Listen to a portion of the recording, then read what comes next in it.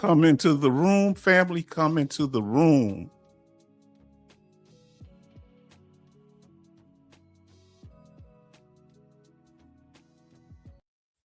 Come into the room, family. Come into the room. I am the H-Town vet, and I would like to welcome you to this live stream, a place where we will discuss a variety of benefits available to veterans, active duty members, and their dependents. We're also covering current events related to veterans, as we always do. As it is our usual procedure, we will start out by acknowledging the people that have come into the room. The first in was 66. 66 says, evening, H-Town family. Yes, indeed. We're so glad to have you here. Then we have Betty Bob say, H-Town, good evening. Hope you enjoyed the rest of your day. I will be in and out of the chat, looking forward to your information. Yes, indeed. And everybody there speaking to each other. Then we have Coasty said, evening, H-Town and the family. Yes, indeed, Coasty. Coasty, I really can't do it without my brother having my back. You understand? I'm going to be on that yacht with him one day. Might just be throwing the anchor out, but I'm going to be there. Okay. We have a few minutes. 66 said he understood. We're going to be a little bit tardy there. Now, San Diego Marine 96 say, evening, veteran family. Yes, indeed. Yes, indeed. Then everybody's talking, speaking to each other. Raider say, hey, H-Town, I'll be on in a few. Take your time, brother. We're going to slow walk this thing. We understand this is impromptu. San Diego said, evening, Raider HQ, love the last live stream. Yes, indeed. We're going to get some straightening up in here tonight. Now, Coasty said, he's speaking. When y'all speak, I just did. Now we have Jason M. What I was saying, when y'all speak, I'm going to just, the hellos, other than acknowledging you when you first come in, I'm going to, let those slide so we can get to the pertinent information. It's important that y'all agree. I'll pull it up on the screen. Jason M. say, hey, everyone. Yes, indeed. Look at everybody up in here. And I told Raider, no problem. Take your time, brother. And we have Brother Charleston in here. Says, hi, family. Raider HQ. John Michael was looking for you. Yes, John Michael came in and spoke his opinions, and he somewhat ingratiated the host, meaning me. He was sitting there but when he started trying to compare me to my brother Raider HQ, I said, you can't push me in the corner and have me talking bad about my brother. It doesn't work like that. You understand? You want to blow my head up, and I already have a large head. It runs in the family. Mother in labor several hours. I love my mother. Rest in power to my mother who gave birth to me. Now look, Grace Smith, we've been wondering where you was at. We almost put out a flyer. We were gonna come up there to the Tidewater area and see what was going on, but we know you have busy time in your life. Grace Smith says, what up, H-Town and the family? It's all good. You know it is. Come on now. We gonna get into it tonight, but we have to acknowledge those that are here. Disabled Ronan. Let me tell you something about Disabled Ronan. Disabled Ronan, even if he can't stay, he'll pop in and say, hey, man, I apologize. I ain't gonna be able to stay, but I want to give a shout out. Love. He say, hey, family, holler at your boy. Holler at your boy. Yes, indeed. Grace Smith say, smash that, smash like, subscribe. Yes, indeed. I agree. Smash, like, subscribe. Come on now. I'm liking that. And then we have San Diego Marine said, evening H-Town vet, North Side. That's me. That's my handle. Huh? Some probably try to trick you up with that cash up, and they just have H-Town on there. H-Town vet, North Side. And check the letter heights. Yes, indeed. You know how they say H-Town, why you need donations? Oh, John Michael might be listening. I ain't asking for them, but if people bless me, we're going to take it because we got the building fund for the church. The church never get any extensions, but that building fund keep growing. Oh, Lord. Betty Bob say, hello, Charleston, Zimmerman, Coastie. H-Town, that yacht is Coastie Retirement presents. Okay. Okay. Yeah, y'all, I'm having fun with my family here today. And so we're talking about it tonight. And we're going to break it down tonight. Huh? We're bringing topics to you as veterans that are relevant to you and to the general community also. Everybody speaking up in here, and I like that. 66 said, yeah, John Michael spoke and was wrong as usual. Oh, hold on, but I got a little concerned about what John Michael. Remember, he hit it talking about, well, Raider is retiring. He said that last night. How he know all that? Why y'all up in Raider business? Is it true that Raider is retiring? He either put that in the chat or he put it on my channel. I forget which one. I say, why you pocket watching? Huh? Why everybody pocket watching us? whatever that man got, he earned it. Our brother, Raider HQ. Jason them say, let's hit that like button, fam. Yes, indeed. And we appreciate y'all. We appreciate y'all for doing so.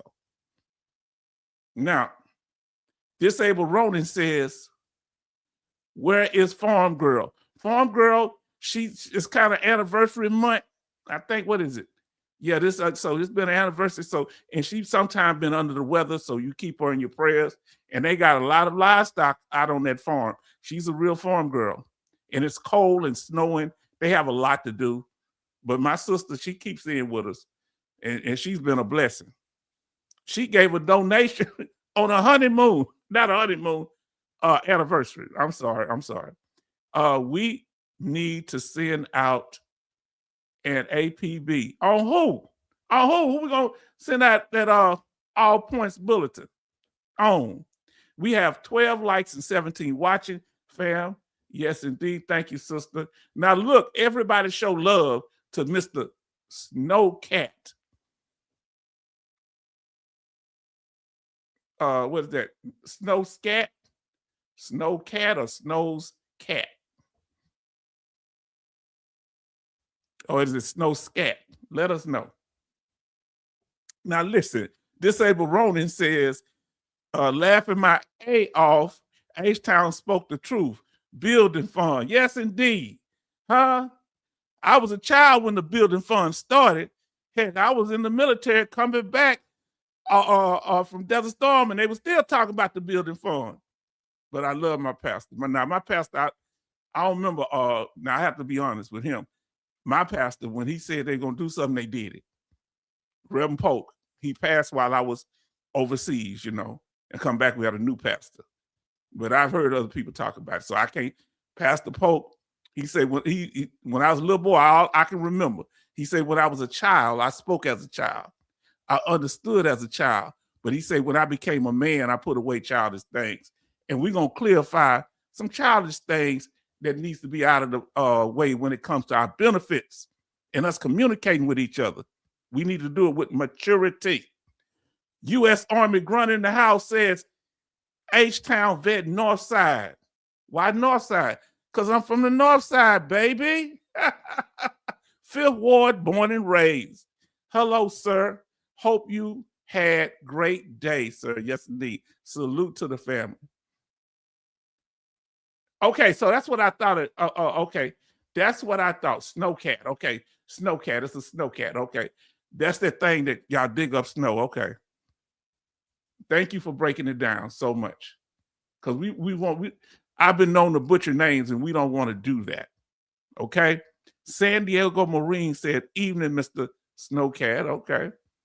Everybody speaking. Love that verse. Yes, indeed. I can't rap real good, but Southern rap started in my neighborhood.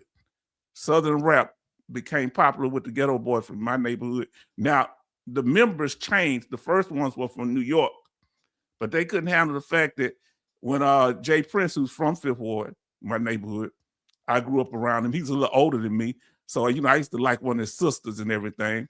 And I used to walk to school with her. But when they started the group, they came from New York. We thought New York was, like rough back then. So first thing he did, he gave them all a piece, gave them some power tools, we would say. Say, hey, you have, and they like, oh, we just come down here to rap. Well, you can't rap here. You can't be talking unless you got some heat on you.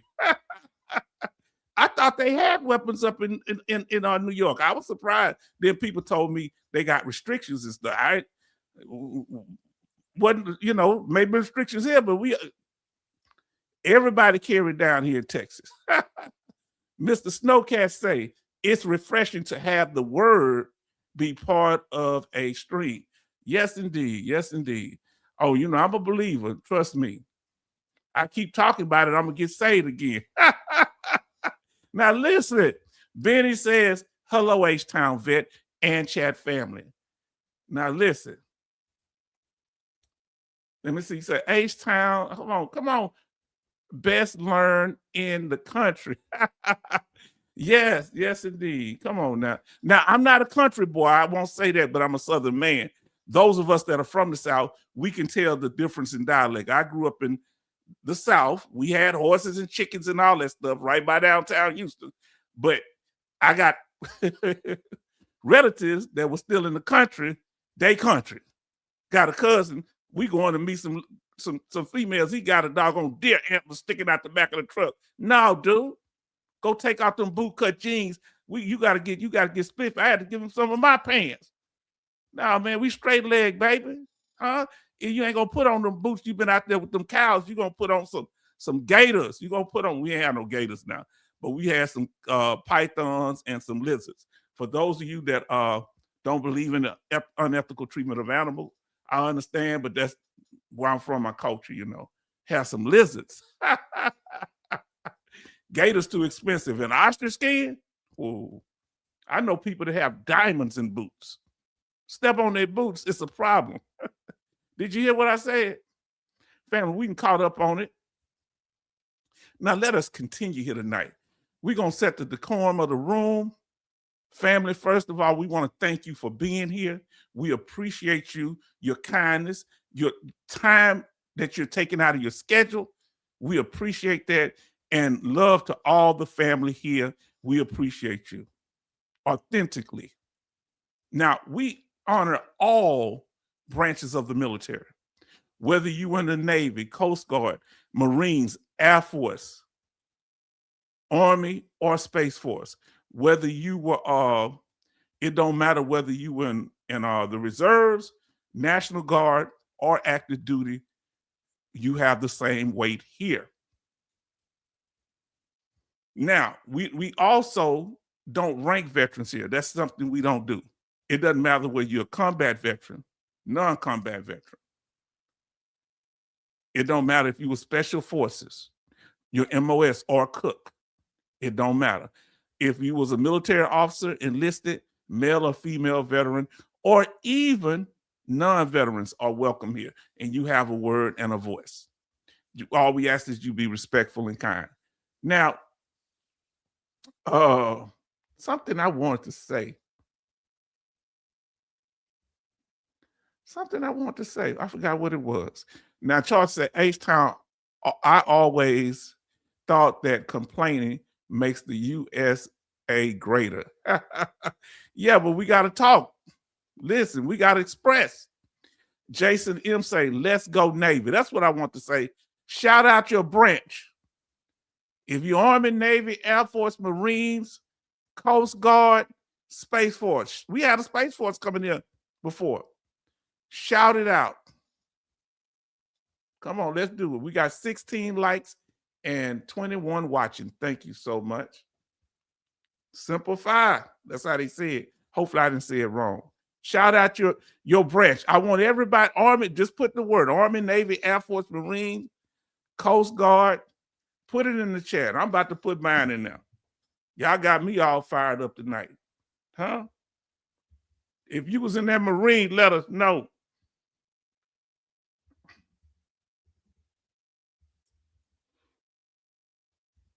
Let us know your branch. All right, so we're going to start off up here. Betty Bob's Navy, U.S. Navy. Then our brother, U.S. Army Grunt was Army, of course. Charleston was Navy. We're getting people acquainted with us here because some of us already know these things. Then we have we have 8th is was Navy. H-Town Vet was Army, U.S. Army. Then we have 66 say Army Infantry, follow me. That's indeed. Then Coastie, of course, was the Coast Guard. You hear me? And then we had Grace Smith, Navy. Were you stationed at Oceana? Were you stationed at Norfolk Naval Base? Were you stationed at any ones over there in the Tidewater area? Let us know, Grace. Not trying to be too nosy. Benny says Army and cousin watching Navy. Okay. Your cousin watching too. That's all right. 8th is in the house. Show love to 8th is. Come on now. Now here, our belief about VA disability compensation is what the law is.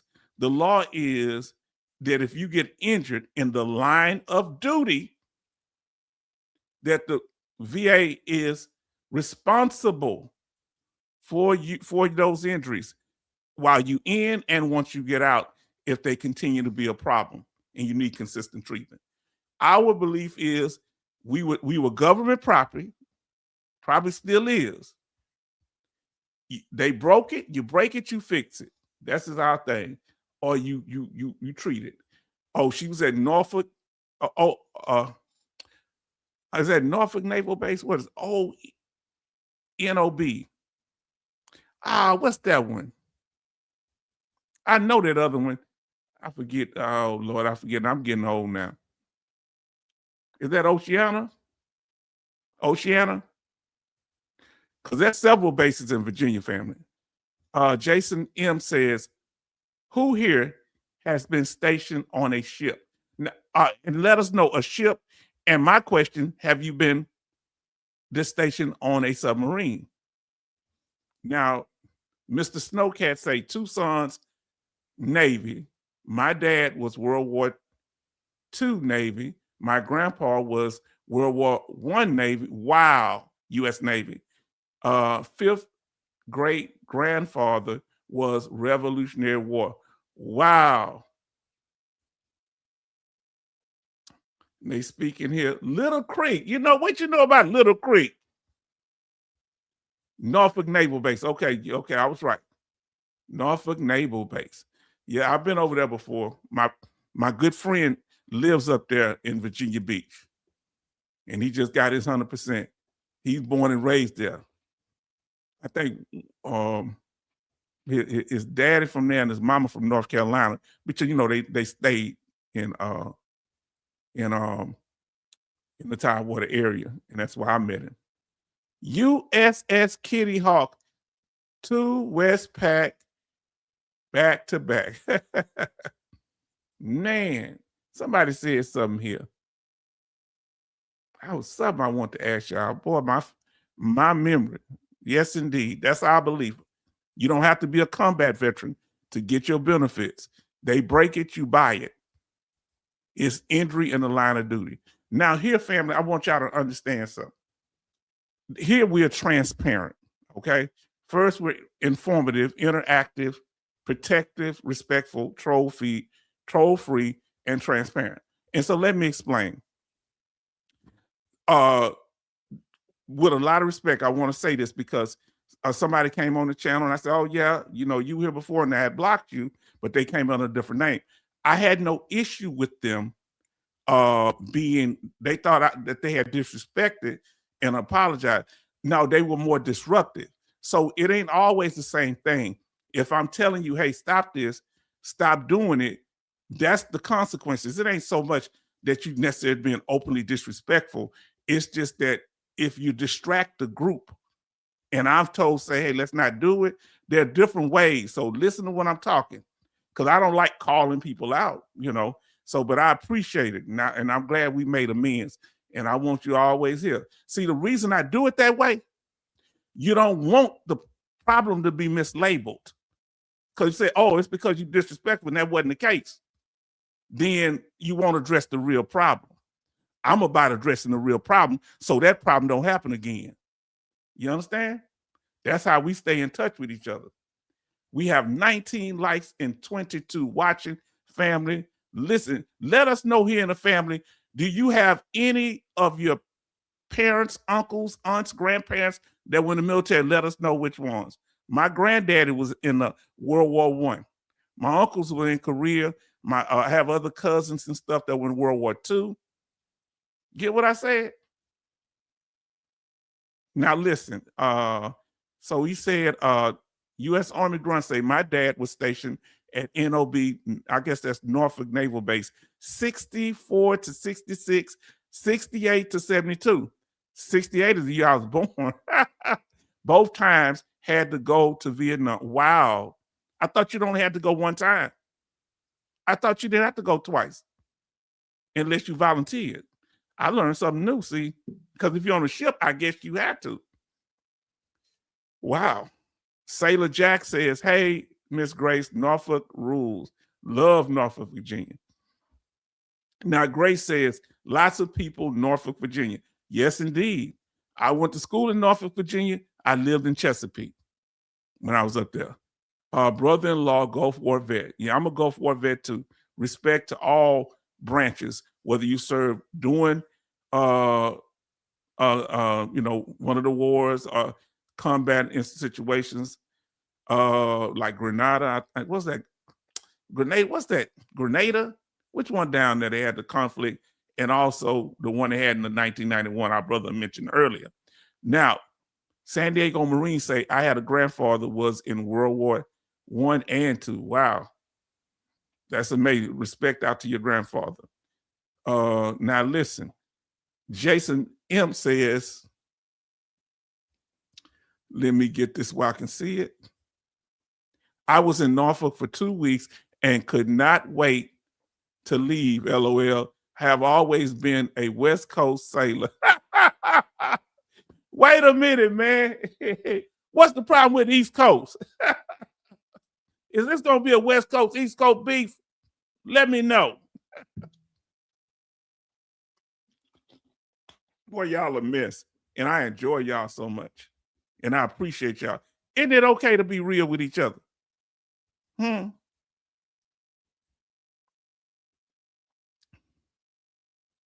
Now, here we go.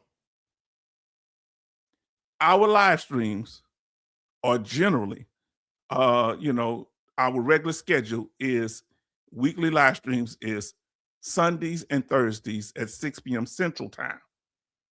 Okay? And we do have impromptu live streams as more information I'd like to get out or breaking news, we'll cover that. Is Jason M. Snoop Dogg? Who is Jason M? Oh, my buddy here. Is he Snoop Dogg? I don't know. He's from the West Coast. Who Tupac? Tupac was from the West Coast. He's born in Harlem, but he's from the West Coast. He like some of us, we moved around. Now listen to 8 is say daddy, Navy, Vietnam, uncle in Army, Korea and Vietnam, uncles, USMC, United States Marine Corps, Vietnam, brother, USMC, Vietnam. I was Navy out of Charleston, South Carolina. What was that base down there? Let us know, atheists. Family, so you want to join us, you are welcome to do so. Come and click on your notifications so you'll be notified. Sometimes just check to see if a live stream is on. Now, here's our contact and our channel information. including our information on our and how to donate, whether through our Cash App or through our PayPal. Now, family, we got somebody in the house tonight. Raider HQ, brother, glad to hear from you. Talk to us. How's it going? Thank you for having me on. I appreciate it. It'll probably be a less swear word. Like, I think I flip-flopped tonight to where normally I swear on your channel, but I think today with my live stream, I kind of went off the chain a little bit, but No, yeah. Go ahead. See here, that's okay. I'm gonna tell you the trick. Make sure they say 5 to 10 minutes in, then you can start cussing as much you want to, because they put a little restriction on it where they're gonna be so. So what you do, I wait 5, 10 minutes, but I don't care. Once you get over how many subscribers you have, that's when they be caring about it. When you get over 10,000. Oh, yeah. And I turned off monetization for today's live stream anyway, so that way that individual couldn't be like, he took money from you. Look, my face is on there, so he took money, and like that stupid nonsense. So, bruh, I was wondering what you were irritated about, and when I watched the video, what he did. You see the racism? Did you see where he said my statements equate to racism? Yeah. I didn't even bring that up because that was that's where it got me, because I'm like, wait a minute, somebody that disagrees with you is racist? When did race have to do with anything? I mean, you can tell I'm so racist. Well, that's the trump card. Now, you are right. Yeah. See, that's why you here, brother. Listen, let me tell you something. Ain't nobody more pro-black than me. Anybody know? They know what we do on in February. They know what it is here. But I have everybody here, black, white, women, males. But I speak truth about my information. I went and looked at his channel, and he kind of all over the place. He admits that he doesn't verify information. He spoke on 19th of June, where my people come from. My great-grandfather, we've been practicing celebrating 19th of June, and he had an opinion on something he knew nothing about. And when he said he got his facts, they were wrong, because he mentioned that they were freed by the Emancipation Proclamation. No, we were not. The Emancipation Proclamation did not free black people. Okay, so it did not free us. It was a proclamation by the president that freed slaves in the rebellion states. Only slaves in the South were freed by that. It wasn't the 13th Amendment freed us. So see, he talks about stuff that he doesn't understand. Okay, so he gonna sit here and say we were freed by that, and it only freed people in Galveston. No, they landed in Galveston, silly. The troops, and I think his name was Admiral Lynch. They came down there with troops to make sure, because we didn't know in Texas and some parts of Louisiana, but mainly Texas, that we were free.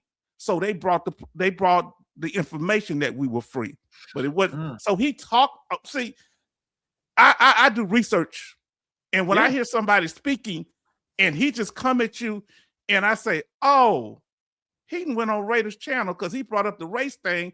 I said, he been on Raider's channel before. Oh, well, he know Raider's right. And so what's the best thing to do is punch him in the gut. Now, go ahead, brother. I don't think he even knew who I was. I just think that he seems to think that anything that goes against what he believes is racist. And he didn't even know who I was. He honestly didn't. He did not understand the forces that he is messing with. No, I don't think he even knew you were a Raider. You're sure right. I don't get it. And look, and I tried saying this in the video because I'm a little bit calmer now, but it's like, I'm not beating up on him because he wasn't a Raider. I'm not beating up on him because he was wrong. I'm beating up on him because he doesn't try to be better, right? Like, he's having a grift. Like, his thing is a grift to where he wants to, I don't get it. Like, honestly, H-Town, I don't understand YouTube. I'll If you get were it to for go, you. Go ahead, finish up. Go ahead. if If you you go had what? like, SSDI, right? Uh-huh. If you had somebody that was telling people the wrong way to claim SSDI, would you not want that corrected? Do you not think that that's a bad idea to mislead people that are claiming SSDI disability and telling them the wrong way to do it? Do you not think that you should address that, or that would be generally seen upon, like viewed as being wrong, disingenuous? Like, there are people with disabilities that should be like, we should know what the right process is and how to go about doing it.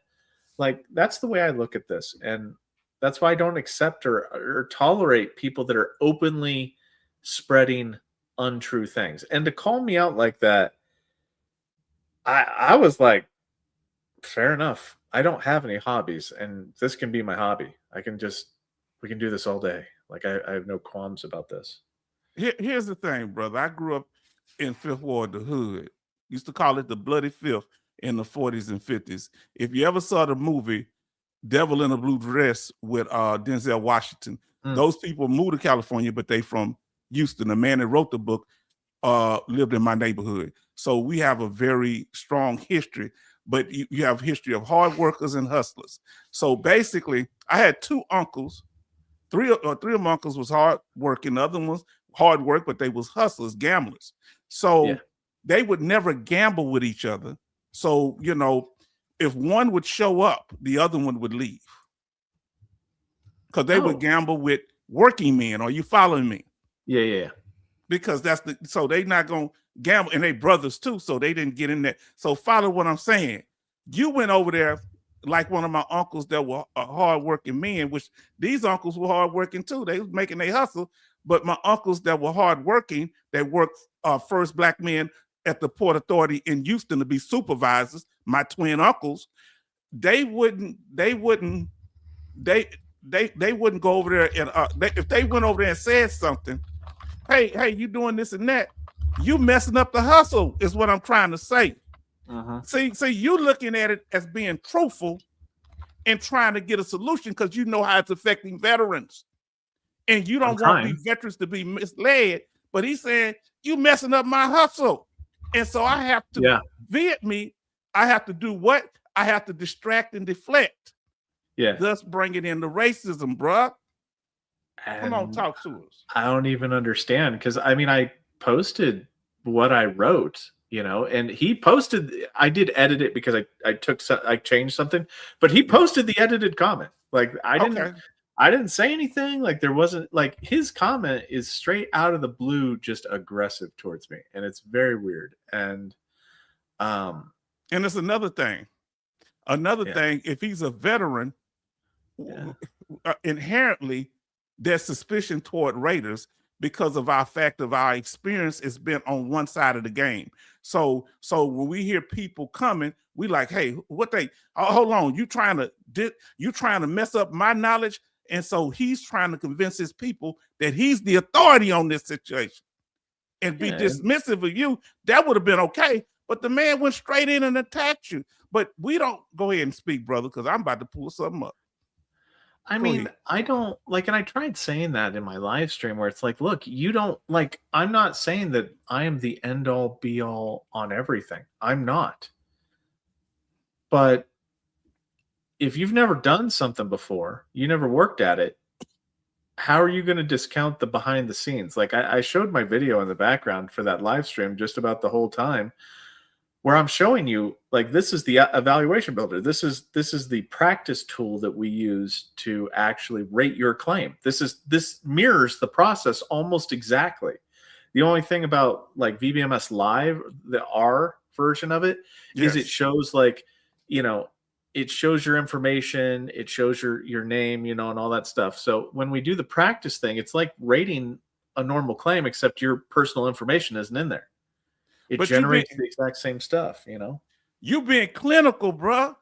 It ain't sexy enough. See, if people are getting views based on the, hey, listen here, smooth talk, and it's cool, but sometimes business just got to be business, and you got to be straight up, because this is people's lives. See, Raiders a lot like myself in that we don't like to see veterans get rejected on their claims if it's on a technicality. I don't like blocking people. It makes me feel bad, but I have to do certain things because I have to look at the big picture. Brother, what set you off the most about this? About him specifically? Yeah, what he said. Yeah. Matter of fact, you know what? How about we go through the, oh Lord, and I've already sent a link to the description. You can go over to his video. What happened here? Hold on.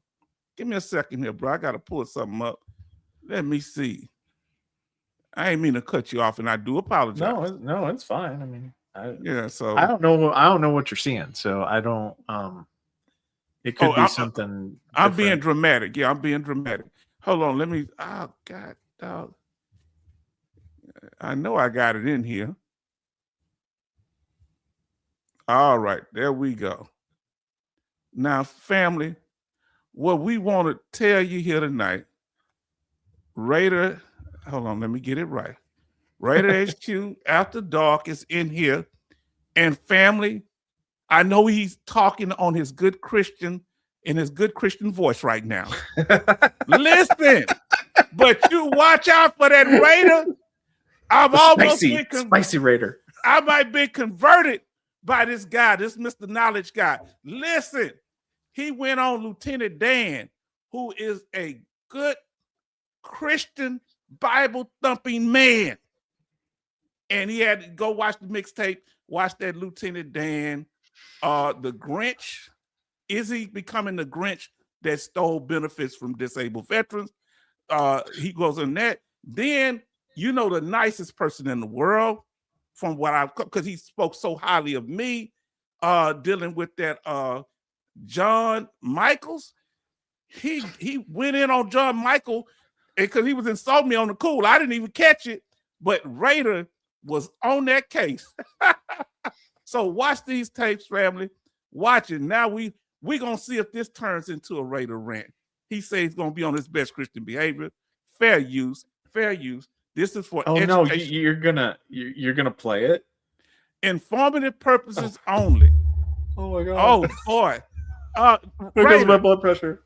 Raider, you hold your look back. We used to say in the South, hold your mule, sir. When that mule start jerking out there in the field, hold your mule. You can do it. You just told Raider just told us that he got it all out of his system. This is what Raider told us. Raider told us, and I believe my brother. You got to understand, this is my brother, and when he says something, it's solid. And when he says that he got all of the rant out of him, I take him for his word. I don't remember saying it like that, but okay. And everything else is just cheap whiskey. You understand what I'm saying? Okay. Let's get to fair use, family, fair use. And listen, look at Sailor Jack. You're just going for round 2 on this one. Listen, he gonna be able to handle it. I believe in you. You know what I'm saying? Listen, all right. I will exercise all of my clinical discipline. But if you gotta let it out, brother. It's all I might make offhanded comments, but you can make whatever comments you like to make. We want you to speak freely here.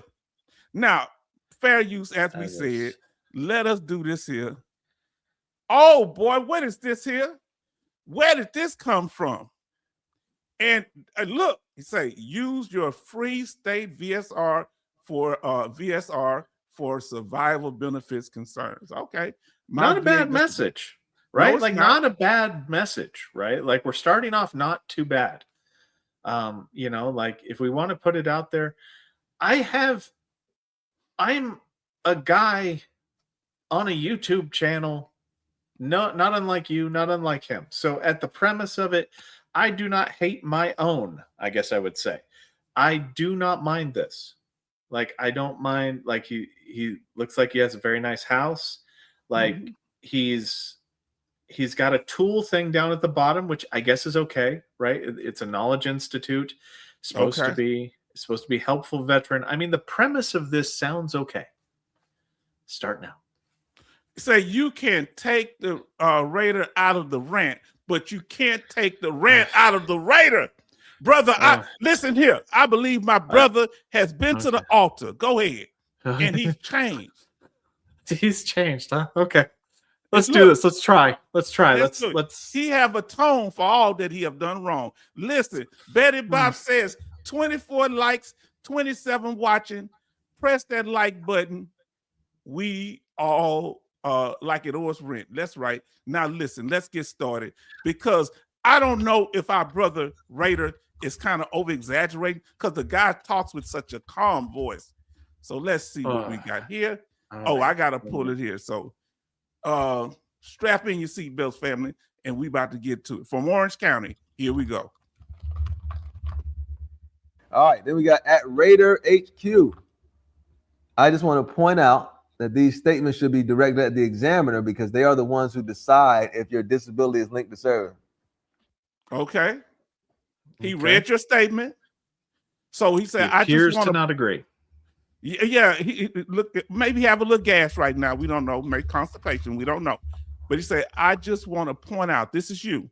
Raiders saying, I just want to point out that these statements should be directed at examiner, because they are the ones who decide if your disability is linked to service. Now, tell me, you want to wait till he speaks on it? Let him speak on it, then you give your take. Okay, we can. You know what? I never gave him the opportunity to speak, so let's give him the opportunity to speak. And then if I feel the need to rebuttal, or if anybody wants me to rebuttal, I can. I just don't. Okay, here we go. What? They're not. Even if you make these statements, the examiner can overrule them. What the? Yeah. What? This is what we're talking about. Wow. This is what we're talking about. So. So the most fundamental aspect of a VA claims process, right? And I've already beat this guy up about this, so I'm not going to do it too much. But the most fundamental aspect of it is, for non-presumptive conditions, you need a what in order to be service connected. You need a medical opinion, a positive medical opinion, or a positive medical nexus. Medical opinion, medical nexus made by a medical what? Provider. Like medical the Raider, is not that person. The Raider's not that person, because you have to have medical or clinical evidence. Because go, I'm listening. Medical evidence that is interpreted by a medical clinician. So like 38 CFR 3.159. Like medical evidence has to be interpreted by a medical clinician when it comes to the medical nexus. That's why it's out of bounds for the Raider, except whenever the VA itself has made the medical opinion, like in terms of presumptive conditions.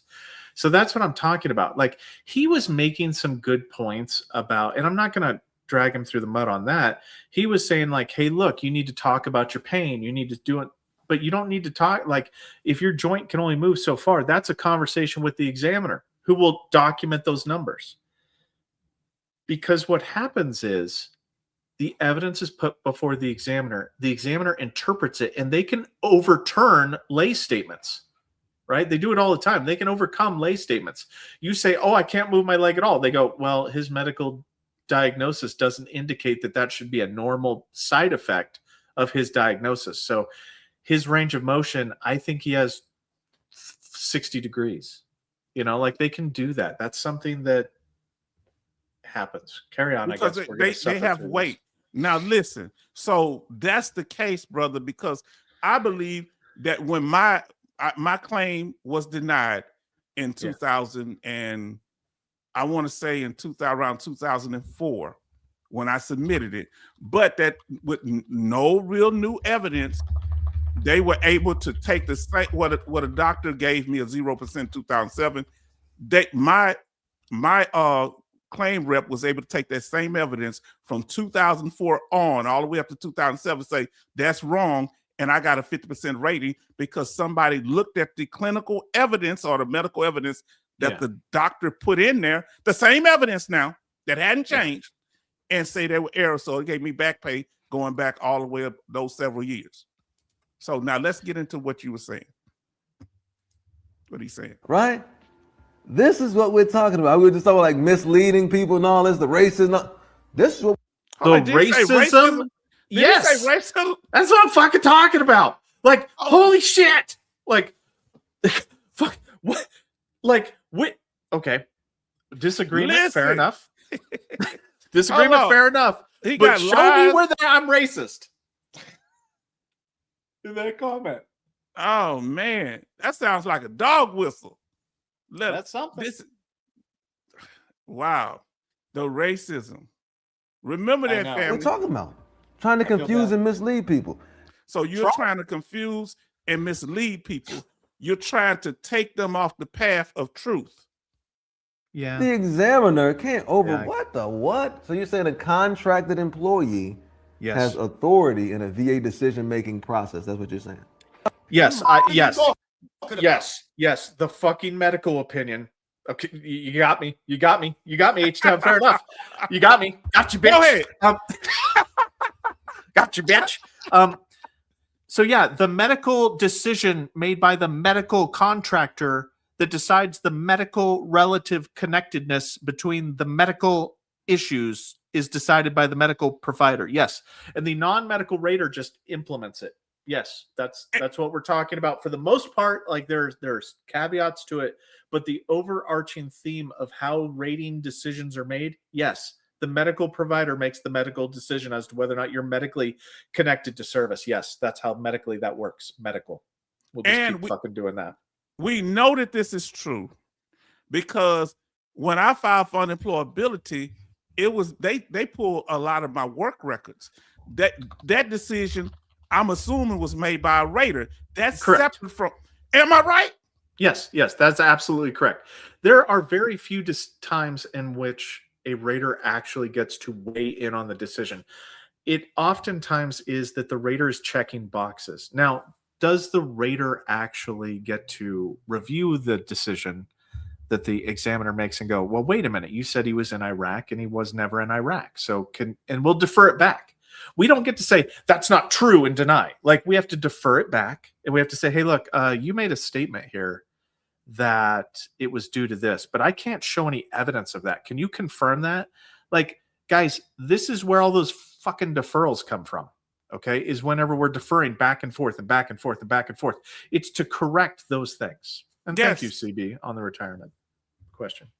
Yeah. Now you say the deferrals happen because of what? Because the rater needs to resolve conflicting medical evidence. Like that's part of the job of the rater is you cannot rate a decision that has conflicting medical evidence in it. So if the examiner makes a decision based upon something that you cannot corroborate, you have to defer it back and go, well, can you show me where you found this? Because I can't corroborate it legally. I can't prove element 2. You're saying that it was due to this, but I can't prove it. So can you show me where, the veteran had that particular thing in service, where you found that evidence? Because I can't find it. Are you saying that the oh my God rater relies on the medical evidence from a clinician or expert in that area? Are you trying to say that? I would say so. That the medical decision is medically based. Yes, I'm doing that. I love how you do this, by the way. I just said, wow, Rater HQ. It's so weird, man. It's so weird, right? It's so weird that the medical decision is made by the medical professional. That's so weird. I mean, it blows my hair back. Because if it wasn't made by the medical professional, that means that the rater would just say, you know what, I don't like what they're saying, deny it.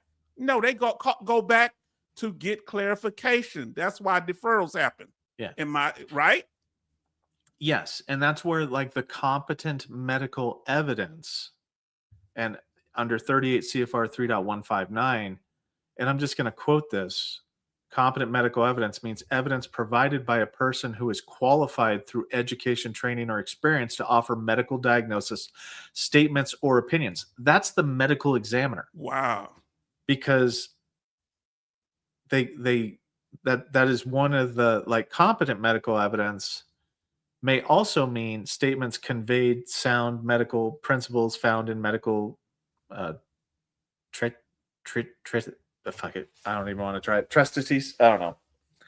But that's what we're dealing with. We're dealing with the interpretations of the medical provider, because the rater is not authorized to make that determination. I cannot put 2 and 2 equals 4.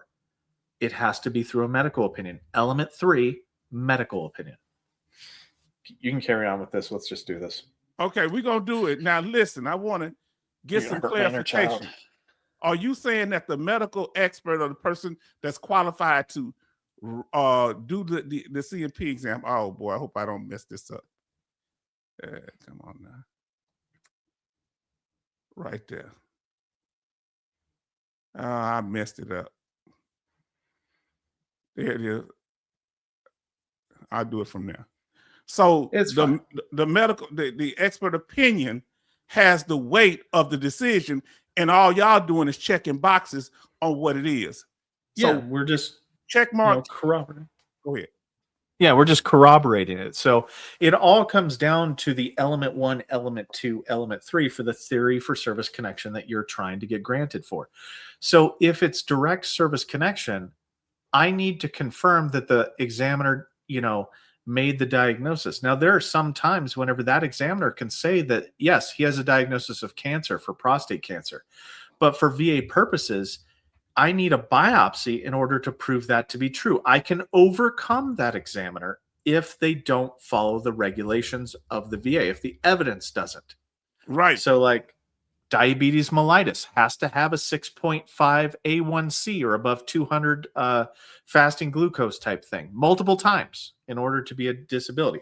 So yes, the rater can overturn that, but I'm not creating medical evidence, nor am I creating at any given time a medical interpretation of anything. I'm just saying, do we have a biopsy for prostate cancer that's positive? Yes or no? Let's get straight to it. Can you give a medical opinion as a rater? No. See, so your opinion as a rater doesn't matter. The opinion, it's supposed to be the qualified opinion of a medical expert or somebody who specializes in those conditions that are being filed. Yeah, so we don't get to make medical opinions. Now, can we make decisions at times? Yes, we can make decisions at times. We can make decisions as to whether or not you have, for migraines, 50%. The 38 CFR Part 4 has a built-in section to allow the rater to weigh in on severe economic inadaptability. Right? Like there are certain conditions and certain situations that raters do get to weigh in on the final decision. Less than 5% of all claims that would be a thing. Like not the volume of claims, but I mean types of claims. There's less than 5% of the time in which a rater would get to have an opinion on anything. The rest of the time, the other 95% of the time, the rater is a data entry specialist. They literally take the checkbox and then they fill in the checkbox. Like before I actually adjudicate a claim, I review the evidence to see if the evidence is corroborated. They said that the veteran has this statement right here. It's how, like, I've done a lot of videos on how private DBQs get disqualified through the credibility, authenticity, and sufficiency review. There is such a review for VA, contractors also, that the rater has to go through and corroborate. Okay, they said that he has a diagnosis because of this, this, and this. Where is this, this, and this? Okay, I found it. Great. Check. Element 2. They said it's due to him having his knee injury in service. Okay, can I find a knee injury in service? I can. Okay, check. And then the medical opinion. Does it make sense? As in, are they relating the two of those things together? Yes, they are. Okay, check. Like, I don't make any final determination on anything. I just go, is it true? Yes or no? Like, that's not me deciding whether it's true or not. Is it true? Do they have element 1? Yes. Do they have element 2? Yes. Do they have element 3? Yes. It's a simple job, H-Town. When you learn how to do that, the job is not complex to rate claims. I think sometimes we as laymen and laywomen see y'all as judges, almost like, hey, okay, the doctor says this says that, but I got the final decision. That's sometimes Yeah, that's not how it is. But that's the myth that we were kind of thinking, because we fill these spots up in ourselves. Let's continue, family. Oh. The f are you talking about? Well, shout out to my brother, Lord Jamar. That's my Black American brother. He's a rapper, and a lot of respect, and he's solid, man. You know, so I don't know why he used Lord Jamar to say that, but you know, he's a true guy. That they're not just a data collector sending up information that the VA, the federal employee, decides the claim. You're saying does no. the federal- The contracted employee decides Yes, it. the contracted employee does decide the claim. The federal employee, the one that doesn't have the specialized experience, right? Like the reason why we have examinations to begin with is because that is a specialist who does a specialty type job. Like their job is to medically assess you and to provide a medical opinion. The rater's job is to take that information, put it together in VBMS, and literally determine the outcome based upon the evidence that human being gives us. If the examiner says no, there's no way I can overturn that. As long as the facts found are true, I can't overturn that. I can't overturn a no. Okay. No, you have no diagnosis. Okay, unless there's evidence to the contrary, right? At which point in time, I don't overturn that decision. I defer it back and I ask them, hey, can you resolve this conflicting medical evidence here? Because once again, the medical decision is decided by the medical professional. Okay. And just to make you, this is going to help you to be even more thank you, calm, John Michael. brother. John Michael say, hey, Raider, I missed you. Congrats on your retirement. How in the world Thank you, John Michaels. Actually, Yes, I appreciate that. That's a very nice thing. Thank you so much. I appreciate that. We appreciate you, brother. John Michaels can behave appropriately at times. I appreciate that. So, and look, man, the only reason why I put you on a timeout on my channel is because you kept spamming stuff. Like, as long as you don't spam things, you're fine. Like, you can say whatever you want. Just don't spam stuff, okay? But thank you. I appreciate that, John Michaels. Because spamming turns into like a trolling issue. So Yeah. listen, family, you've heard it here. That is based on the doctor's medical opinion if they've done it correctly. Now, those For the most part. For the most part. Yeah. Like presumptive conditions don't have medical opinions. Like claims that are decided within 1 year from your release of active duty, a rater does decide that, but they don't decide it based upon how they feel about it. They go, okay, is there a diagnosis? Yes, there is. Is there an in-service event showing a chronic condition? Yes, there is. I'm granting the condition. There's no debate there. It's just, yes. Is it there? Yes. Type situation. So dealing with direct or primary service connection, that's when it's based on the in-service evidence and the three elements play, making sure. I know the first one is that you have a diagnosis. The second one is that you have, I'm trying to remember, in-service. In-service injury. The third one is connecting that in-service injury to evidence of the in-service injury. And that's from a clinician. Yeah, that's true for direct service connection. Now, if you had secondary, the only thing that changes with the secondary is element 2. So rather than the in-service injury, you're saying, okay, what's your primary condition that's causing you to have this new disability? You've got migraines due to PTSD, right? A secondary claim. The rater's not going to make that determination. Once again, not a medical professional. A doctor has to make the medical opinion, or as like the veteran community says, medical nexus. That's another thing. We don't actually say medical nexus a lot of the times. We say medical opinion. Like it's a medical opinion for a reason. It's not a nexus that anybody can just come up with. Right. But did you hear the racism? Oh, sorry. Yeah, I heard that. Go ahead. See, that's what I was about to say, family. Let me tell y'all something. The reason I'm doing this here, number one, and let me get back to the thing here. You think it's funny when I get angry? Me being a black man and the history of my history in this country, that certain things that I would say, even though in certain circles it won't have relevance, in others it will. So the thing is, when a black man brings up racism, that's something that we as Black Americans in particular take serious. So when you say, what? Where's that at? Where's that? So that's why I had to do this, because that's neutralized here. He didn't say nothing. I'm waiting when he said, well, that's racism, and he slipped it in slick and kept talking. I'm waiting to hear what he said was racist. See, that's what I'm listening I'm for. waiting too. I am honestly waiting. I'm telling you, we're gonna find out what's going on, if Raider been hiding under a hood or not. We're about to find it out now, because see if this man exposed the racism. Because I never seen nothing on this channel says anything about he treat everybody right. From what I know. Yeah, but see, when people throw you off, best explanation. Yes, let's continue. Let me get to it here. Okay, so for cats like this, right, the misleading cats, you know what we love to do? We love to just pull up the VA's information on this question, right? Oh, he gonna fact check you. I'm going to class right now. I think I've got my backpack. Look, he don't just have receipts, he have invoices. He not just gonna tell you what you paid Raider HQ, he gonna tell you what you owe. Let's see. I think I'm gonna have a stroke halfway through this, but go Don't ahead. do that. Let's go. You're gonna get me. Gotcha, B. He about to do a gotcha, B. Here we go. According to the VA, their Raider HQ, whatever that means, the RVSR is the one who decides on the claim, right? He said the RVSR decides on the claim. So what does he mean by that?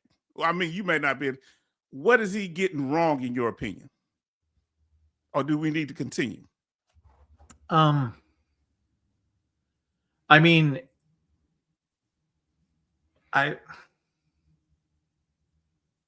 it's the most simplification of the process ever. Technically, the authorizer would decide the claim with his logic, right? Like he doesn't have a full grasp of the internal process, and I'm not going to beat him up for that, right? Because he's never probably worked at the VA. Because if he has, I'm going to say shame on him, because he should know the actual way that the system works. John Michael, you're being weird. You're being weird, John Michael. John Michael, you are being weird right now. He on your side. Oh, okay. You say, who is that guy? He sounds like a moron.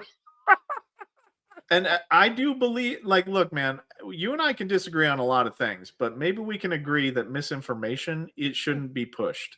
And this is misinformation. And so our North Idaho guy says, no cardiac attack, Raider. 1 star, don't do it. Yeah. And then boom, nailed it, says he is saying RVSR were Raider HQ says examiner service connected.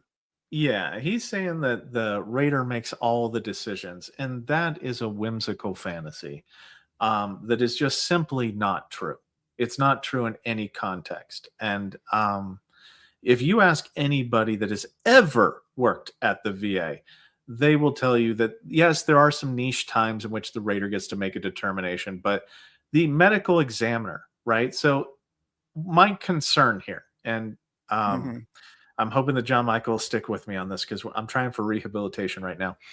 But what I'm hoping is, like, this guy has 11,000 subscribers, and I'm concerned that 11,000 plus people could hypothetically be given misinformation. And I hope that the goal of everybody is that we don't push misinformation. But, and this is why I did my live stream today, where I literally showed my video showing how I have, VBMS access, at least to the point to have, the evaluation builder. I know how to use the stupid thing. Of the two of us, I've been a Raider, Yes. I just, like, I can prove it. And I mean, I don't feel the need to show I actually might do this and show my 2025. I might blot out how much money I made in my social and my name and whatnot, but I might show my W-2 for 2025 to show that, got actually worked at the VA's GS12 RVSR. Yeah. That happened. So, okay. I mean, I don't understand, like, because if I do that, though, I have this feeling like it'll never be enough. Like, somebody will be like, you don't have dogs. Like, fucking Jesus. Well, he's already committed to his story. So Yeah. anything now, because what I've watched somewhat of what he does in video, he's charismatic to an extent. He uses a lot of our down home, our down home terminology that really makes that really our people appeal to, and other people like the down home type of approach. And that's what I was saying, like, hey, I like your energy. It wasn't a dig at him. I was like, man, if this guy can get dialed in on like facts, he can be big because he does have a good presentation. Like he's very natural, charismatic. And the problem is if you're charismatic and you're not actually pushing correct information, you're using your powers for evil. And you know, Jim like Jones, the guy in the tragedy. Yeah. Yes. Go ahead and finish up what you're saying. Nothing. I was reading something on the side there. But I take issue with the fact that we're going to go to the job description of the RVSR. I don't understand. Like, that's not the gotcha that I think he thinks that it is. Like, it's not. Well, we're going to let him speak more on what he thinks about that. See, he might have some gems that breaks it down for us. Thank you to the channel family. Read it. We'll read it together. The RVSR works in the Veteran Services Center, Special Military, or Pension Management Center. They analyze claims, apply VA schedule for rating disabilities. That's the rating schedule that we talk about a lot on this channel. And they prepare rating decisions, informing VSRs and the claimants of the decisions and the reasons for them. Okay, now he say they make claim decisions. What is he getting wrong? All right, I'm going to translate that. So the rater takes what the VSR did. Yes. And the rater actually plugs in the information. Like there's two different stages to rating. The first one is, do I have everything to adjudicate the claim? Do I have all the examinations that were completed for is everything that was asked for answered? The veteran claimed three things. Do we have did we have enough evidence to order an exam? Yes or no? Yes, we did. Okay, we did for all three things. Check. Did we get all the exams? Yes. Okay. Did we get all the medical opinions that we should for the exams if those were needed? Yes or no? If the answer is yes, we can then pull the claim into VBMSR. That's the rating side of VBMS. VSRs have VBMS core, which is where they go to like update information like your address and whatnot, order examinations, pull SSI requests, add tracked items to your claim. It's just how it's the normal back and forth on the claim itself. Then whenever the rater will play in VBMS to make sure like, okay, let me double check. I should say good raters will go in and they'll double check the exam request to make sure all the evidence was put in there, that all the evidence was put before the examiner that the veteran requested. Number two, they review all the submitted documents to make sure that, hey, look, how did the veteran claim this? Did they claim it secondary to something? If so, did we satisfy that? Did we get a secondary medical opinion? So a lot of busy work to make sure that all the things that were asked for were done.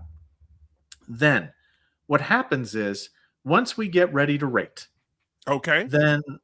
then we pull the claim into VBMSR and then we start rating. We start doing, it's literally drop down in check boxes. So we literally just go in and we're like that VBMS, the evaluation builder is probably the best way to see, the closest thing you'll ever see, because you can't show actual VBMSR because it's PII nightmare. So it's personal information. It would be the HIPAA violation from hell to show you what actual VBMSR looks like. So the evaluation builder shows you fundamentally everything that happens. And if you watch my video on that, it's literally me going, okay, what did the examiner check? Oh, they checked. Okay, I'm going to check that too. What's the name of the video? So do so. It's you're gonna make me look it up, please, because I'm gonna look it up and I'm gonna put the link in the description. I mean, not in the description. I'm gonna put it on the channel so y'all have a link to it. But it's a very helpful, and I know that John Michaels doesn't like this one because he says it shows people how to do things the wrong way, but it actually doesn't tell examiners or anything like that how to game the system, because they already should know what it takes to what it takes. Like, I can research it, you can research it. It's not behind the scenes information. The only thing that's behind the scenes for the video itself is to show you specifically how the data is input. Okay. So it takes away the mysticism of this to where I'll put it in our private chat here. So this is the actual link to the video. It's called VA claims process. Want to see how your rating is made? Literally, want to see how it's made? And I just show a screenshots of evaluation builder, and I submit it to the point that, like, I'll show you what check boxes, and then I show you what it spits out. And then what happens is, once you accept that you say, oh, hey, does everything look cool? And once you say yes, then it generates a VBMS. It generates the rating narrative for you. And then you can go in and you can actually hand tailor, like, you can add other words to it if you wanted to. If you wanted to explain things or organize things in a different way, you can do that. But it's not hard. It's data entry the majority of the time. If you can do data entry, you can do this job. Like, it's not like you have to have a doctor's degree or anything like that, or a legal degree. Like, I know people with GEDs that do the job. It is literally just plug and play. So what I'm gathering, and here's the link there to the video. Please go, and we get time, go watch that video, because the ones that have the most pertinent information get watched the least. Now, listen, Ronan says, it says prepare, which means they decide necessary. That doesn't mean they decide necessarily. And I said like this, I believe it's like and tell me if my analogy is incorrect. Okay. I believe it's like when you're on a factory line, the thing is already been assembled, all the proper components. All the inspector has to do is make sure everything works properly and everything is in place. Is that a bad analogy? Is what y'all doing from your area? We just organize the evidence into a provisional narrative. The authorizer is the one that finalizes. They review everything. They do a double check. And it's like the rater double checks the VSR. The authorizer double checks the rater to some degree. Like, they don't know how to rate something. They don't know, like, they don't have access to VBMS-R due to the siloing that happens. Like, the stay in your lane, know your specific job. It's like being on a factory line and you know how to do one component of it.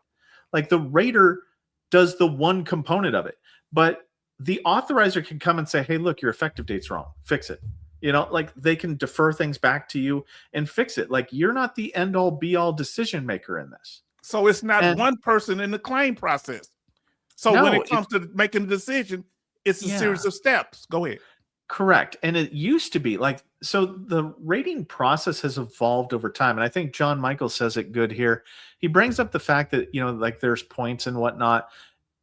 Still 4 points. Like, it depends on how long you've been there, like how long you've done the job, but they've recently changed it to where, like, you need, I think 4 or 5 points now for like out of 6 months. And then it can grow to like 7 or 8 points in a day that you need to do like a task oriented thing. But the process used to be that there was one person, the rater did everything. Like, I think Mr. Dwayne Kimball comes from, like, when he rated, they would do their own stuff, I think, if I recall him saying and that. It was somewhat paper. It was, yes, he did say that kind of faded away once he left.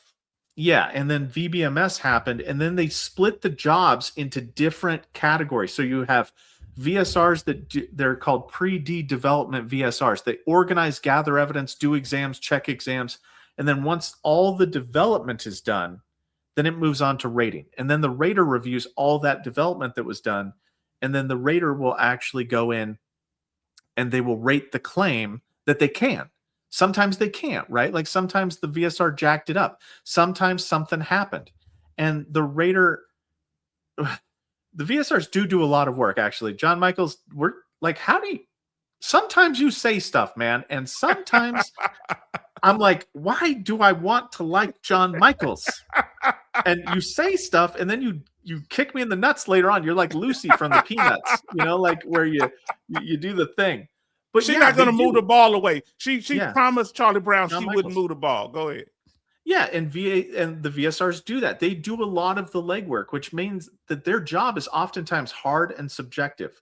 So that's where I'm not making excuses, but a lot of the time the VSRs have a hand in the detriment to your claim a lot of times. Sometimes the examiners don't get all the information that are needed.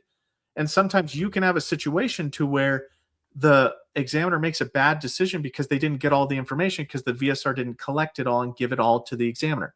Because examiners can only see what the VA gives them permission to look at. Like the fantasy about how this process works makes me ill sometimes. Like there are people out there, and I mean, I get it. You don't know what you don't know, so you got to fill in the gaps. People's imagination about how the process works fills in a lot of these gaps. You did it for me. You did it for me. Well, I mean, I tried to, but it's an evolving process. You have to stay on this. You can't have complacency. What's true today might not be true tomorrow. So you have to be diligent in this. That's why I will beat this individual up for not checking something. He just went and looked at VA careers so and dropped the mic like he knew what the fuck he was talking about. And he's never done the job before.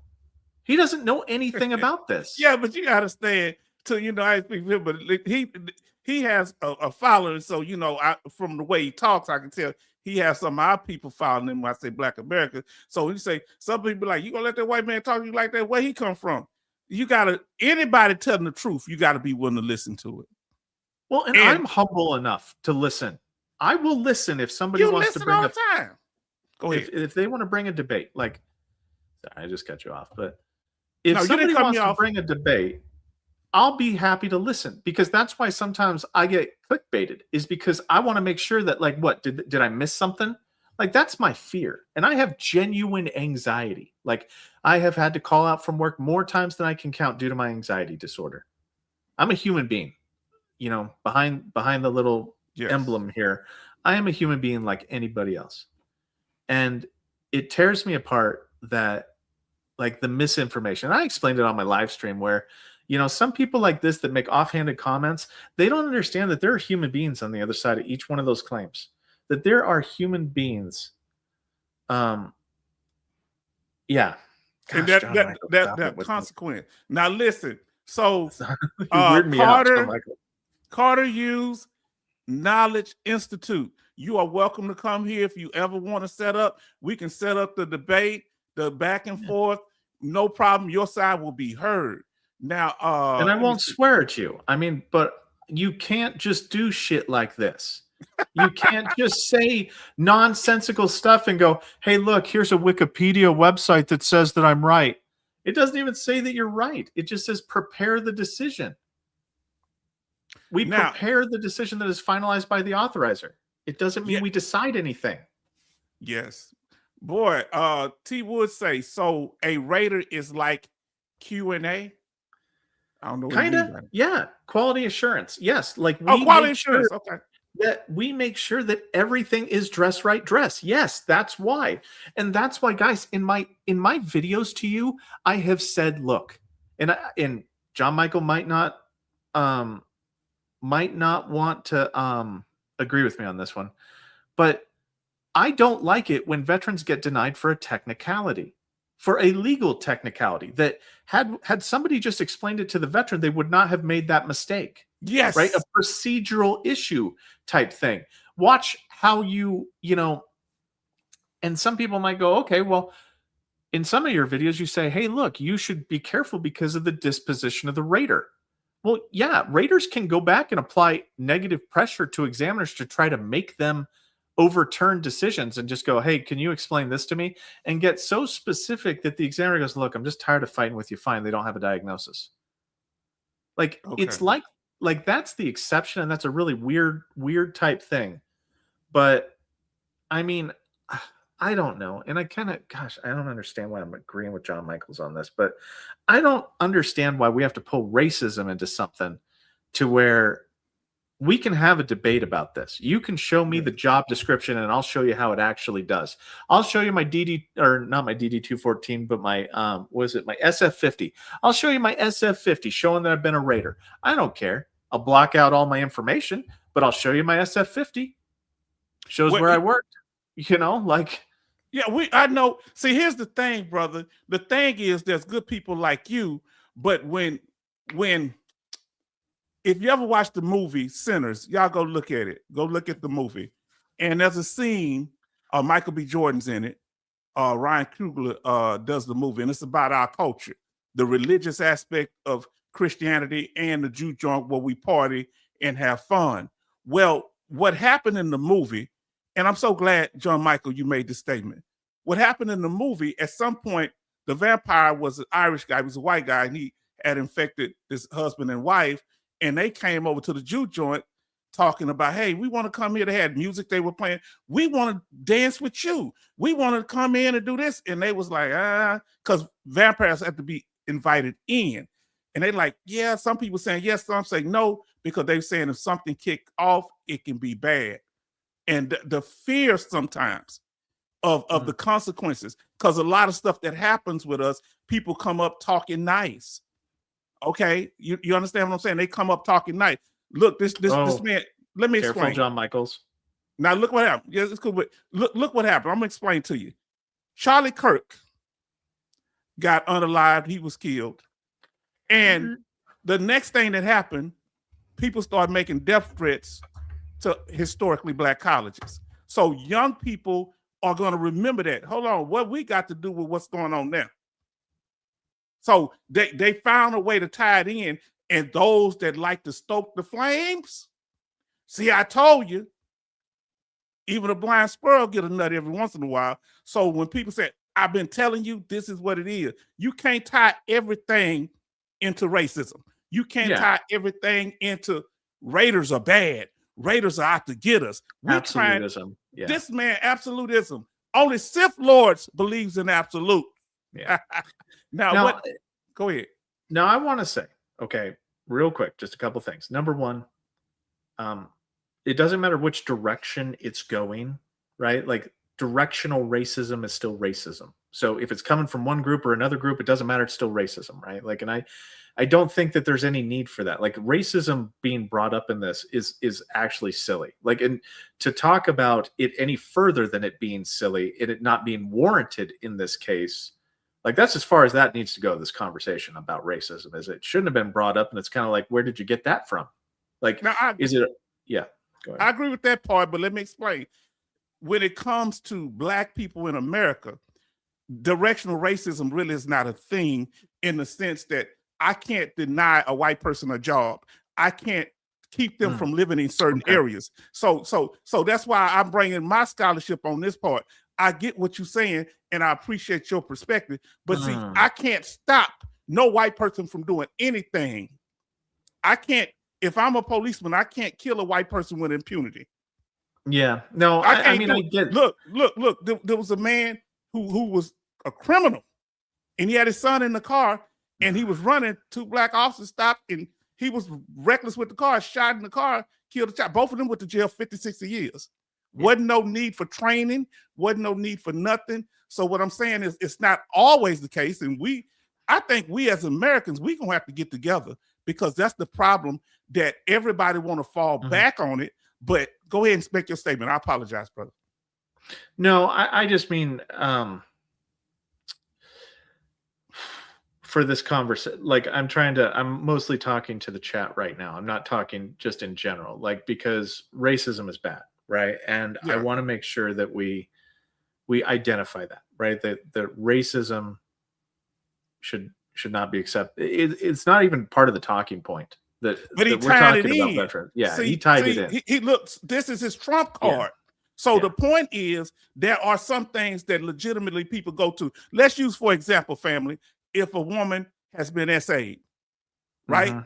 So if a woman been SA'd, that there may be certain triggers that goes along with that. So when somebody say, well, listen, that's a guy. Watch him. I don't have no history of harming no women, but then all of a sudden they attribute me saying hi or how you doing today as it can be taken in the extreme. So when you have people that will capitalize on something when they can't win, you know what I'm saying?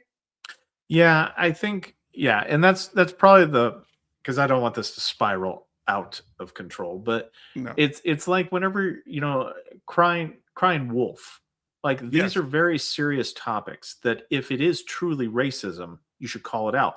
But when you cry wolf on something, it dilutes the power of fighting those bad things, the essay, the racism, the stuff like that. Like they should be refuted instantly. Anytime that you see racism, you should go against it. Yes. Anytime that you see, like, anytime that essay is a thing, you should fight against it. Like, and when you cry wolf like this, because that's diminishes. It diminishes the actual legitimacy of how invalid those things, how they should be refuted at every given opportunity. Like, it shouldn't be joked about. It shouldn't be like this, that, or the other. But yeah, I'm a believer, brother. Yeah. I'm a believer. When you gonna start your church? I'm a believer, brother. But so, okay, let me just. So I just found that, like, the racism part, I was like, what? I didn't even want to bring it up on the live stream because that was going to, like, it started to already spiral out of control in your chat, and I knew that, so I didn't want to bring it up. No, but we talk about it because what the guy was doing, I want y'all to understand, he was dealing with a powder keg, something that's dear. Yeah. And then he flipped the script. He said, you know what? That's like, if you ever watch Flip Wilson, he's from man from back in the day that was a comedian and had his own television show. Whenever he played a character, Geraldine, whenever she did something wrong, she say, the devil made me do it. So everybody looked for an escape for what Raider was doing had nothing to do with race, but I want to break it down. See, this is what I want to tell y'all. When it's a powder keg, people know how to look what San Diego said, divide and conquer. What did I tell you about my channel? My channel is for veterans. I would be a hypocrite to say this is a black channel. I'm a proud black man, but at the same time, I was taught to love everybody. I'm an American. When I even served, Raiders. Huh? Even Raiders. Yeah, even Raiders. Look now, dirty Raiders. Can I be honest with y'all? This is my confession. My chick on the side got one on the way. No. That wasn't what I want to say. Listen, I had a negative attitude toward Raiders.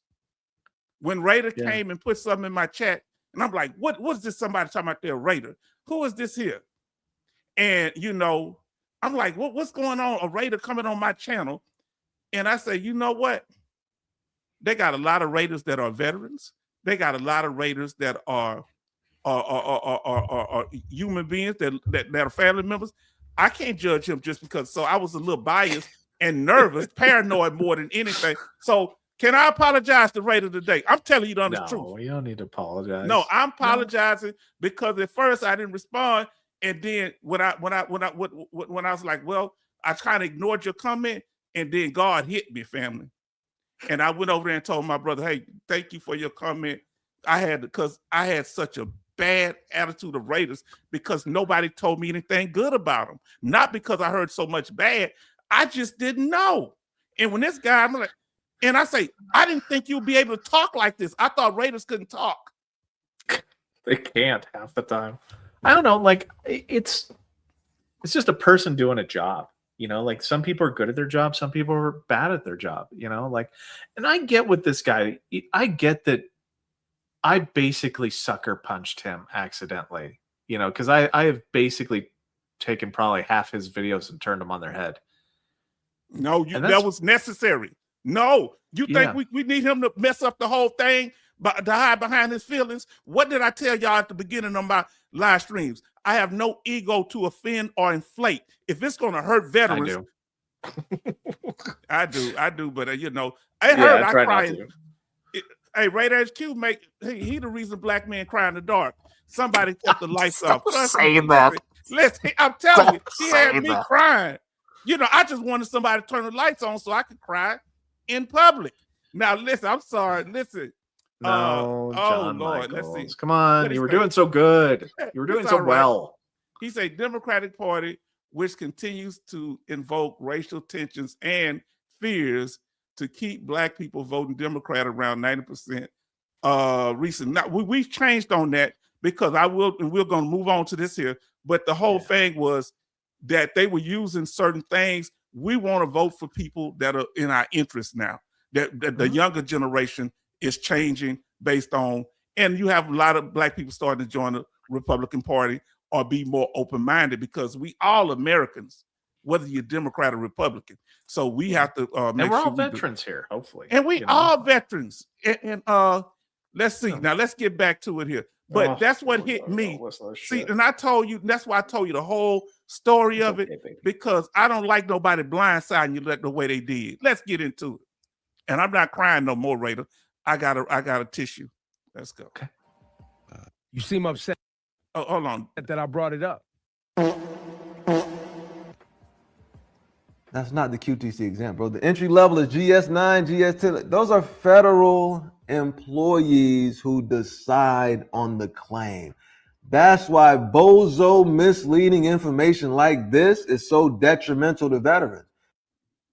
Oh, he say the information you give is detrimental to veterans.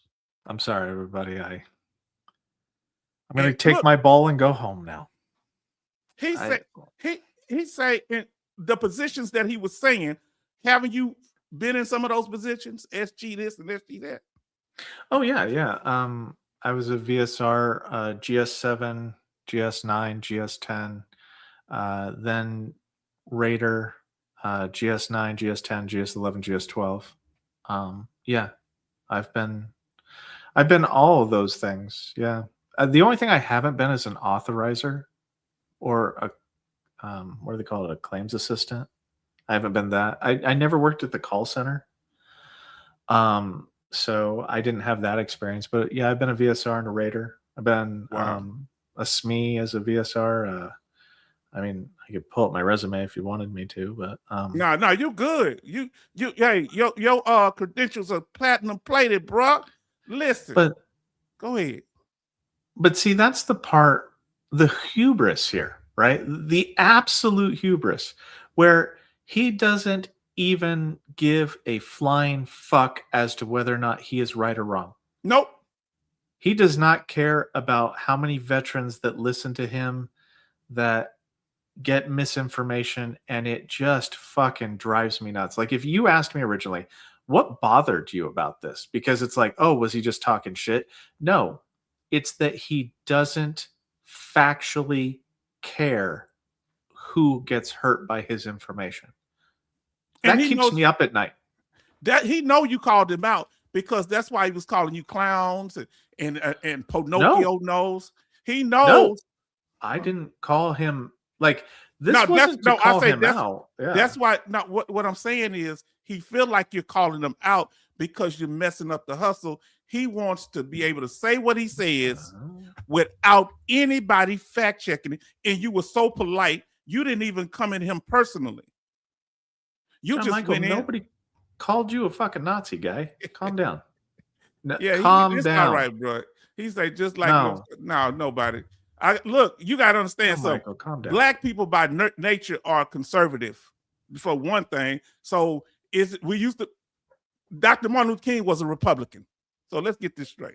Okay. Be nice, John Michael. Delete that comment. That's not right. Okay, I get that one out the pain. Now, look, he say, Coasty say, look through chat, might find a wolf or sheep clothing. Oh boy, talking about taking out consequences. Now let's see what he's saying here. See, I want you to be able to speak freely, brother. That's why we're doing this here. We want you to be able to speak freely where they don't cloud it up with other things. That's why I'm doing it the way I'm doing it. They're gonna say, "Oh, you just no."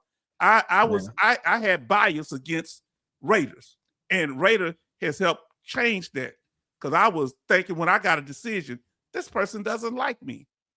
That's why we exist. You come into this playground, beware of the dog, shorty. You're not getting that garbage off here at Raider HQ. Who is this? Who is this? Make this person famous. What are you talking about, yo? Why are you coming here with this? Right? QTC designs on the claim. Okay, boom, we proved that that's wrong. Now, what are you talking about, QTC?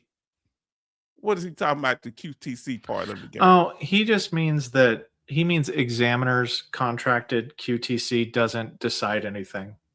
He thinks that their medical opinions that say at least as likely as not aren't what we use to grant. Like, wow. It's grant when you can, deny when you must. And that's determined by, and this is where like I'll make videos, you know, I've made videos talking about how the balance of evidence, how that's so misunderstood, how evidence evaluation is misunderstood, because the evidence evaluation happens at the examiner level. That's why 38 CFR 3.159 is the examiner taking all the evidence that he has, and then he makes a medical determination based upon that sum of that evidence, the total of that evidence. That is why people say, hey, the tie goes to the veteran. Yeah, that's what the medical opinion is. Yes. That's what at least likely as not is. That's where the 50-50 comes into play, is the tie goes to the veteran. That's why so many veterans misunderstand this. They think that the Raider at the end of it will go, oh, I just disagree, and you get it because #reasons. Let me ask you the question. Make sure I'm clear. Are you saying if there's evidence for the condition being rated at a certain percentage and evidence against, the tie goes to the veteran? Is that what you're saying? No, the tie goes to the veteran means that it has to do with service connecting for the most part. There are some exceptions to this, but it means that when the evidence is in equipoise, that means balance, the tie goes to the veteran. The evidence is almost never in balance because the check boxes for the medical provider are less likely than not, at least as likely as not. They have to fucking pick one.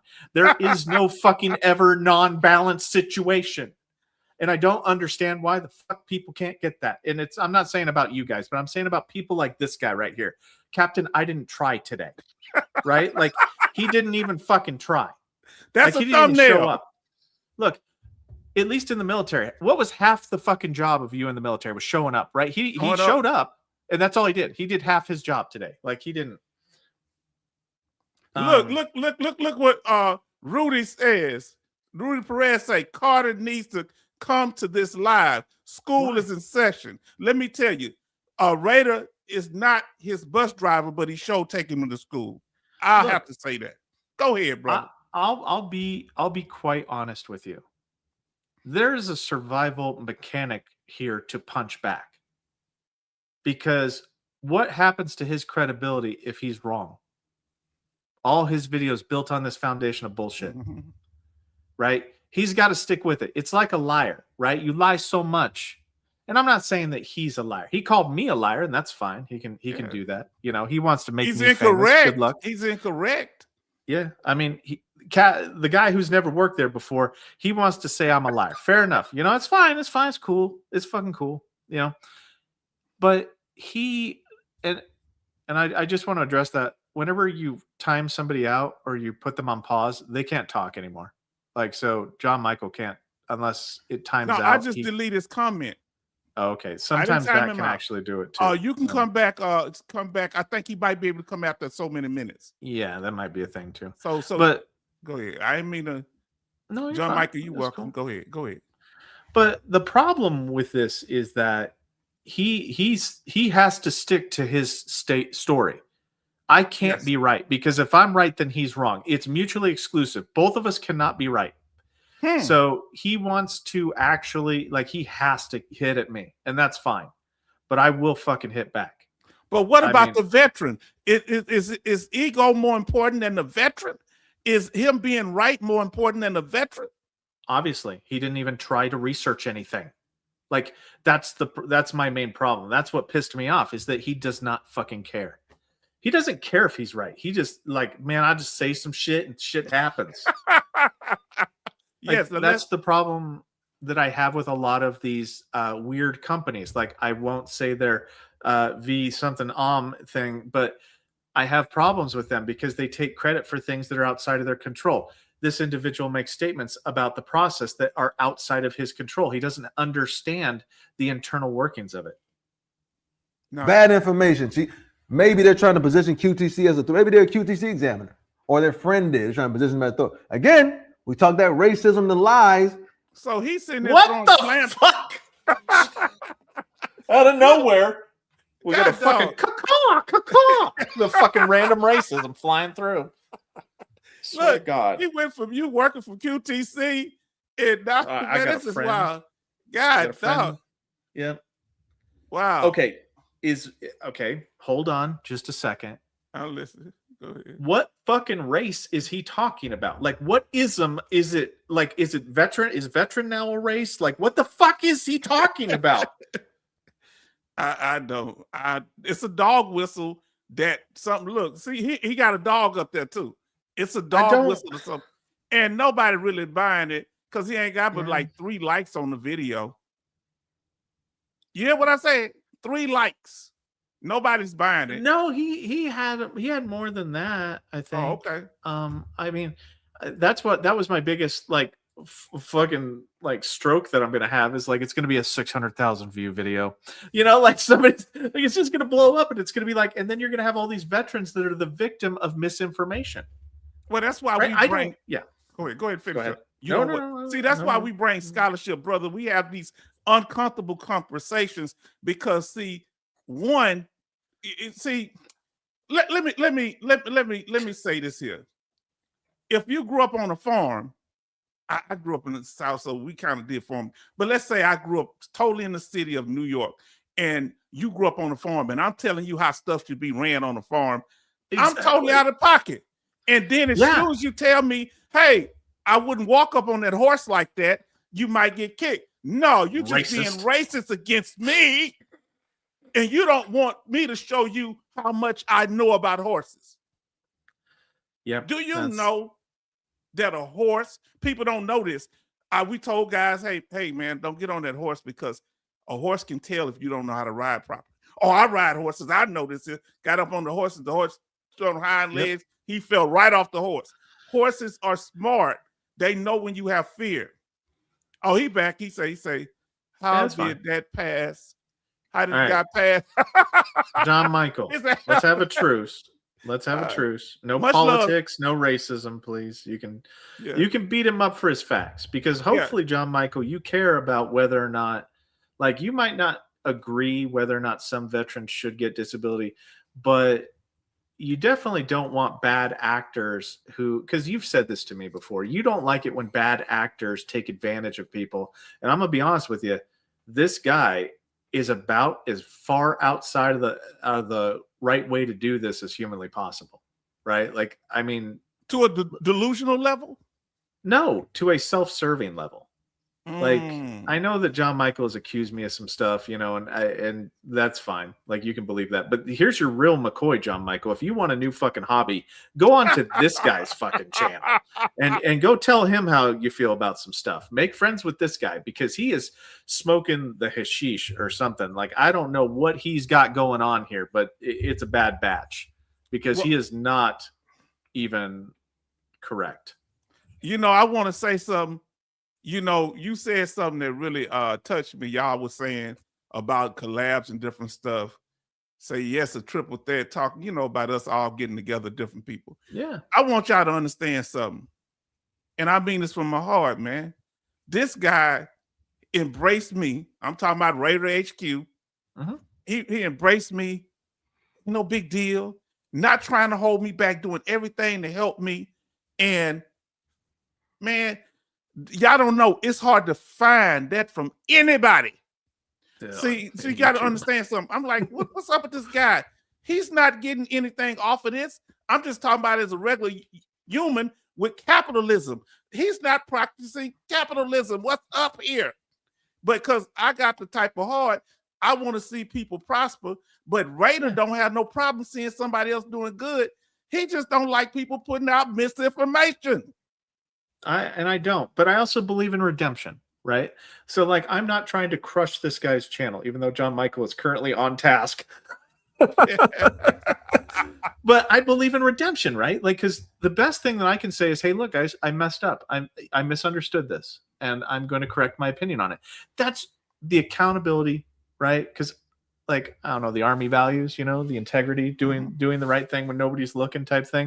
That's Yes. what we're talking about, right? Like, we're talking about, if I'm wrong, I will be the first one to eat crow on something. That's why I like healthy debate, is because I don't want to be wrong. Yes. I don't have to be right, but I don't want to be wrong. There are consequences to this. Okay.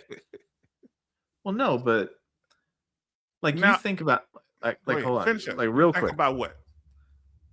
So, and I said this in my live stream, so I'm fine with talking about it, but yeah, John, you can redeem yourself. Like, we don't have to, like, I'm not at odds with you. I just really want you to, like, sometimes we shouldn't wear our opinions outside of our body, right? Like, we shouldn't share things with certain people. It's just argumentative, it's whatever.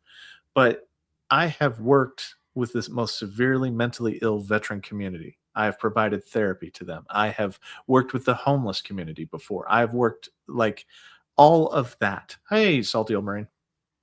I have worked with all of those people. But you know what hurts the most is when you're working with homeless veterans and somebody unalives themselves because the VA process failed them. Not because the evidence wasn't there, but because the process fails them. I have actually experienced that before. That's why, like, you ask, well, why does he care? Why does he give a shit? Like, why does he even? Because I've actually sat there. I've walked into somebody's house before when they were not, they unalived.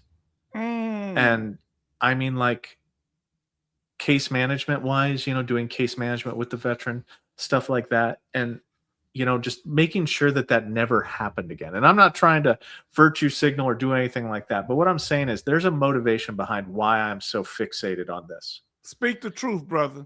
And it's because, honest to God, people forget that there are human lives on the other sides of these claims, legitimate claims. Is there some, you know, people fucking doing fraud? Sure. I don't know what the statistics are, but they are low. Now, But a lot of veterans. Go ahead. Oh, go ahead. No, you It's go under ahead. it's under what percentage you think? A lot, and you say a lot of veterans. I don't want to say, because I think any statement that I make is going to be wrong because I don't have any facts on it. But it's not Right. enough to actually be above, you know, single digits, right? Like, and I mean, like, low single digits. You But know, there, go ahead. yeah, go ahead. I don't know. want I to was say just gonna something. yeah. Y'all don't know. It really touches me, man. You know, and it's like Raider has, for me, and I want y'all to understand something. Let me come up on the full screen for a minute with us, both of us. That he made it work. Because, see, I didn't want, when I came here to YouTube, I didn't want to be perceived as the angry black man. You know, I just speak my mind, you know, because I'm from the South and I'm from the hood. And so, you know, I didn't want, and he embraced me where people can feel comfortable. Like, this guy ain't all that bad. I'm not that bad. You know, I'm just chilling, you know, I'm okay. I'm just like everybody else. I get mad, upset, I get happy like everybody. And people that may have felt a little uncomfortable because I'm kind of direct, but because, and I think our connection, unfortunately, brother, is mental health, you know, and or fortunately, and I know where my brother's coming from. He's not making none of this up, family. When you have these conditions, we do our best to hold it together. Yeah. And that's why, like, go ahead. Oh, sorry. I was gonna say, just like, people wonder why, like, why do you get so mad at Lieutenant Dan? It's because, you know what, Lieutenant Dan from his ivory tower can say whatever he wants. And I know that I'll say it's Lieutenant Colonel Gade for John Michaels. But I don't agree with his position because he's never had to deal with the consequences, right? He's never had to deal with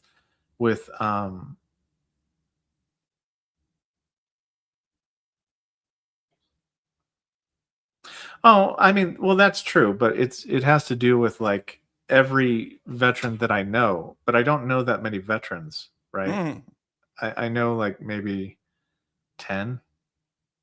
So you've taken my sample size of about 10 veterans that are 100%. And I didn't say every veteran. I said why a lot of veterans that I know are 100%, because there are some that are not. Let me know what your question is, Ronan.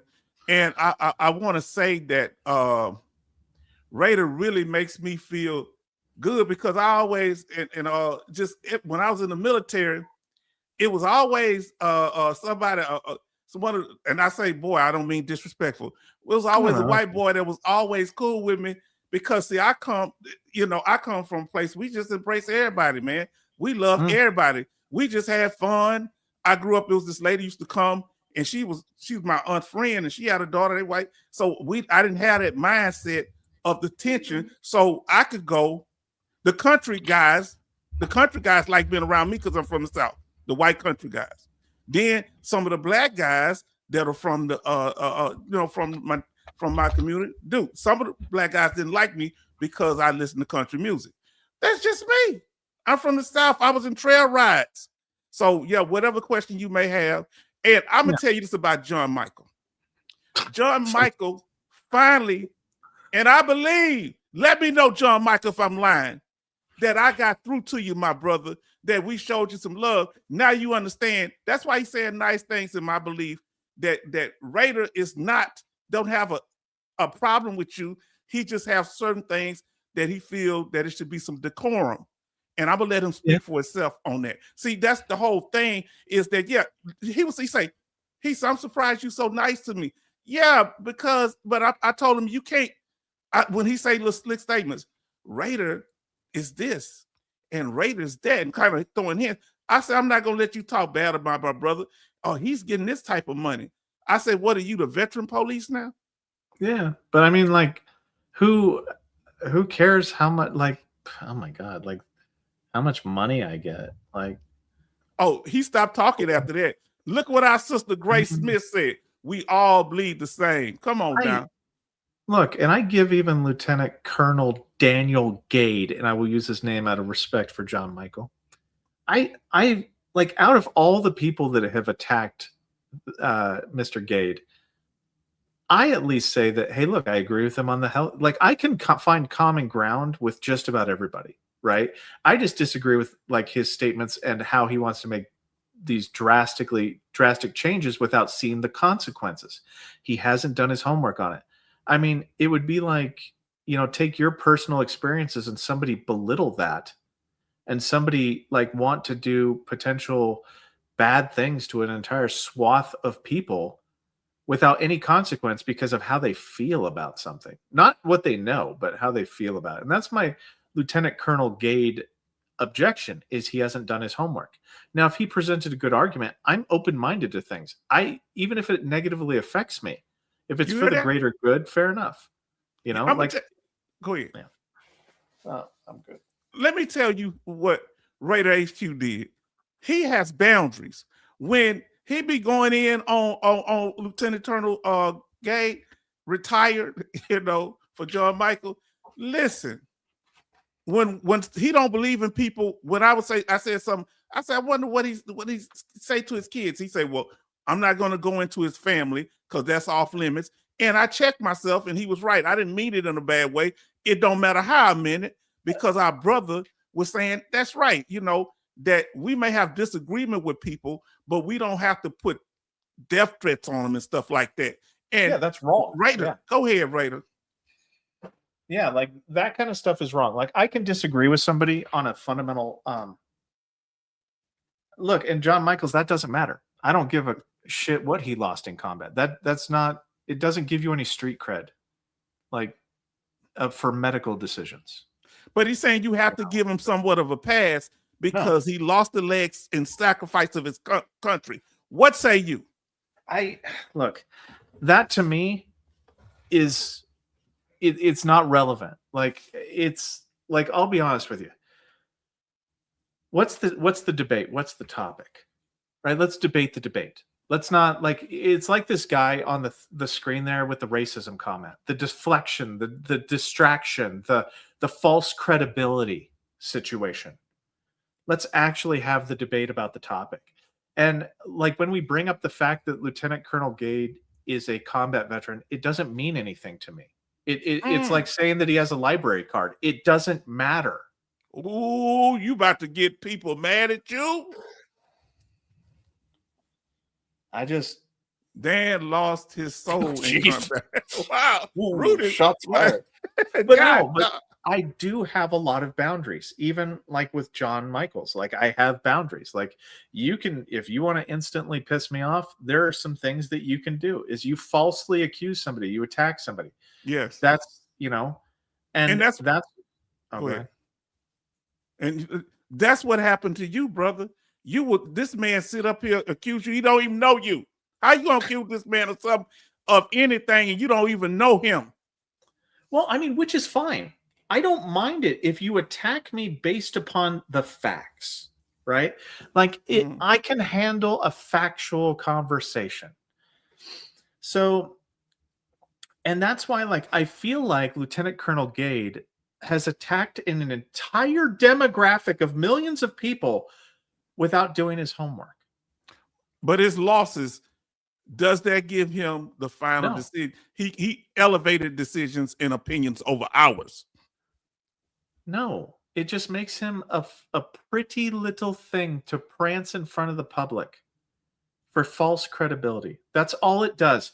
I mean, I am so surprised that they didn't find somebody, a quadruple amputee, wheel him in on a gurney and let him talk about it. Like, I mean, if you want to talk about false, like, validity, like, we're just going to get somebody in there and just say, I shouldn't get any money. Like, I don't understand, like, that had nothing to do with the conversation. You know, like who he is doesn't matter. It's what the person says and what they can prove. Now, he made very good conversational topics about how horrible the transition is from service to civilian, and that way veterans should be getting jobs. Yes, I agree with that. 1000%. And if Lieutenant Colonel Gade stopped talking at that moment, him and I would be friends right now. Like he would be the champion of employment for me, for the veteran community. I would sing his praises. It's when he delved into things that he has no functional understanding of that it went to confusion, to frustration, to anger because of how much like seeming authority he has, and he's not qualified to have it. You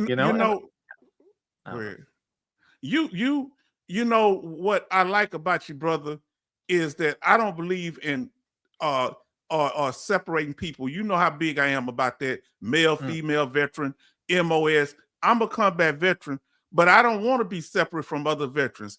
I would feel offended if non-combat veterans say, well, you was in combat, so you don't. No, we all veteran family. How did I eat? How did I make it back on the base when I got hurt?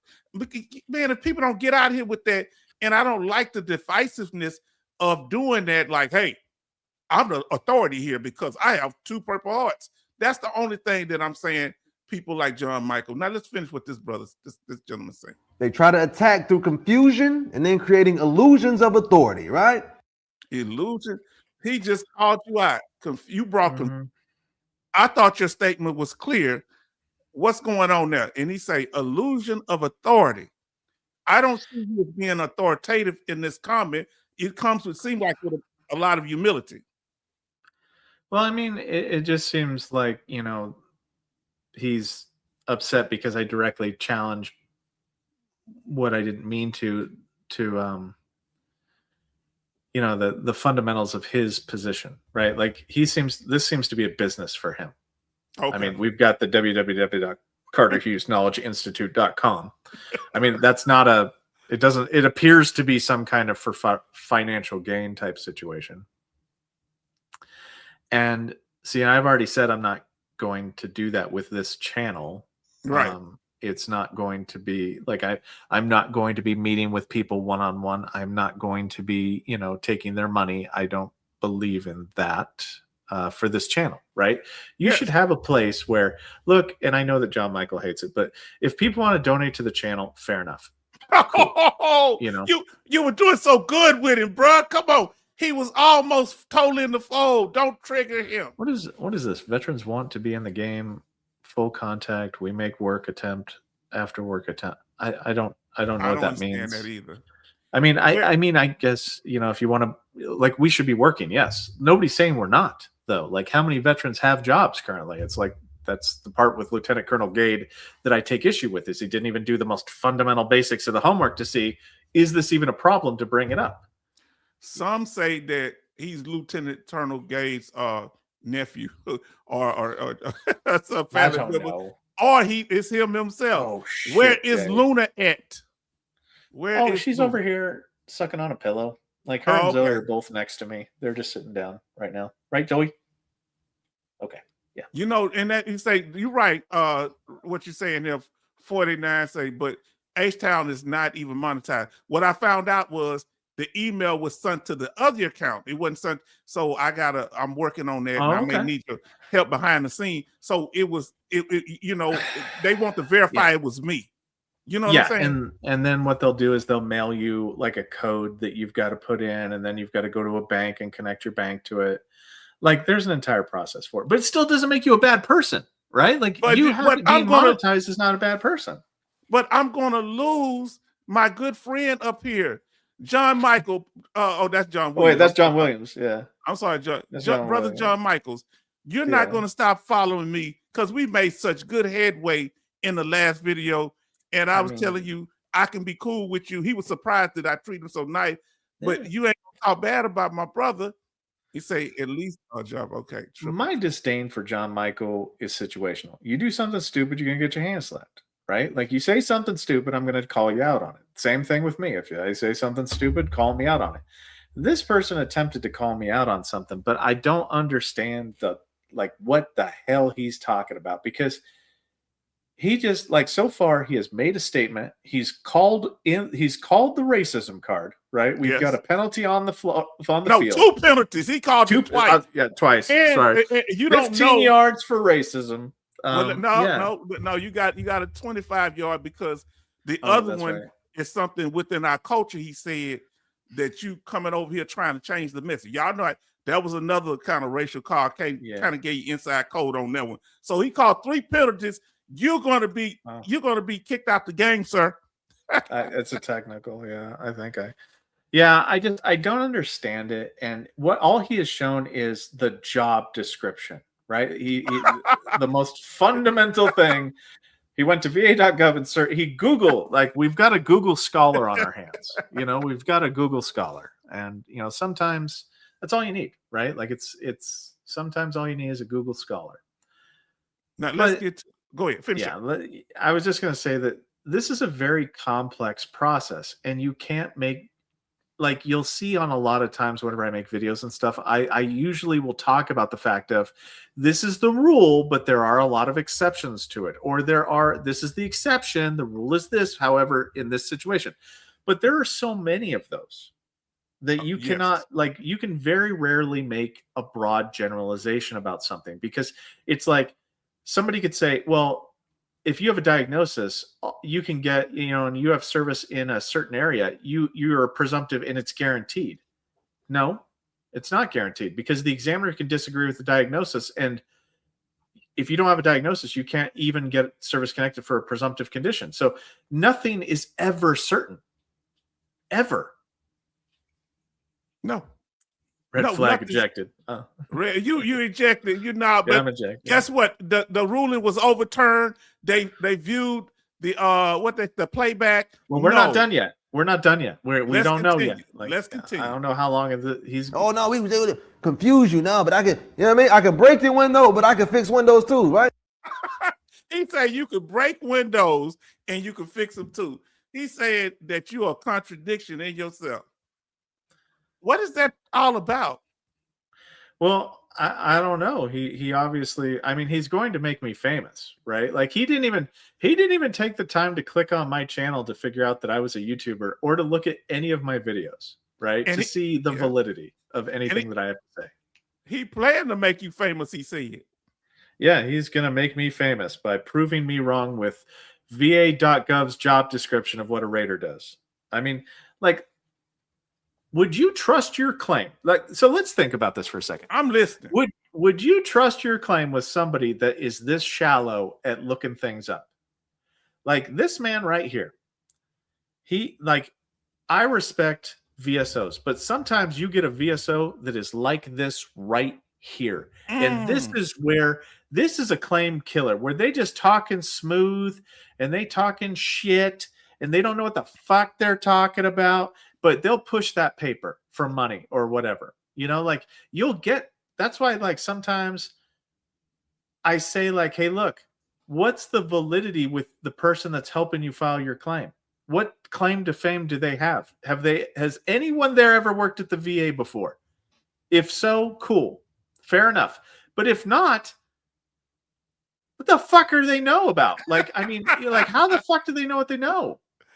Look, I mean, I don't know. Go ahead. So I want to apologize to the old salty Marine. You're welcome to come up, brother, if you would like to. So just let us know. No, you ain't got to. Don't stop being yourself. Speak up, brother. We enjoyed it because we passed the first 5 minutes. I can be more professional. But see, like the salty old Marine, he has a certain, like, his presence is calm, not potty mouthed type stuff, and I would respect that. I will adjust myself, to him. Just because I would love to just talk with him, about stuff, but because I have the utmost respect for the salty old Marine. He's been on all I know. He been on all the channels, but over here he gonna speak freely because we like to hear Raider rant when he got to. See, this is therapeutic for us because he say the things that I can't say because I need a dictionary to list understand. I say, what did he just say? I gotta pull my reference out. Yeah, I agree with that too. Now listen what Grace says. Grace Smith say, man, I can't relate to that dude like that. What in the hell is he even saying on the yeah, he kind of I mean, but he's like charismatic. He is charismatic. And he's pretty good at organizing things right here. I mean, like, this looks nice. It's well presented. It's full of shit, but it's well presented and it's better than what I do. I mean, I am not in any way, shape, or form. I mean, you've seen how I do my videos. They're bare bones, right? Like, I hurt myself on a daily basis because there's no production value in what I do. I just put out raw information. Now look, you helping me. I'm going to help you with that because you know that you be thinking I'm psychic or something, but I know I'll do everything, brother. Ain't no cost. I'll help you with everything you need on that end. Trust me, it's all good. Listen, what I think this person is very effective at something in his life, in a nice house, but just because you're good at one thing, don't make you competent in something else. Am I right or wrong? My wife will tell you that is correct because I can get claim stuff down, but accounting and things like that, like I can't do that. I'm not good at that. I'm not good at organizing a schedule. I'm not good. Like, there is a plethora of things. And like, my wife will tell you, I'm an idiot savant when it comes to this stuff. Like, just genuine, like, I don't know why it jives with me, but things make sense. How it all factors in makes sense. It's like fourth dimensional chess. Yeah, listen what the salty Marine say. Oh, you guys, I have no problem with spicy language. It's all good. I am a Marine after all. Yeah, and part of the Navy too, so we know you can cuss like a Marine and say. Well, and Grace, go ahead. Oh, go ahead. I was gonna say, like, look, I just want to talk to the salty old Marine because I want to boost, like, that man's channel, your channel. I think you guys should be, 20K. Like, you guys are great. Like, I love your videos and stuff. Like, the reason why I'm here is because I like it. Like, I really do like the content, right? Like, I mean, to me, I like it when my friends, benefit around me, like, I like that. Like, I like it when good people do well. And I think that you're both good. Do you see why people can't stand you? I know. They're trying to make it a certain little club, and this guy just coming over here with the Mr. Rogers gangster move. He's shutting it all down. He say, you know what? This is not just for certain people. I'm not a gatekeeper. Let's open the gate and let's let competent people in. Yeah. They say, whoa, guy. And maybe it's my, like, maybe it's my mental health provider time period where I like doing group therapy. Everybody hated group therapy, but I love doing group therapy because I just make it about, like, let's come together. I want to learn more about your experiences. I want to learn more about like what you as a veteran, what your situation looks like. Because the most insulting thing to me is, oh, you're a veteran and veterans are all the same. No, they're not. Like, you have so many, even veterans within the same branches of service, different genres, like Yeah. there's so many specific things that I want to make sure that like the messages get out there. There's so many great messages, and they don't have to be all claim related. Like, they No. don't have to be. Now, Grace Smith says the Salty Old Marine age videos was informative for me. And he has, please go over to the Salty Old Marine, his videos and the Salty Marine. He has videos, he has wisdom in his videos that I learned, and some stuff I can identify with that I can't articulate the way that he does. Don't let the calm voice fool you. He comes with power. Go ahead, brother. What you about to say? The same. I agree. That's why, like, whenever I suggested the age-related topic, that man put out a video that I humbly could never do. Like, he put out a super quality video that captured everything that I thought of and expanded upon it 10 times fold. Like, he did the best video on how VA examiners can use age as a discriminatory thing on your DBQs. If you haven't watched it, I suggest you do. It is powerful, it is riveting, and it is the best instance of just the right person with the right message with the right content. Like, awesome. Like, and I mean that. I do. Like, I am fully subscribed. I will go onto the videos and say, I'm a subscriber. Are you? Like, kind of thing. Because I don't know. If I have a platform, if you want to call this a platform, my platform is to enrich others and to support people that are putting out good content. No pressure, by the way. Like, if I ever say something good about you, no pressure. No, it's no pressure at all. Go ahead. Yeah. I'm listening. And I try to mention, like, everybody in a positive way that are good. Have I gotten to everybody yet? No, I haven't gotten to everybody yet. Like, it's kind of like my Academy Award acceptance speech. Like, I forget all the names of the people whenever it's time to say their names. But like, both the Salty Marines are great. You're great. Like, the brother is running the chitlin circuit, and we're gonna hold you accountable, because if you get big time and then you forget about us, I'm gonna say I never liked him anyhow. I always thought he was too knowledgeable about everything. That'll just be my sensitivity, brother. But this is the thing that I want to say to you, bro. Yeah, hold on, let me pull this up right here. See, this is what it is. This is what Raider HQ is doing. He's bringing us together. He's the bridge. Book. Huh? Yeah. I always forget about the green log book. Yeah. He's good too. The green log book. You mentioned him earlier, and I've been going over this channel, and that brother, and he has another veteran that he works with. They have a book, and I'm gonna get a link in the description. I gotta link it. But we got Salty Old Marine, the Salty Marine. We got H-Town and Raider Ask the Dog. See what he does. For somebody, you say you have anxiety, social anxiety. You know how to bring people together, and you don't feel the angst that some of us feel. I don't necessarily feel it, but I want, I don't like to offend people, so I just kind of sit back. But I mentioned the Salty Marine, and I learned about him through the old Salty Marine through him. But yeah, brother, you are a unifying force, and you have to accept that. He on that chitlin circuit. Let me tell you what's amazing about this guy. This guy went over on Sib Div's channel, and he was, I don't know who was running the video. This man in the middle of the video, yeah, H-Town Vet is in here. Go over to his channel. Who does that? It wasn't even I didn't even host the thing. This guy is gangster. I say this dude is straight up gangster. You know what I'm saying? It's like, once you in this thing, ain't no getting out. Well, and I mean, I might as well, because a lot of people were watching it, so I might as well, I did that for, the Salty Old Marine, the Salty Marine. I tried to shout out as many people as I could think of while I was there.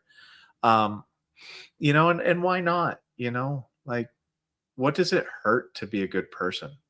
You know, just to have positive messages go out there to the veteran community, because you know, this isn't a business for me.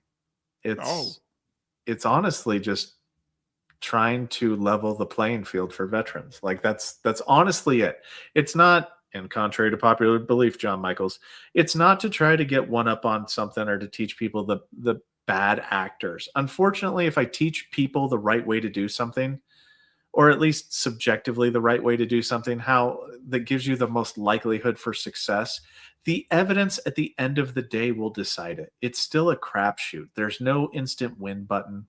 The Salty Marine is here. Yes. And you know what? Honestly, guys, I'll promote you guys. I love to do it. But there's no instant win button for your claim. There's I can, you know, potentially get,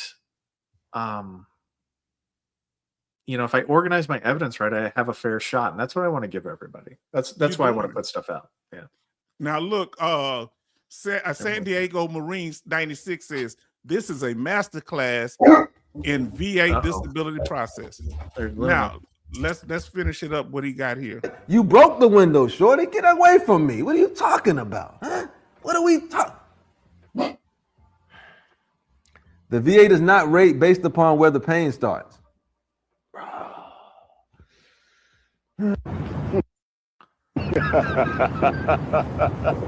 He's dramatic with it, I tell you. What are we doing here now? So he's saying that when you say it don't happen, I thought it's range of motion, right? What is he talking about when the pain starts? Yeah, that's what it is. It's about range of motion. He believes that the moment that you go, ow, that's whenever they have to stop. The examiners can't go any further. They have to stop. Oh. There ain't nothing anywhere in that fucking whole thing. You find me anywhere in that entire fucking process where it says that. But see, it's this misconception because people like him believe this. They push this. They make this mention. And then guess what? You get pissed off. So you get all these negative emotions from another human being's bad advice.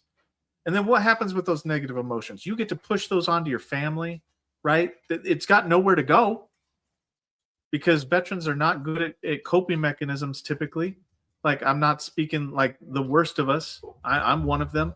Like, I've got to like meditate. I've got to, you know, I've got to actually touch something, do some mindfulness, guided imagery, do some things like that. You know, all the stuff that, you know, my job taught me to do.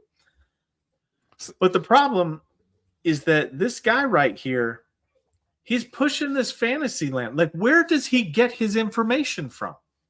How would he know? First question, how would he know anything? Well, what concerns me is that he's using the nonverbals. He's not just attacking what you're saying verbally. No. He's using all this like, this is gotcha, elementary type shit. Yeah. Yeah, this is elementary. Gotcha, B. Now, look, this is why I'm going to put it to rest, family. It can't always be based on pain when it comes to condition. What about people back that's locked in place? The range of motion is not based on pain, is it necessarily? It's based on that they can't move it, or their leg may be locked in place because of an injury. So it could be multiple things, yes. Yeah, so the pain might play a part, but he kind of mixed things up. What do you think is going on there? He's intentionally trying to mislead, or he's just deflecting because he's thinking that discrediting. Okay. Discrediting opposition. So yeah, if you don't listen to what he has to say, then you're not factually accurate. Wow. You know, which is something that I don't subscribe to. I mean, as you see from all of my videos, I will bring my receipts with me day in, day out, every single time. Now, could I interpret it differently than some people? Yes. That's the nature of rating, is that the rater gets to interpret things, but there's a general, like, QRT pushes that how raters interpret things is often controlled by QRT. And QRT has this like overarching theme to them, like how they go about stuff. So once you learn that, you can kind of interpret how they're going to review something based upon the inside information as to what they do. Yes, if you haven't had a chance to go over there and see it, watch Raider HQ with Dwayne Kimball. It was very informative. And what I liked about it, and the reason I know it's the truth, because Dwayne didn't call him a racist. Dwayne disagreed with him. Wow. Can you believe that? Dwayne was a Raider that's retired. He didn't have to trump him. Gotcha, B. You don't like me because I'm black. After Dwayne said, I'm going to put something on the grill. And they disagreed on certain things, but they showed respect to each other. Right after dark, you were just putting on a show, weren't you, when you was over there?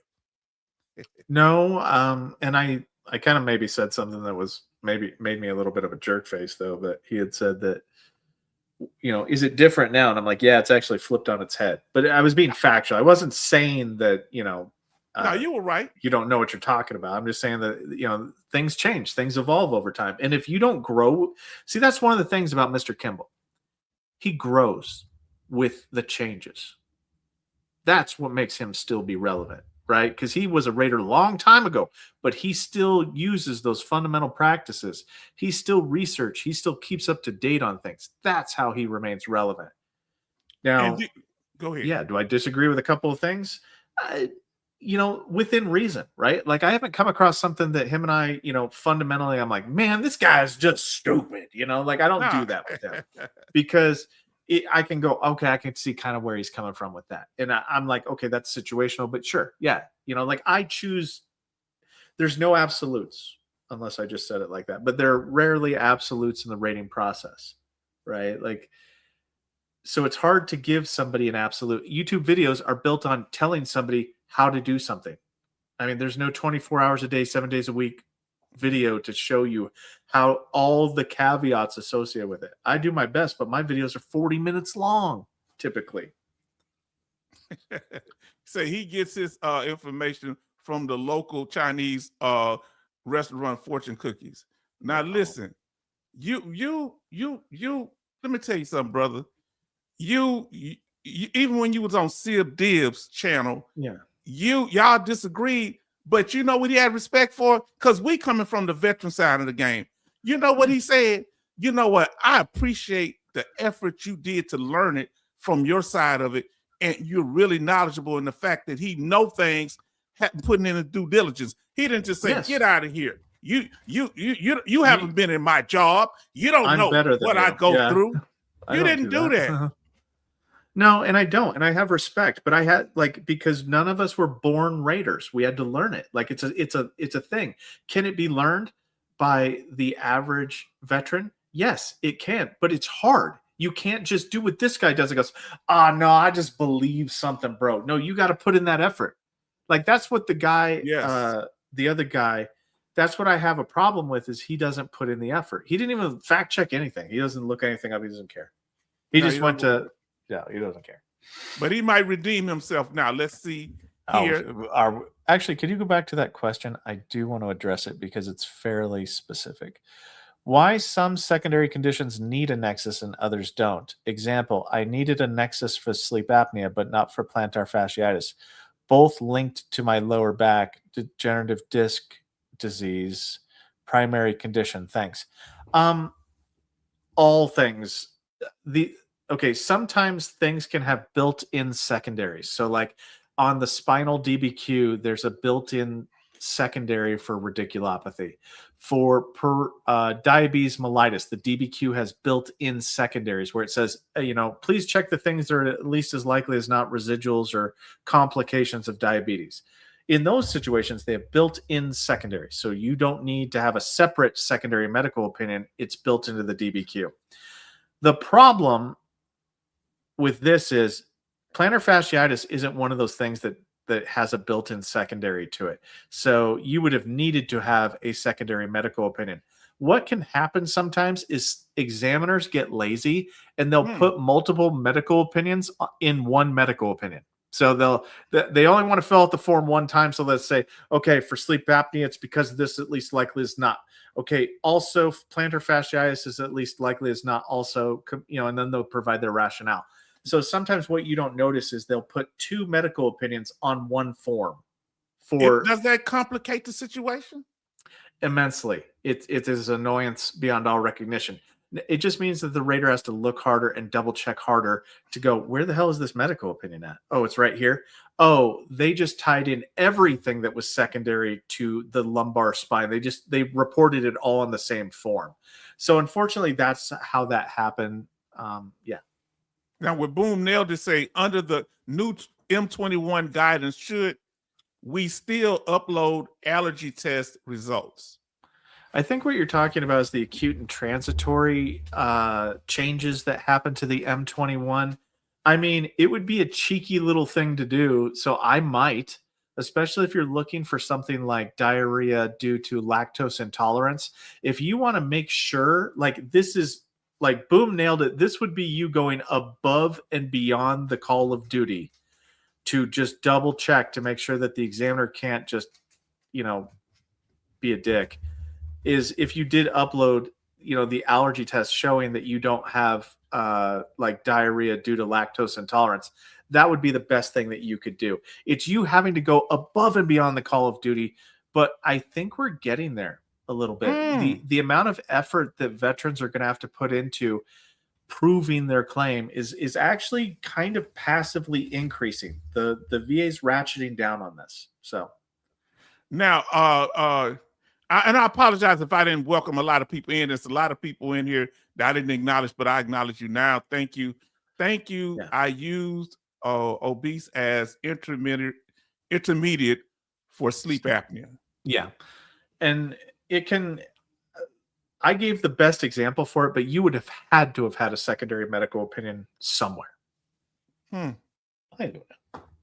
Now, so you say Rudy say H-Town collab with Raider Kimball and Sib Deal in one live. No, I'd be busy. That'd be too much. I'd be stuttering, starstruck. Now, listen, Boom nailed to say, yes, sir. That's what I was asking about. Good. Now listen to our sister Grace Smith says, Raider HQ. So speaking on DM, would you have them have had them list chronic kidney disease on the DBQ too?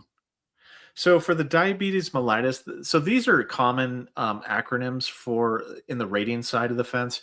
DM, diabetes mellitus type 2, typically. You'll see DM2, CKD, chronic kidney disease. Yes, if they list chronic kidney disease in that section on the DBQ of diabetes mellitus as to is it a residual of it, yes, that is a secondary medical opinion. As long as they check the boxes and they check the correct boxes, that counts as a secondary medical opinion.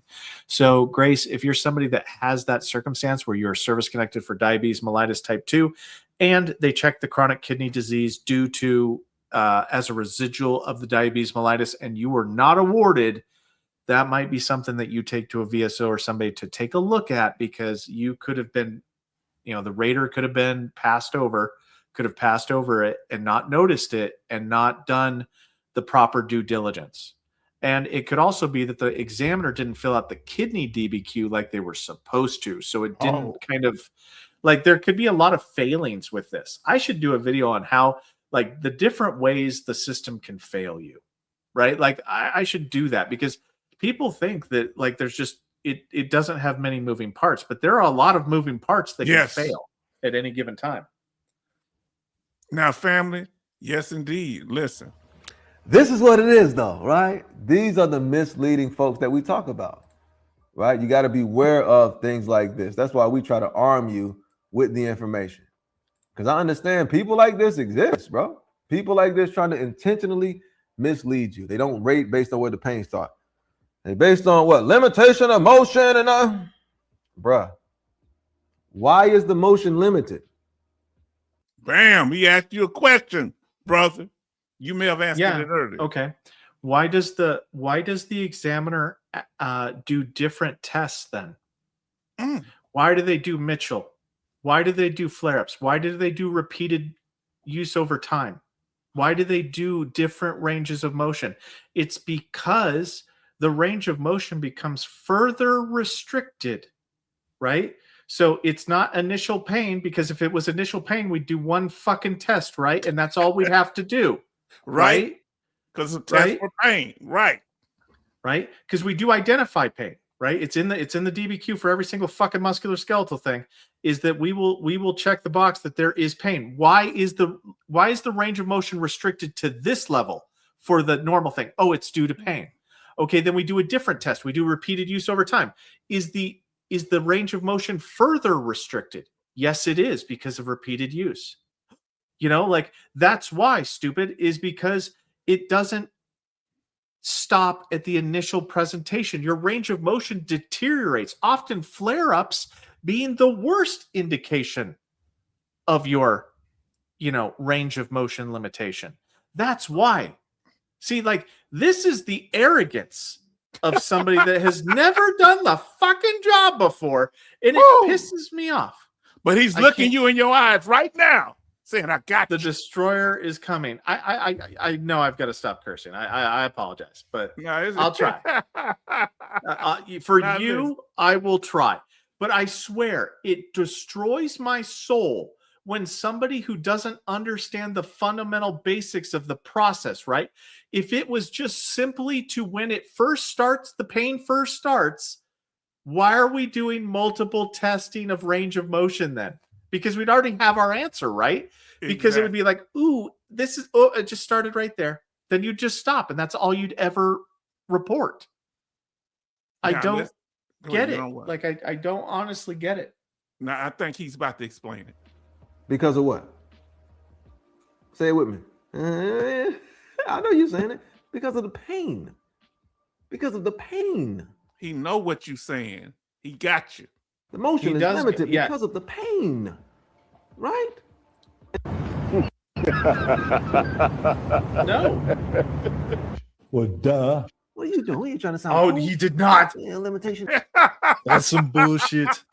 You don't do it against me. No, you don't do it against me. He just said Arnold. I didn't even see that. That's bullshit. I'm sorry, the Destroyer is coming. I can't stop swearing like that. Look, hold on. I got to show you this here part. What cracked me up? Hold on. Let me see if I got there. There you go. The fact that he's saying, look, why is the motion limited? Because of the pain, where the pain starts. Like, he just making logical conclusions. Limited because of the pain. Right? Okay. Oh, hold on. Hold on. Okay. I mean, I get it. Like, so, sure, him laughing, that obviously proves his point, so here, I'm gonna try to do something here. Do that. And we don't look, we gonna get to some of your questions. Go ahead and get to what you're getting to. Matter of fact, we got somebody, Daniel. We got a Daniel in here. Okay. Romaine. Go ahead and do what you research you need to do. Says, if I went to sick call during deployments for symptoms of rhinitis, sinusitis, would that be enough as nexus or diagnostic? Thank you. No, that would not be enough. That would be enough to satisfy element 2. There are 3 total elements that must be satisfied in order to grant. A rater cannot grant unless all 3 are true. Like, that's how granting works for raters. All 3 must be true, and you've got to be able to point to them. Okay? Yes. Yeah. Okay. Oh my God, Martin. Yeah. Yeah, I agree. So,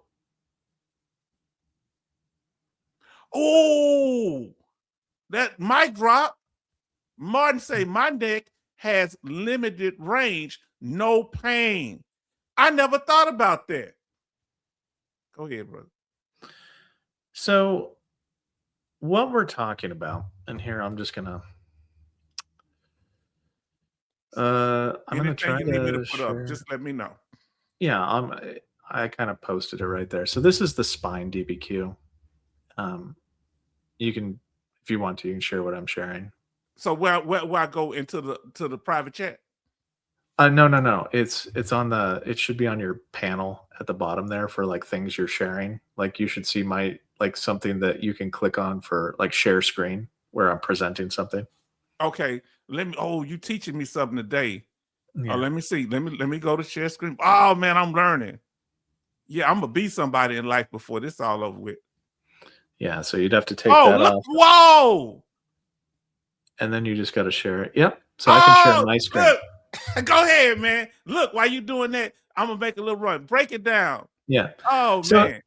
So guys, here's the spine DBQ. So this is going to be the active range of motion section. You'll find this in any musculoskeletal DBQ where they give the actual, like, this is the normal range of motion. So they try to move your joint, whatever it is. And then this is what the normal, like, flexion, these are the different ways that the joint can move. Because sometimes you'll have like hinge joints where they only move forward and back, like your elbow. And you'll have your shoulder, which is like a synovial joint, and it can move in a lot of directions. Your spine is also one that can move in a lot of directions. So what we have here is we've got the maximum degrees is 90 degrees. So what happens is you can have normal range of motion, right? To where this is going to be, or let's say that we have painful motion. We've got painful motion that makes it to where you only have 80 degrees of range of motion whenever you try to bend over and touch your toes. Okay, that's what flexion is. Flexion is for the spine, for the lumbar spine, is the act of you trying to bend over and touch your toes. Now, that limited range of motion, like Martin said, sometimes you can have limited range of motion without pain. But right here it says, if noted, which range of motion exhibited pain? And then it can be like, okay, forward flexion. It doesn't say which range of motion exhibited pain upon the initial onset of pain. It's what was their full fucking range of motion. Okay? It wasn't when did the pain start? Actually, hold on. Let's control F this. Oh, nope. Control F shows that the word start doesn't actually show up on this DBQ, and that's very weird for this man's thing. It doesn't show up. So then we have different ranges of motion that come into play. So here we have passive range of motion, right? And then we come down here to repeated use over observed range of motion. So this is when the examiner observes the range of motion. Can they do 3 repetitions? Yes or no? If no, explain why. Was there functional loss? And we get to do another assessment. So if the range of motion limitation started at pain, would the pain get better? Right? That's not what happens. The range of motion deteriorates over time as you start doing these tests. The tests are meant to get worse over time potentially because of weakness, but it's not always pain. Right? Whenever we come down here, what is the functional loss? So if we went from 80 down to 60, right? And let's say everything else stayed the same. That the range of motion actually changed down to 60. Well, okay, then we have to see why. But it could be due to fatigability. It could have nothing to do with pain. It could have to do with weakness. It could have to do with lack of endurance as to why we're at 60. So this is a problem for this guy's specific topic. The start of pain doesn't limit it, because if the start of pain, like whenever he started to feel pain, was at this particular thing, he started to feel pain at 80 degrees, right? When he tried to bend over, he could get down there, but that's when he started to feel pain. Well, if that was the case, then we would rate him at 80 right then and there. I don't charge people for advice, John Michaels. But down here, we can have it to where it's 60, and it could be due to nothing to do with pain. So this is the problem with this guy, is he doesn't understand that the range of motion can be further limited due to other conditions. The start of pain has nothing to do with it. The start of pain could be at 80, but you could power through the pain to where the joint can physically keep moving, even though the pain started. Like, have you guys ever had pain to where, oh, shoot, it hurts whenever I move my arm? Not, oh, shoot, I can't move my arm because of pain. Those are completely different things, guys. Completely different things. So, and then we have repeated use over time. And it says, does the the test does procure evidence, statements from the veteran suggest pain, fatigability, weakness, lack of endurance, or incoordination, which significantly limits the functional ability to repeat the use. But once again, it's not due to pain. So this whole notion that we have to stop when pain starts is illogical. Because if that was true, we wouldn't do any other tests. You can have pain start at a certain degree of motion, and they keep doing the test further. Yeah, it is, Grace. It's used for degenerative disc disease. All of the spinal conditions are basically like for the thoracolumbar spine. All of these have, you'll see it right here, degenerative disc disease other than IVDS. It doesn't matter the diagnosis. It's actually the range of motion that will, for the most part, except for IVDS. IVDS behaves differently. It's the only one that behaves differently pretty much. And maybe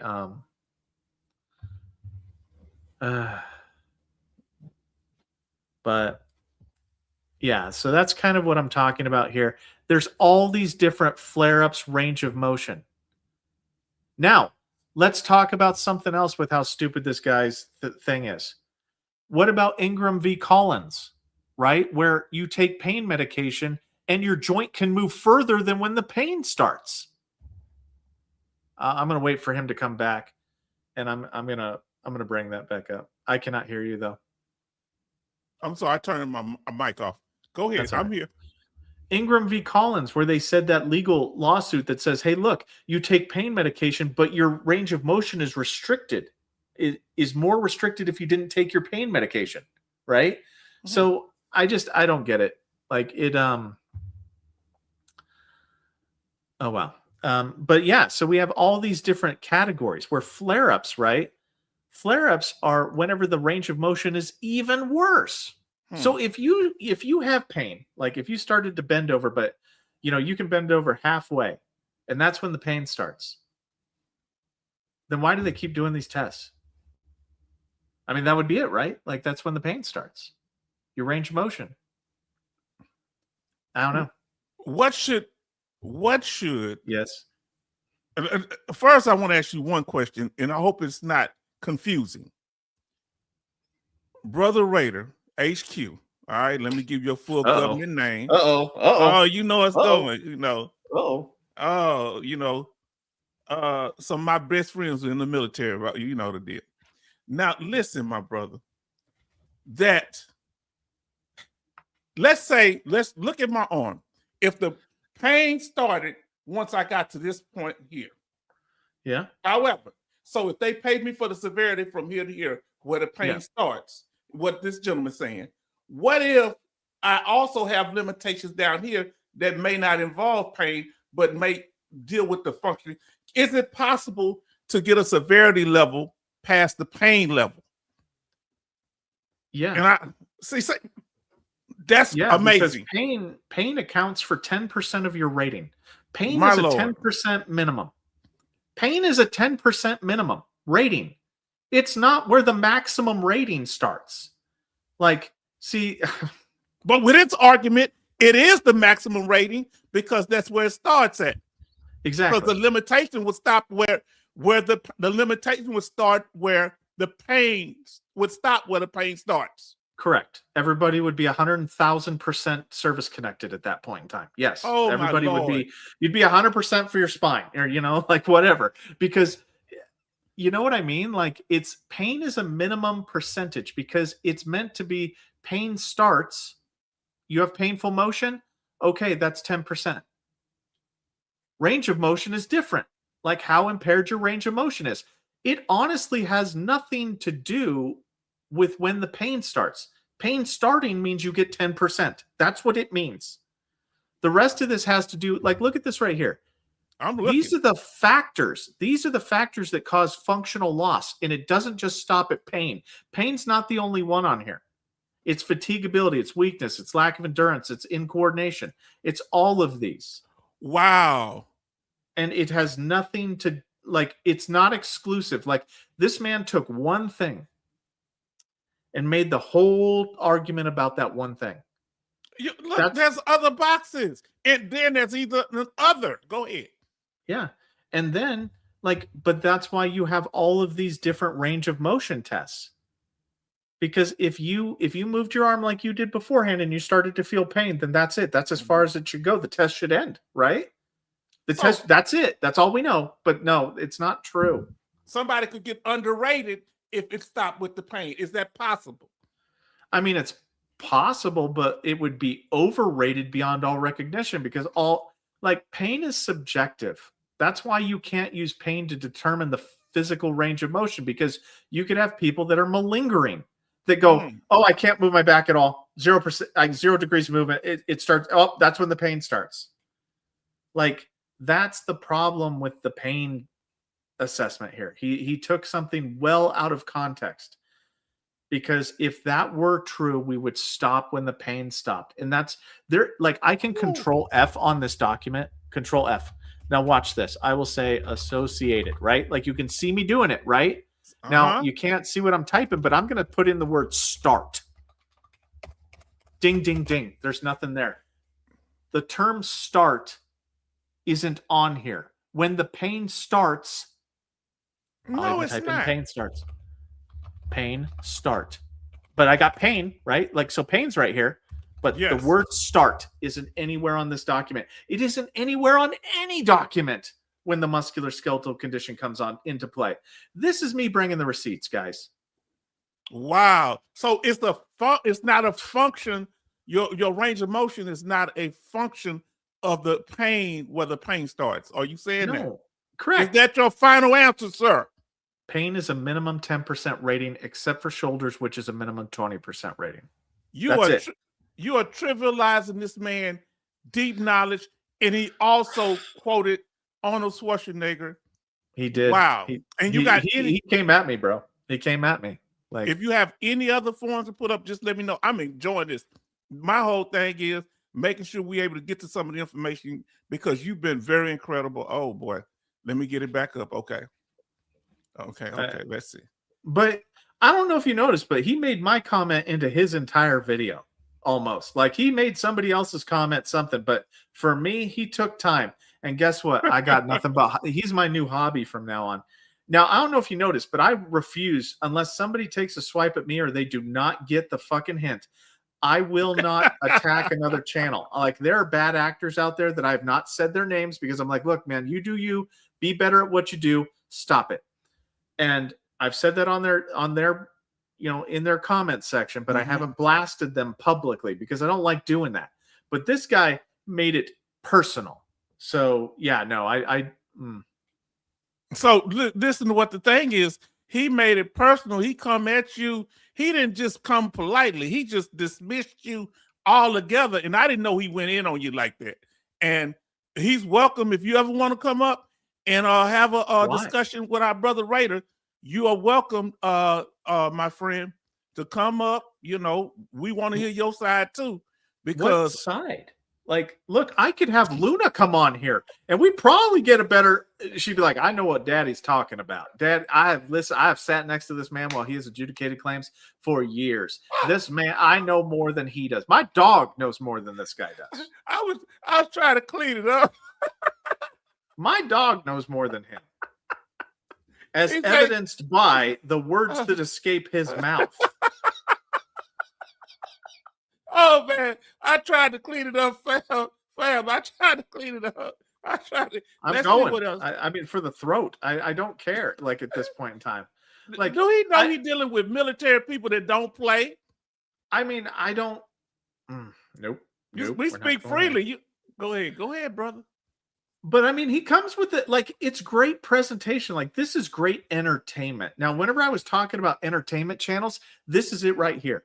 This is he was a plant to mess up your channel. you're helping many vets. I don't think I'm not going to help veterans because of him. Like, I commented on him, right? I did, because he was just putting out, I mean, the stuff he was saying was right. It just wasn't focused properly. Yes. He was focusing at the wrong individuals. So I never said that like what he was saying was wrong. I was just like, dude, you're directing it to the wrong audience. Don't say it to the Raider, say it to the Examiner, because that's the person who decides the claim, which is fucking true every day of the week and twice on Sunday. And he lost his mind. You got him up out of his body. Let me tell you, he said, hold on. No, he acted as if that was his whole premise of his argument, that you just sit there and you just I just came in there just sideways. Yeah, I just came in there and crapped on him, which I didn't. I was like, dude, I don't know why he was so defensive. People don't like to be called out, evidenced by me right now just tearing into his ass. Like, I don't like this. Like, I was nice about it. Like, but if you got these subject matter experts that don't want to listen to anybody, and they don't want to, like, they don't care if they're wrong, and that to me is, that crosses a line for me, and it will always cross a line for me. Yeah, it's reckless endangerment. It's running into in my opinion, it's no different than running into a movie theater that's been going for a while, screaming fire. Like, it causes people, like, can you imagine the person that they keep getting it wrong, and then psychologically the most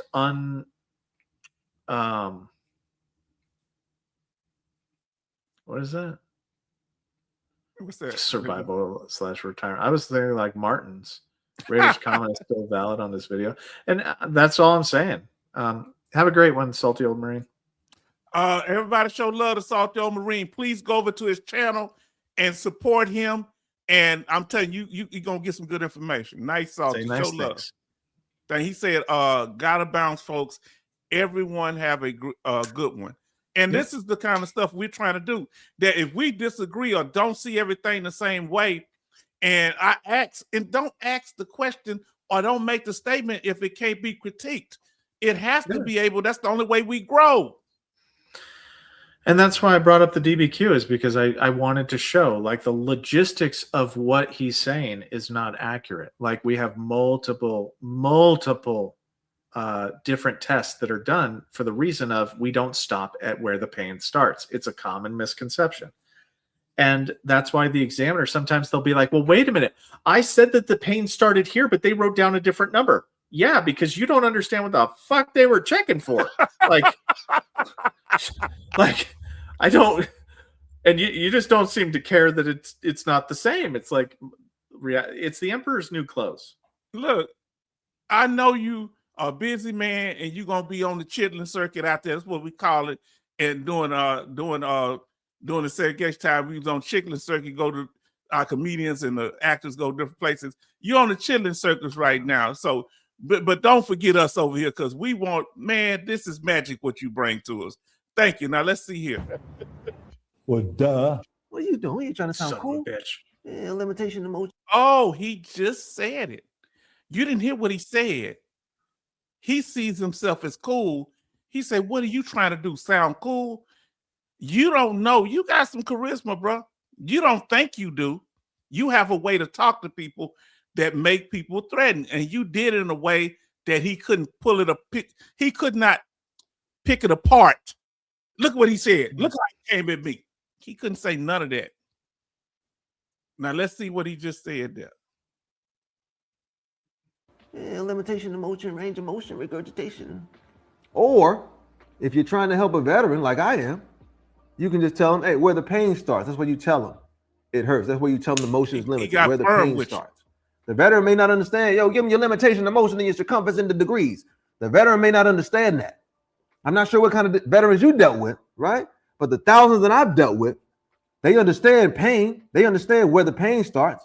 Again, I'm here to help the veterans, shorty. The regulation is the authority, not you. The regulation is the authority, not you. Well, I mean, the thing that he hasn't read is the authority, not me. Sure. I mean, I do not disagree with him. The thing he has not fucking even attempted to read is the authority. Yes, it is. You know, go ahead. I am astounded right now by, like, Just the fucking confidence that's oozing from that beard. And I have to say the beard is pretty impressive. But like just yes, he is talking about me, Rudy. Yes, he is. He is talking about me.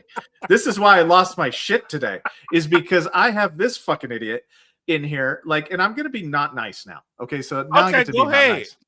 Okay, so here he is fucking with people's lives, and he's saying all the words. Right? He's saying the exact same thing that I'm saying. Is he's like, do you know how many fucking veterans I've helped? So he's helped thousands of. He has fucked over thousands of people happily. He admits it. How Ray to interpret it? Wow. Yeah, I have fucking misrepresented the process to thousands of fucking people. How dare you correct me? I have said random shit I do not understand to thousands of fucking people. I don't go on here talking about how nuclear physics works. I don't fucking know. This is the Dunning-Kruger effect right here, where you think you know how something works, but you don't fucking know how it works. And I'm not against him learning how it works, but he doesn't actually fucking understand how it works. But he has talked to thousands of people, and he has told him how it works. Told them, probably for money even. John Michaels, get in here. This man has told fucking thousands of people for money the wrong thing. Does John Michael, do you have any smoke for him? You come Release after the hounds. Yeah, you come after our brother Sib Dib and Veteran Info Tab about what they earn pocket watching. Why all these people that are destroying veterans, you have nothing to say about them? Come on now, bro. This which he said he went on there, but dude, this is your new fucking hobby right here. Yes. This guy has admitted, right? You can disagree with me all day long, John Michaels, but there is one thing that you have never told me to my face, is that I'm not trying to say the information correct. Maybe too correct for your opinion. Maybe I'm helping people that I shouldn't help. But this guy right here, okay, has helped. I'm air quoting help right now. He has helped thousands of veterans the wrong way for money. You can tell. Look at his thing underneath there. He's got a Knowledge Institute. I said this on my video. It's the wrong knowledge. It's how I feel about things. Like, it's the Feelings Institute. But I need to give. You say Feelings Institute. You're out of control. I mean, it is how he feels about something, right? Because he sells it with confidence. He sells feelings like they're facts. And I'm just going to be honest with you. John Michaels, if you are not dialed into this guy right here, this needs to be your new hobby, because sometimes you work in mysterious ways, right? Malingering is a problem. And this guy is helping people malinger. Yes. Because if you do it based on the pain, everybody will say they got to wait until they get to the total pain level. Am I right? Yeah. Then everybody have 100%. Now you say malingering is a problem. Just ask Jason. Well, why keep digging at Jason? I don't know, but you shouldn't be digging at them. You should be digging at this guy. This guy has helped thousands of veterans on the sly. And look at this, should really get you, John Michael. He has a cash app, and you know how you feel about veterans profiting off other veterans. I don't even know if he's a veteran. I haven't even heard that. He hasn't. I haven't reviewed. I haven't reviewed whether or not he's a veteran. Oh God! But I haven't reviewed that. I don't know. I have not. I didn't think of that, man. I don't want to go down the rabbit hole. But this guy right here, he's taking advantage of veterans. I'm getting pissed off now. Now, you know, like, John Michael has probably watched so much of my content. I know John Michael has. And he can disagree with me, right? Like, he can disagree with me about stuff, but he knows that I represent, like, whenever I say something, I back it up. This guy right here is irresponsible, in my opinion. He's taking money from veterans. He's I'm going to do all the things. He's like, this guy probably works for the VA. Yeah, Yeah, he throw probably it all does. out there. He's probably like some kind of like he's probably at the mailroom or something, but he's got street cred, right? But he probably makes a lot of money doing stuff, but he's making money off the backs of veterans. Look at him, and he doesn't even have the right answers. And you know, And he called me racist for fuck's He sake. called I mean, you that's racist. fine. John Michael, you pick your flavor of whatever you want to get pissed off at, but direct it that way, okay? You just go get him, Tiger. I ain't joking here. Go get him. And Like, you know what? Go ahead. I'm just saying, release the hounds, John Michael, because look, it should be about factual information, but he is perpetrating a lie just to look cool, to help people. I mean, he wants to be cool. Like, he wants this to be a cool thing, man. He wants to. Why is it cool? This isn't cool. This is a legal fucking process. He using hood talk, call you shouty. You know what I'm saying? Now listen. I mean, I'll meet him in the parking lot. I got one left in me. I got one left in me. You got left one in. I got one left in me. Like, I'm saving it. I tell my kids that, I'm like, look, you do not fuck with me. Like, I don't say it to them like that, but let me tell my you oldest something. son, I'm like, look, don't fuck with me. I got one left in me and you don't want it. See, this is my problem, John Michael. Yeah. You said that Raider HQ, and I'm full disclosure with my brother. You say that he coaches people. This is coaching on steroids. Yeah, this is coaching. Like, if you want to make the distinction, I educate. I make the caveat, like, it has to be true. This is what true, like, if this is that, then that is that. This is what this looks like. This is not responsible. This is coaching. Oh no, man, you just say whenever the pain starts, you just make some shit up, and I'm like, I am so against that. Like, that actually upsets me. Like, I didn't really honestly get to this portion of the video, but oh, you must got. So we have ABQ basketball. Yeah. He don't lie. My bad. Okay. My bad. Now, but this guy, I want to say Nort Torres. He does have almost 12,000 subscribers. That's scary. He does. Rally in the parking lot. No shit. Yeah. Like, I'm down. And he's saying go ahead, finish up. Well, I mean, like, I'm just saying, like, the blatant disregard for the veteran on the other side of the claim. That's my issue with this. It has nothing to do with ego. It's not that, like, he challenged me or nothing like that. He can clown as much as he wants to, but he just told us that he has told thousands of human beings, thousands of veterans, the wrong thing to do, and he has no remorse. He doesn't care if he's right. He doesn't care if he's wrong. He doesn't care whatsoever. There's no, like, that's why, like, having him on the channel wouldn't help with anything, because he doesn't want to be wrong. He wants to be cool. And if he's wrong, then he's not cool. Right. So, yeah. Go ahead. So I want to say this, John Michael, you say he called Raider a racist because Raider made him look bad. That is true. It's hilarious. That's not hilarious because that's reckless. Because if a person is out there, you don't discredit somebody or try to. This man he said thousands of veterans that listen to him. Don't you think he's influencing young veterans? And if he can hurry up, you don't listen to him because he don't even know you.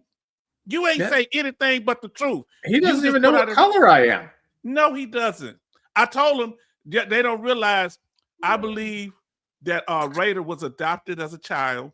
I think he grew up in a black community. Can I tell you something? Do you want, like, honest to God factual? Yeah. Like, honest to God. You know too much about black culture. My grandfather was black. I figured. Okay. Like, I mean, not that it matters. It doesn't matter at all. But that might get people to start discriminating against you. Don't. Son of a bitch. Cut that. You better cut that, H-Town. No. John Michaels, don't reveal that to no one. It's our secret. Now you say, it's like liberals get triggered. Yeah. I have to be a full confession too. My great grandmother was a white woman. Well, my great grandwoman. So now understand, this is doing the 1800s. She was 6 foot tall Irish woman. I don't know how my great grandfather was with her during that time. I have no idea, but we got a picture. She lived to the 30s, 1930s or 40s, and they had 12 kids together. So I guess you would say they were in a relationship. But when we have the family reunion, They just mention her name. They act like they don't. I say, we got this on the wall. Y'all understand stuff we don't talk about here? And it's like, it's a part of our history. All of us mixed up that's been here long enough. Now, let me see. Hold on. Now, I do agree. Give me 100. Yeah, give me 100. Yeah. He is trying because I'm standing up for Sib Dib. Yeah. Well, and look, and everybody can have disagreements, right? That's fine. Like John Michael's John Michael. I don't know why he's agreeing with me tonight, but and he said something nice to me again. Like I feel like it's Lucy and Charlie Brown all over again. Raider knows more about the VA disability benefits than all these YouTubers combined. People get threatened by him. That is a nice thing to say to me. But another problem is that I know that you disagree with the way I use my powers, my knowledge and whatnot. Like you don't believe that I should be telling things to people because it can cause malingering. And I have to weigh that. No, that's one of the things that John Michaels has said, that he gets perturbed by me. Yeah, no, and he does. Like it is a problem, right? It's something I had to wrestle with because I'm like, there are bad actors that can watch my video and actually get better at being bad actors. But with a more informed veteran community, the bad actors lose validity. They lose the ability to take advantage of people that are well informed. So that's the struggle that I have constantly with the videos. And I don't know. I don't know if you agree with that, but that's kind of something that's been frustrating because no, I agree. Yeah. I'm gonna tell you why I agree, because these people like operating in the dark, and the more veterans that get informed, we'll be able to point out the bad actors. You understand what I'm saying? Yeah. So, no, the more less knowledge is never good. What happened? No, just the chat's on fire. Hey, Rudy, I used to live in Guaynabo. So I don't know if that matters to you or not, but yeah, he got so bad. I'm telling you, when I invite him to the cookout, when people say, "Who is that?" I say, "No, he ain't white. He light skinned." That's why he's just really light skinned. Light skinned. Yeah. You know what I'm saying? Listen, got that melanin just removed. Kidding. He said, "Just kidding." You see how Raider didn't get offended by that? We have to be able to talk. Sometimes they try to say, they used to joke about me being Dominican, but I'm a black man for America, and with all these deportations, I say, hold on, no. I'm American black. I'm not. This accent is not made up. And my daughter started joking with me about being Dominican. I say, then I got defensive. I say, well, your mom people are from Arizona. What black people from Arizona? Where's she? I said that's a new one for me. But her history goes some way back to Arizona. That's weird, ain't it? For black people to be, but she from Galveston, so most people in Galveston crazy. But love. Now, I'm Puerto Rican. My driver's license from there. Yes, my Puerto Rican. I'm Puerto Rican. My whole bloodline is mixed between Spanish, black, beautiful. Yes, of course. Say, oh, look at Disabled Ronan. Say, I knew it. You finally got something on him. What's his name? I told y'all he had somewhere down the line. He just confessed it because he has too many. It's a genetic thing. It's not just culturally, fam. Y'all got to understand something.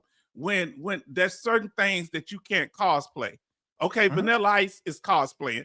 Vanilla Ice, when he was doing that, he was just somebody kind of grifting off the culture. But there are certain people like Tina Marie. She was white, but she grew up in black culture.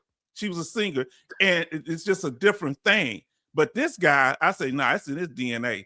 I knew it. Now listen. We all fam, welcome to the Veteran Channels. Yes, indeed. Yeah. Now listen, Rudy say, but I'm white skinned due to my Cuban grandpa. Yeah, that's it. And I want you to get that smoke. He say, and my people call me Mendigo. Wow. Nope. It's a trap. What from who? Nothing. Just keep going. Don't go back. Don't go back. Go forward. Always go forward. He say, what? That's a setup. Now listen, all that matters is the one you have helped.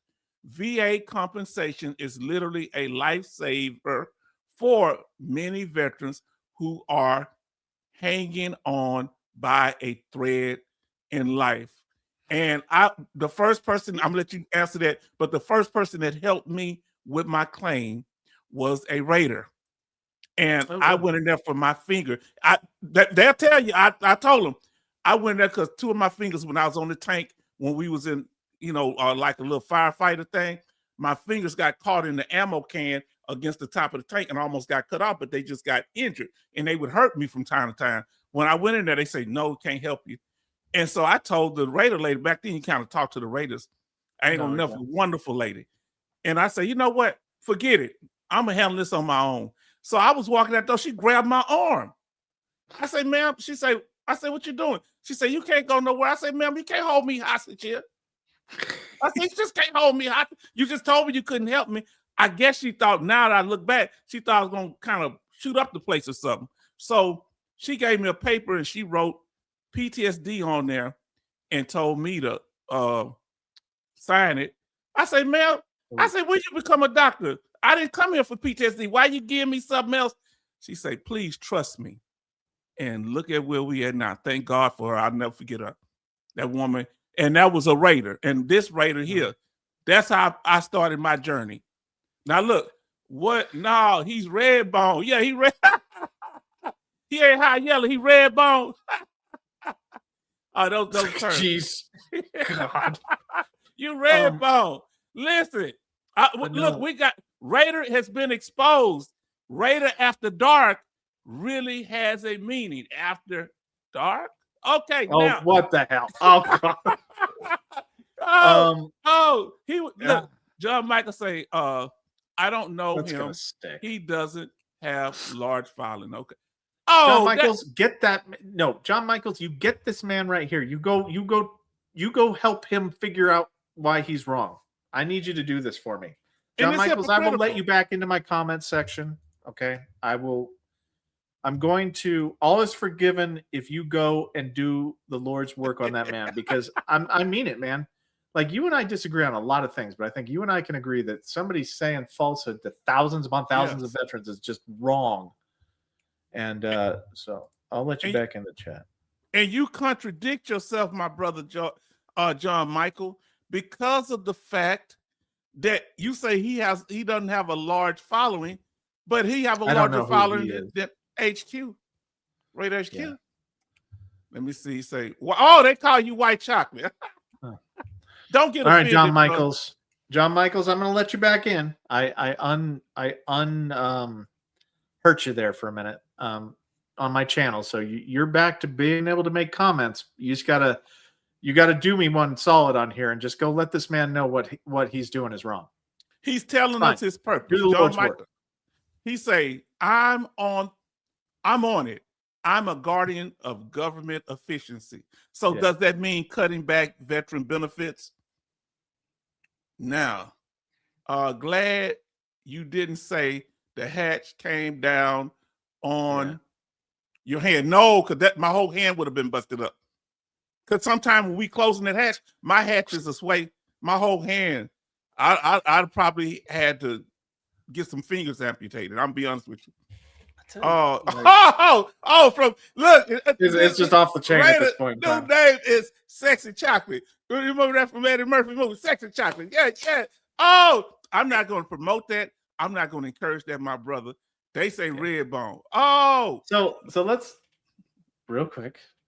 Let's break this topic up a little bit. Let's play what the man has to say. I mean, his face is so squinted up here. Let's finish. Let's get to it. Let's because I don't know how much more of this. Let's get not me. The regulation. Not your QTC buddy either. Huh? What are you doing, yo? We love this though. Beware of the dog. It's good to slap these people around with regulation. We got the regulation right here. Is the VA regulation trying to help the veteran? Of course not. We understand VA saying it in confusing terms, but for you to just regurgitate the VA, and well, you're smart now. You're regurgitating false doctrine. Bro, I can read too, bro. You know what I mean? What are you doing? I don't understand this. I don't understand it, right? But this is the beauty of this channel. And he ain't showing no facts. He's just bumping his gums. I don't know where he said the pain starts. Like, he won't be able to find that in the 38 CFR because painful motion is like what Mitchell v. So and so. Like, he won't find it in the part 4 because he's in the part 4 right now. It won't be there. Painful, yeah. You really want to piss this man off? I mean, that's what he's trying to pull up. Yeah, that's 38 CFR part 4 that he's going to show a range of motion thing. And it doesn't say the start of pain, right? Like keep playing it. Let's see where he goes with this because I can't wait. Yeah, let's get to it. Oh, Lord, I moved the screen. Because I'm wondering what he pulling up. He's like, yeah, I got you. Hold on. No. Yeah. Cats like this coming out the woodworks with this garbage, right? So number 1, QTC examiner decides on the claim. We debunk that. How the fuck did he debunk it? Federal employee decides the claim. He said we debunked it. Radar HQ, shut your channel down. You need to go into just training, sir. He does not understand what a medical opinion is. And thousands of veterans, the most fundamental fact of the entire process, this man does not understand. He does not understand who originates the medical opinion, what the medical opinion does. He doesn't understand how the DBQ is filled out, who does it, who signs it, who finalizes it, who does everything. He doesn't understand that it is a literal handoff from the medical to the legal side, and the legal side just confirms it and makes very few decisions. He's going to give me a heart attack. Okay, let's keep going. The QTC examiner submits information that is considered with the pile of information that's considered, right? But they don't decide on the claim. They give their opinion. Just like your doctor gives their opinion. Everybody got an opinion, even the medical staff. Just Oh everybody my got a God. butthole. Everybody got an opinion, brother. Oh my God.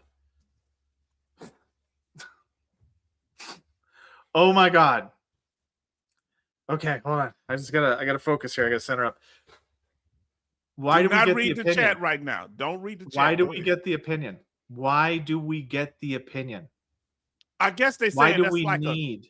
that's like a tiebreaker thing, like just to help them make their decision. It's just certain part of the evidence. It ain't making sense, is it?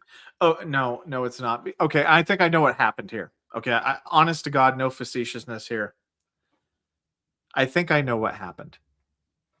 So this guy thinks that this process is like a judge and an actual like court case. That's what I say. We saw Raiders as like a judge. I even said in a video that when it comes to the VA, they take the place of a judge. I was in error now that I've talked to you, but that's what we thought, really. Yeah, I think that that's what he thinks. Like, he thinks that the BVA, the Board of Veterans Appeals, is the way that the VBA works. And he thinks that it comes before the Raider, and then the Raider will take all that stuff, and then they will wave their magic wand. Okay, I actually understand it now, and it makes it a little bit more easier to understand why he has this misconception. Because we have to actually believe, like, Doc Shelley's on here, and Doc Shelley was a Raider too. So take care. Have a good night. Marine. Have a good night. Go ahead. Doc Shelley was a Raider also. And Doc Shelley can attest to the fact that Raiders kind of have to do what the examiners say. Right? Like, if the examiner says it's service connected, and if all the legal evidence supports that, the examiner decided that. They decided it was service connected, because you need a medical opinion to decide that it's service connected, that you aren't doing anything. Like, I could tell you where the confusion comes from. The confusion comes from that when I had somebody, my ex tried to get an apportionment on my benefits when I already was paying child support, the decision was made by the regional office, whoever was handling the claim. So we just kind of say, well, if they got that type of power, they're doing the same thing with VA disability claims. We just kind of I know that it was supposed to be based on the evidence, in my opinion. I know it was based on the evidence when it comes to VA disability claims, but when it comes to other claims, the decision is made for verifying dependents and stuff is done without medical evidence. So some people think y'all do all of it. But guess what? In that circumstance, guess who does that decision? It's the authorizer. The rater never sees it because there's no medical evidence to have to double check. We didn't know that. See, that's why I'm glad you telling us. And if I didn't, you notice when you say stuff that I don't know, I don't try to. I don't like. Well, no. This is what I've been dealing with. I mean, you're fine to do that. I mean, no, if I don't know what I'm talking about, I'm gonna shut up. You know. And go ahead. Yeah, I don't know. Like, it's getting juicy now. Jeez, you missed out on a lot because it's been a little spicy so far. So I got asked to stop swearing one time. But I mean, like if this is what debunked is for him, I feel sorry for all the veterans that he has helped, because he does not put much effort into fact checking things at all. Like I showed the DBQ and how the painful motion does not limit, like the start of painful motion isn't even the factor. Painful motion is a minimum 10%. Doesn't matter how painful or where it stops. Like your limited range of motion is how far can you go. That's why, like, I don't know if you've ever been to an exam where the examiner will push your joint further than when the pain starts. That's because the pain doesn't fucking stop. I don't know. I don't understand. I didn't know why they did it, but now you're making sense. Yeah, they don't stop there. Now they don't. What percentage? Based on this question from San Diego Marine says the medical opinion carries a lot of weight in the VA claims process. What percentage is it in a decision? The medical opinion. 100% of the time for every rating decision that requires a medical opinion, the medical opinion has 100% of the outcome. Wow. So now we know. I can't make that up. If the examiner says no, it is not service connected, that's the final answer. I don't get to go, you know what, I disagree. I want to service shop. I want to go to somebody else and get a different medical opinion. Unless there is some kind of insufficiency with the examination or medical opinion itself, I can't weigh in on that fact. That's where the CivDiv said, like, hey, look, the rater's hands are tied. That's the truest statement that you can say. They're tied for the good or the bad, right? Like they're tied for the good or the bad. I can't just make stuff up. There are certain situations where the raters get to have a say in things. Like they get 50% of the say on migraines at 50%.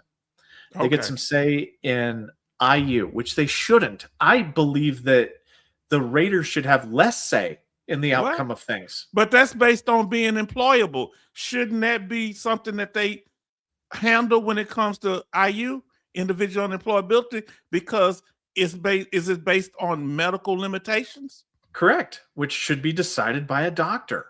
Wow. Right? Like it shouldn't be decided by a non-medical person. It shouldn't. I mean, I disagree with that every day of the week. And aid in attendance too. That's completely decided by the rater. And how many times have you had an aid in attendance thing where you get a favorable finding saying, yes, you have aid in attendance. Yes, your service-connected disabilities caused you to have aid in attendance, but you're denied for aid in attendance. It's because the rater gets to have the final say in it, and it has nothing to do with medical. It has to do with convincing the rater that you are so disabled that you require another human being to do the actions and behaviors for you. And if you haven't had a chance to go over to Rater HQ's channel, he has his channel Rater HQ After Dark. Please go over there and subscribe, support, because this man has changed my life. This man I'm getting tens and thousands of views in a week. Yeah. 18,000 views in 1 week and going up. Did you hear what I said? Yeah, when I get my food stamps, I'm going to do something real nice for you, brother. Now, listen. Okay, I don't know where that came from, but listen. The medical opinion is a step on the ladder. You can't go any further without it. Is it a step on the ladder? It's the Is that a good analogy? And we're not criticizing what you're saying, basketball, but how would you describe it? It is Critical? the engine in the car of your claim. Like, it is the engine. Like, you can't go anywhere Wow. without it. Like, you can't literally go anywhere without it. And guess what? The medical opinion, you could get 9 times in a row. You have the same evidence, and you get denied 9 times in a row. The 10th time, a different examiner comes to a different opinion and says yes. How the fuck can you tell me that that isn't the examiner's complete and total power in that decision? Did you hear that? They make all that determination. The Raider can't just go, you know what? I disagree. Granted. Like, Is there a limit on how many times you can be denied on a claim? Oh, no, there's no such animal. I have come across people, and like, some veterans, man, oh God, it is exhausting because they will back to back on it.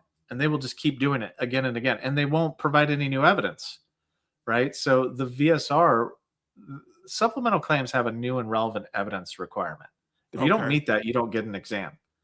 But the examiner decides the outcome. That's why the making sure that the VSRs prepare the exams, the maximum effort in that matters the most, is because if they don't give the examiner all the information, you can get erroneously denied because they didn't prepare your claim well. The examiner made a decision, a binding decision, without all the evidence. It is, Doc Shelley. It is beyond taxing mentally. But that's where this guy, he doesn't understand the nuances. Like, he's trying to reverse engineer the process based upon his personal experiences and what's worked for him. It falls apart the further out you try to generalize it. Let's see how far it falls. And we want to thank Grace says he loves coffee. Please go over to his channel. Our brother, I think you have a like a coffee thing. He don't like different people sponsoring him that would mess up his message. And he has other merch over there. Please go over there and support him. And I'm gonna get over there and buy something too. Listen. They don't make any decisions though, shorty. Neither do you or your QTC buddies, right? What are we doing, man? So that's wrong. And then the second one, we playing semantics now. You're going to say the same thing I'm saying. The difference between you and I. You say it in a way to try to sound cool, I guess. Shout out to you. Put your hat on, yo. I say it in a way to try to help as many people as possible. No, you don't. You say it in a fucking factually untrue way. You say it in a way that's not fucking factually accurate. They do not stop at the actual onset of, it's Carter Hughes. John Michael, you can go find him. His name is Carter Hughes. This clown. Yes, John Michaels, do the Lord's work. Godspeed, John Michaels. Godspeed. Get him off of us over here. Go do some real work. Look, it's this name, Carter Hughes Knowledge Institute. Yeah, that's what it is. The link is in the description anyway. He has a company. I got a link to his company. It's dishonesty right here. But it is. It doesn't actually factually represent how the process works. So, and this guy doesn't care. He doesn't care that a veteran. Give me a moment. Our brother Sib Div, y'all really putting this man on blast today. Hold on, Sib Div, you went on the channel and you had said something too in the chat about him, so you got on him too. So we ain't by ourselves. You did a comment. Because I was about to put a comment when I saw Sib Div. I said, this man gonna think we piling up on him. Go ahead. I'm just a passenger in this. I came on to talk about claims processing, and he actually, John Michaels is either high right now or something like that. I don't understand. What? But is this? I don't understand. Yeah. Wow. I don't. It's fine. Go do the Lord's work, John Michaels. Godspeed. But anyway, so like I'm not a dude. He called me racist. Yes, okay, he did. like yes, he did. The Civ Div. This man called me racist and unacceptable. So yes, I'm laying pipe right now. Yes, I am laying pipe because I refuse. Like, no, I am. He has this business, whatever the hell this is. He says he has helped thousands of veterans. He has Wow. basically destroyed thousands of veterans' claims with misunderstanding. Now we Okay, want to is it- say, if any of you haven't had a chance, go over to Yeah. Sib Dip's channel, and he's really put out good information. He really, a lot of the stuff that I didn't know when it comes to how to look up the laws, I learned from him. I've always shouted him out for that. So everybody show love to Sib Dib, okay? Now, yeah, I saw his videos today. They were great. yes. Now, John, oh Lord, hold on. He Yeah, about no, to get just into don't it. look. Just don't look. Don't look, Just don't look, keep going. he Keep baiting going. us. Let's get back to it. That's the purpose of this channel, of Is it? this institute, of It's this an playground. institute now. Each one. It's a playground. It teach is. It's a Each one teach one. You know, that's he's kind of playing on our term in my culture, but you didn't notice where he flipped it. He said that he's the facts guy and you the one that's doing the smoothness. He was projecting on you, saying you doing all the smooth talking, and he was putting out facts when it's the reverse, in my opinion. and Nah. I mean, I don't understand it. I mean, Yeah, where but he see, that's why you keep it going. Go ahead. Here we go. Right? Well, We say I it in mean, a way like that I haven't everybody can addressed this. You say in a way that like everybody can misunderstand it. Yes, I do not disagree that he says it in a way that everyone can misunderstand it. He doesn't have the competent grasp of what he's actually saying. Initial onset versus full range of motion limitation are not the same thing. And I'm sorry if I say it in a wordy way. Guess what? It's a wordy process. Okay? Sometimes you need to translate the casual conversation into total actual like if you want to impress the people actually hold on. Go ahead. I need to focus my thoughts here. Get there, because I focus your thought, because Okay. go ahead. I'm better now. All right. So here's why I corrected him in the first place. He was saying the wrong things to the wrong people. And then he further doubles down and says, no, man, I'm saying the wrong things to the wrong people. You're trying to say things to the right people. I don't know if he's here to help or to hurt. It sounds like he's here to hurt the veteran community. Like, But he's think really about like, it. He says it so smooth, though, even though it ain't right. Oh, yeah, he makes believe it me. sound, his delivery, man. yeah. Oh Go no, ahead. and that's why I wish that he would use his powers for good. I wish he would Yes. dial in on the message. Like, I don't think he's not salvageable. I think that he just he doesn't want to put in the effort to know the information, to learn the information. Like, if he put in the effort and truly put in the effort, he could touch a lot of the community, right? In probably a good way if he actually tried. Nobody is beyond redemption. Not even John Michaels. Go do your work. Go do the Lord's work. Go get him. Here we go. Look, that's real true, Benny. Hello, Sib Dib. Thanks for always answering my questions. Yes, indeed. Yes, indeed. And that's what he does. And we were saying earlier how him being on this side of the game, not being a Raider, how he did his due diligence in learning the information. And that's good from our perspective, not being a Raider ourselves, real good, bro. Understand it. That way they don't have to come to you, right? For your authority or whatever. What the fuck this nigga? I don't know what's going on with this. Now he called him the N-word. Hold on. I didn't hear that part. He called you racist, but he using the racial epithet. He called you the N-word, man. And then he's mad. He's mad. He couldn't hold it. He's virtue signaling. Like he doesn't understand a word that comes out of his mouth. Oh, he slipped out. So what he really feel? Yeah. What the hell? Yeah, he is pissed. So you got him up out of it. You done pulled him up out of his skin. What did you do to piss this man off? I don't know. I mean, did you say anything other than the statement in front of us? Is No. there any coded language you ended? He would have posted it. He would have posted it. But you ended with this. I like the energy, though. I do, because I do like the energy. Yeah, I do like the energy, though. Like, I don't talk down to him. I'm basically stating the facts of the thing that he wouldn't have access to. Go ahead, Mr. Carter. Go ahead. You owe him an apology, Mr. Carter.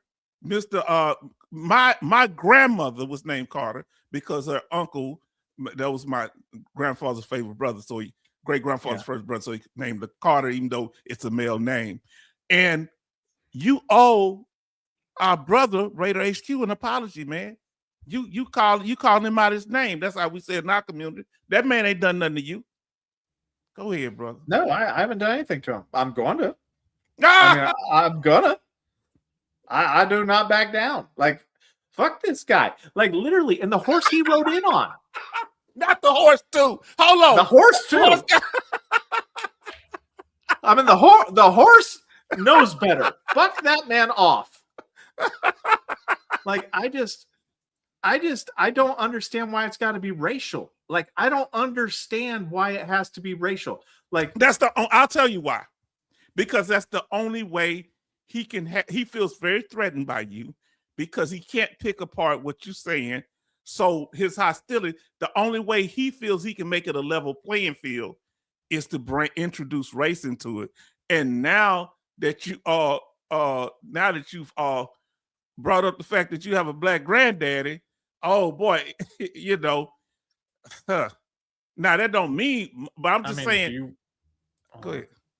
Oh no, I was John Michael was asking for something, and I'm going to help this man out. I'm going to give him.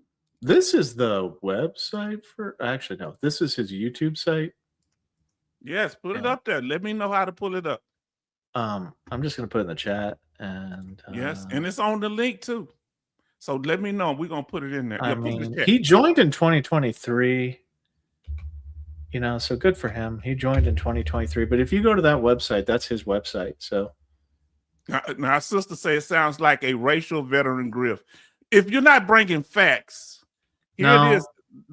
If he's not bringing facts and he's just throwing out accusations against people, I don't believe in that. Now, that's the site. The Civ Div, like, look, I get that, but he called me a racist. Okay, like, that is character assassination beyond anything. If I have a disagreement with somebody, I will not name their name, right? Unless they go above and beyond the call of duty.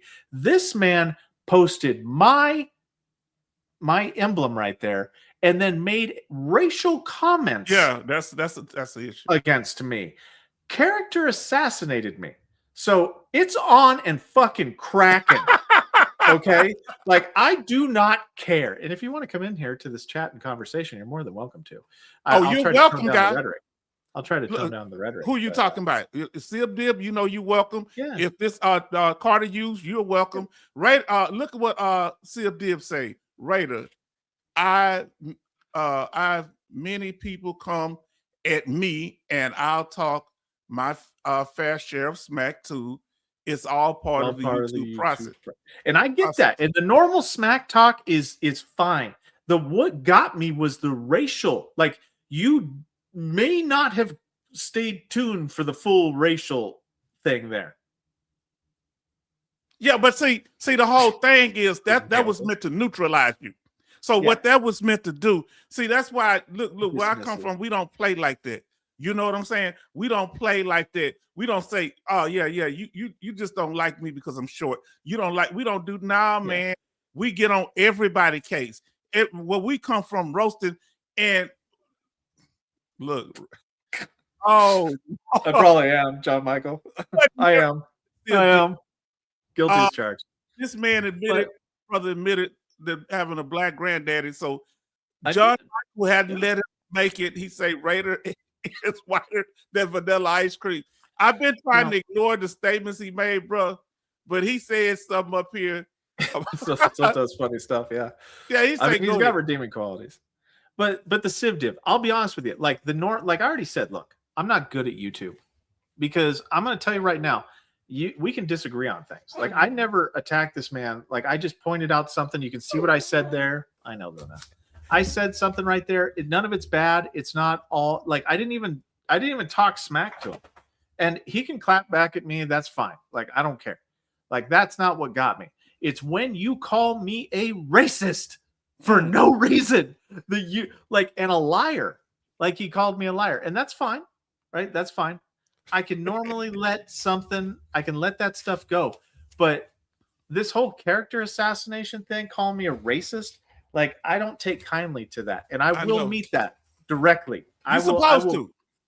Yeah. I will challenge that. What about this though? You just been exposed, Raider. John Michael say Raider is as black as I am Chinese. I'd like to see some ancestry DNA test results. John Michael. And then he Michael, said Raider is as black as Elizabeth Warren is Native American. I just don't understand. He said, look, she a $5 Indian. He said that you're a $5 black person. Wow. Come on, man. Whose side you on, man? I don't understand. Like, I just don't get it. Okay. I mean, cool. John Michael seems to I don't know, like the power of mysticism, has knowledge about how white I am and whatnot. I mean, I don't know anymore. Oh, yeah. Oh, they talk about, now listen to see what it said. Now listen. Sib Div says petition for Raider HQ to change his emblem to Carter Hughes' face. I will not do blackface. I will not do blackface. You said you're not gonna do it.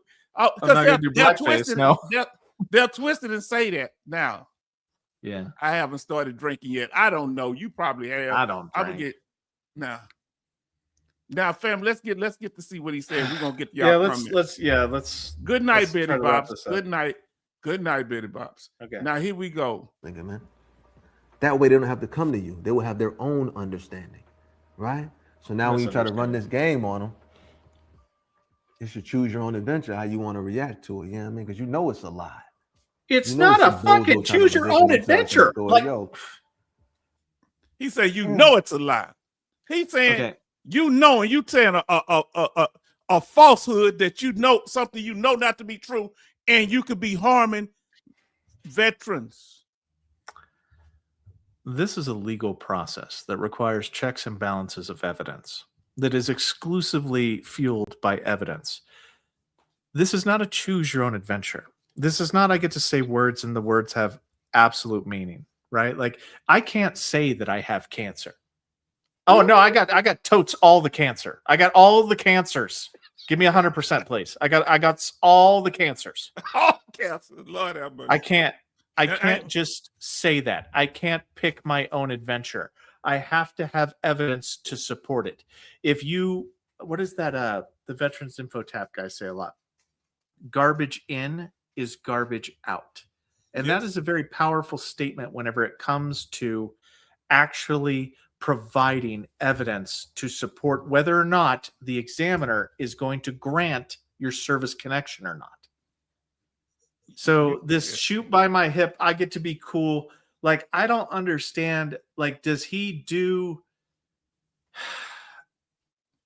just walk into exams and just goes cool? Go, yeah, man, I just got leg amputated. Oh yeah, no, it's right here. But I mean, I in spirit got my leg amputated. Like I don't understand what this casual you just gotta smooth talk him.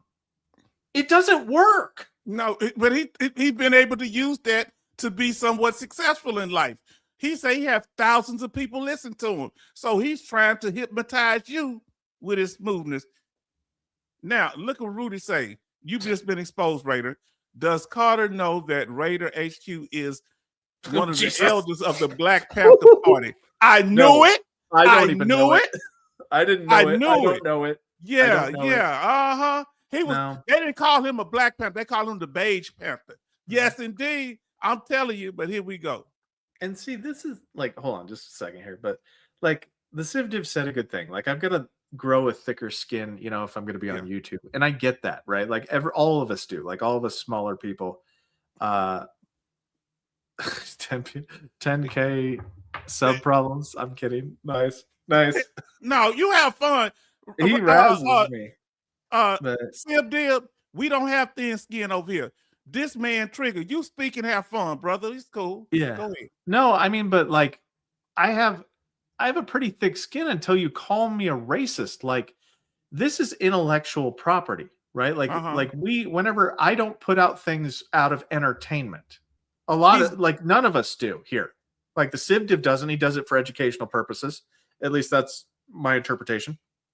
You put it out for educational purposes. The Salt Hill Marine puts it out for educational purposes.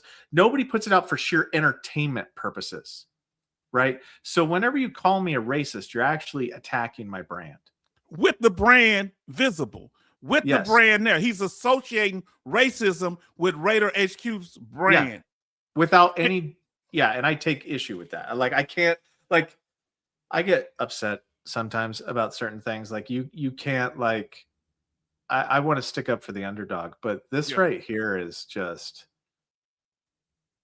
I don't know what this is, but it is bad. Would you be willing to go on an apology tour, even though you ain't wrong, just to clean up the image?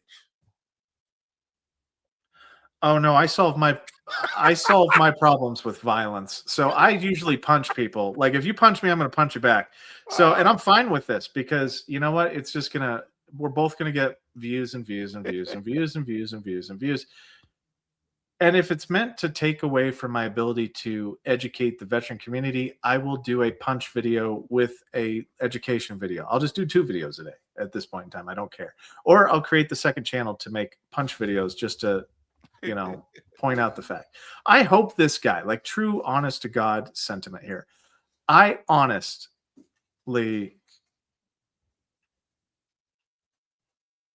Go ahead. My blood pressure up? Is that blood pressure? HG. Get my blood pressure up. Which one is that? Yeah, see, I don't know. Like, I don't know this guy. Like, I just don't know. Which one guy is that? God, ABQ basketball. You're gonna get mad whenever I get your emblem tattooed on me. I probably will. I probably will. Wow, man. Have a good night, Doc Shelley. Good night, Doc Shelley. And then Wolf of Wakanda. Wow. God, disrespectful Ronin out of the. See, and I just hate that. Like, I don't know.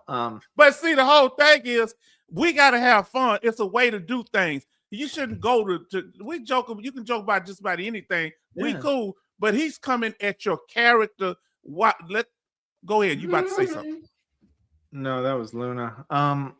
No, but it's he added memes. He added like, I mean, it's like the most childish thing, which, you know, I'm kind of being a little childish with how I'm talking about him, but you know what? It's fine. I've never been taught to take the high ground in certain things. Like I'll take the high ground most of the time, but if you make it personal, it's personal. So what makes me further believe that this dude Raider HQ After Dark, the dark stands for he's a Black American somewhere. Listen, let me tell you why.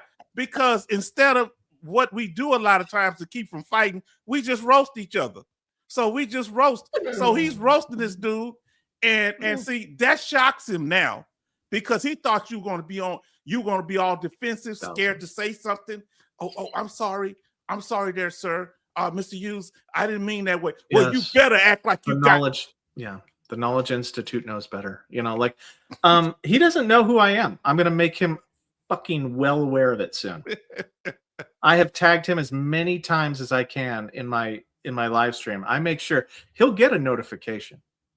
He will. He's going to get a notification. Like, I hope he watches it. I hope that he and that's the thing. Like, I'm a nice guy. It takes a lot to piss me off. Like, it honestly does. Like, I can get upset about things. I can get mad about things. But this is a step too far. So that's fine. Like, if he wants to know who I am, he wants to make me famous, I'm fine with that. Let's make me famous. Let's all make me famous. And, you know, I'll have a debate with him. I will.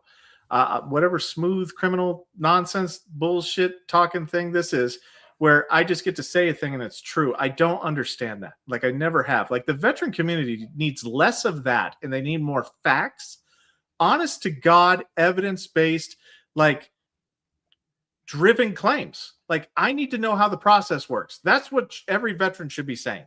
They shouldn't be saying, I'll mediate. Actually, Oh, I'm a that'd be mediate. cool. Yeah, I'll mediate. I'm taking Trump now. I'm a mediate. Look, I'll fight over that one. I don't know because he called both of y'all racist. He would call both of y'all racist. He would. It's 2-on-1. See, you would. See, you need somebody that I think I got one black parent, but listen, that he would say, "Oh, y'all beating up on him," but still would do a good job. But I'm saying we want him where he can't throw that. He can't sidestep. Yeah, he'll sidestep. See, that's what happened there, and I'm gonna give him a chance to speak freely. And I respect if he's right on something, and I'm going to interrupt him. You're welcome, Mr. Hughes, to come over here. Listen. But I don't think he will because he doesn't care about being right. He does not give the first iota of any kind of indication that he cares whether or not the things he says are factually accurate. He just cares about being cool. He wants to be cool. Oh, no, he knows the system because, dude, if it was as easy as he says, how many people would be at 100% right now? There wouldn't be anybody that wouldn't be 100%, right? Because it would be so easy. Just got to be cool. You just got to be cool. Can we play him, please? Let's play. But you say you know the game. Yeah. See, because I know because he's talking hood talk and slick smooth talk, so I know where he's coming from. And now we ain't gonna be able to wiggle room. Listen here. Put your glasses back on. No.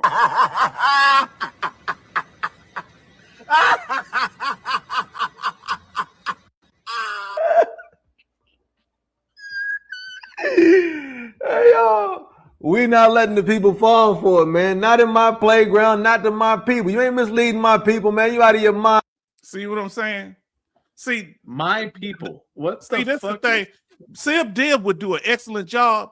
But I'm telling you, this guy's gonna do my people thing. Anybody that know me, tell the truth, family.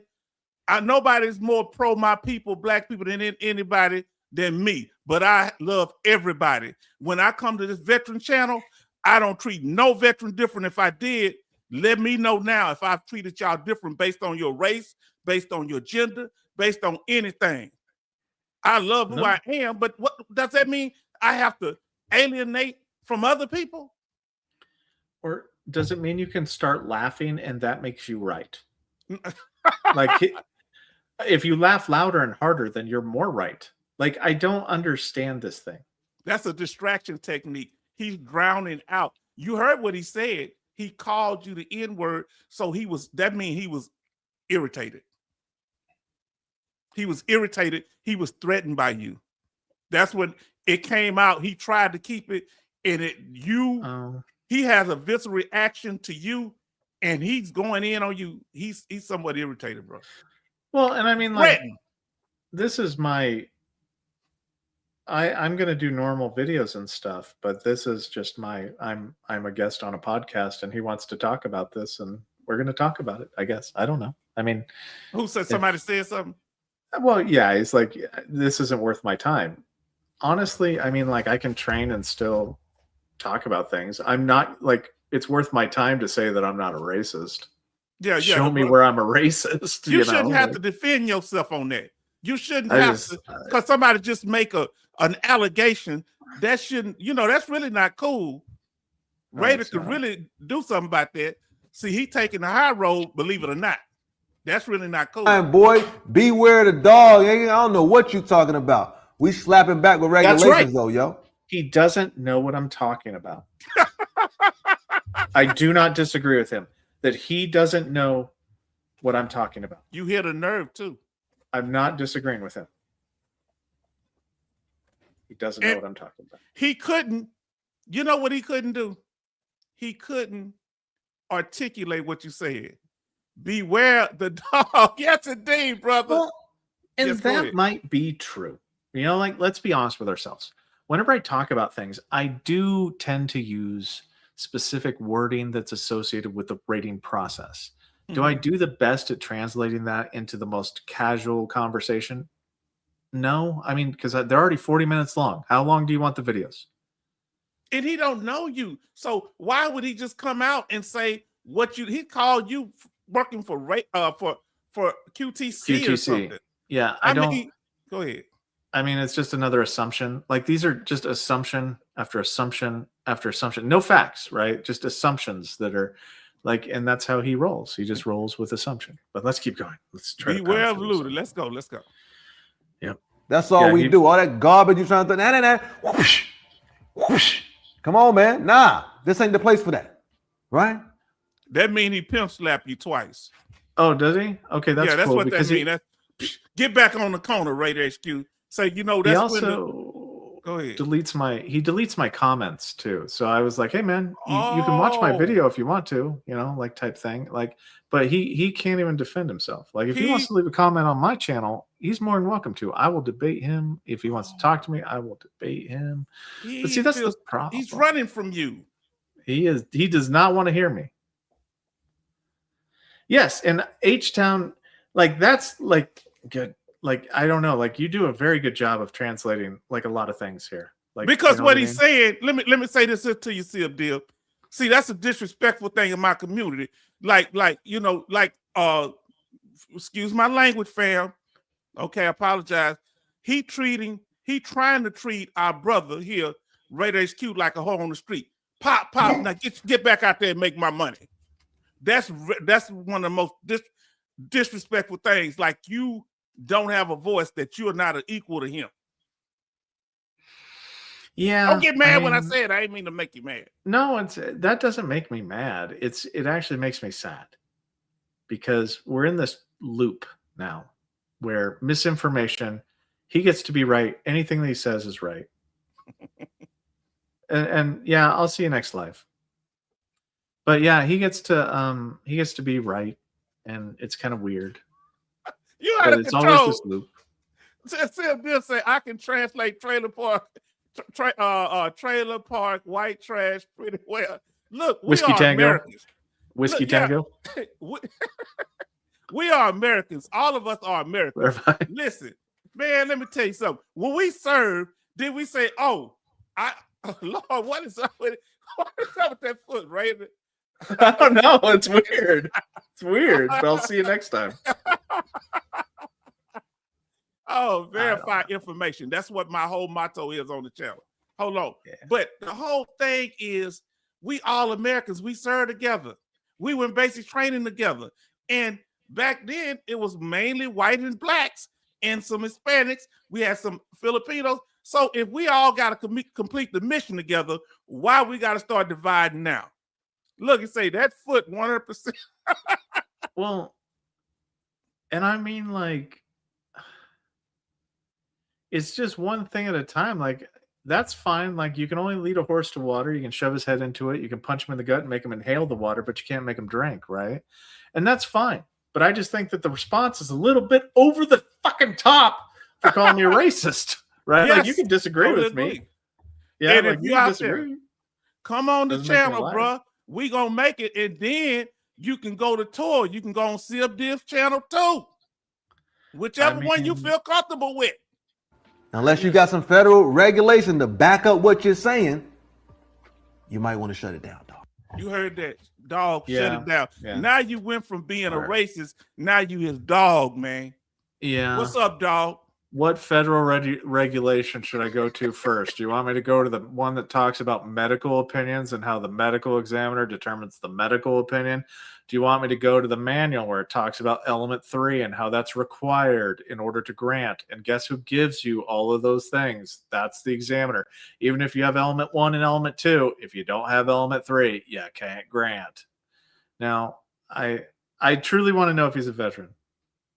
You blow my mind. If he was not a veteran, I'd be very upset and offended. I don't. LOL. I mean, the that was the ASVAB worst scores. I want to know made. the ASVAB scores. I truly want to know you're a veteran. Yes. But yeah, so I mean, like, what part do you want to go to? I don't know. I could do this all day. I mean, there's just so many. Like, it's. Go ahead. Keep going. Let's do this. Pull the Band-Aid. Lord, hurry up, folks. John Michael made a statement. Don't look at it. Next up, we got my man at Better. Oh, Jesus. Oh, Lord. John Michael, stop. Calm down. Don't look. Just keep going. Just keep going. Let's keep playing. Let's keep going. Oh, wait. No, that's it. I think he went on to. Yeah, he went on somebody else. He went on to somebody else. Yeah. Now, family, say What the fuck is this? Hold on. Actually, hold on. Tell me what you want me to do.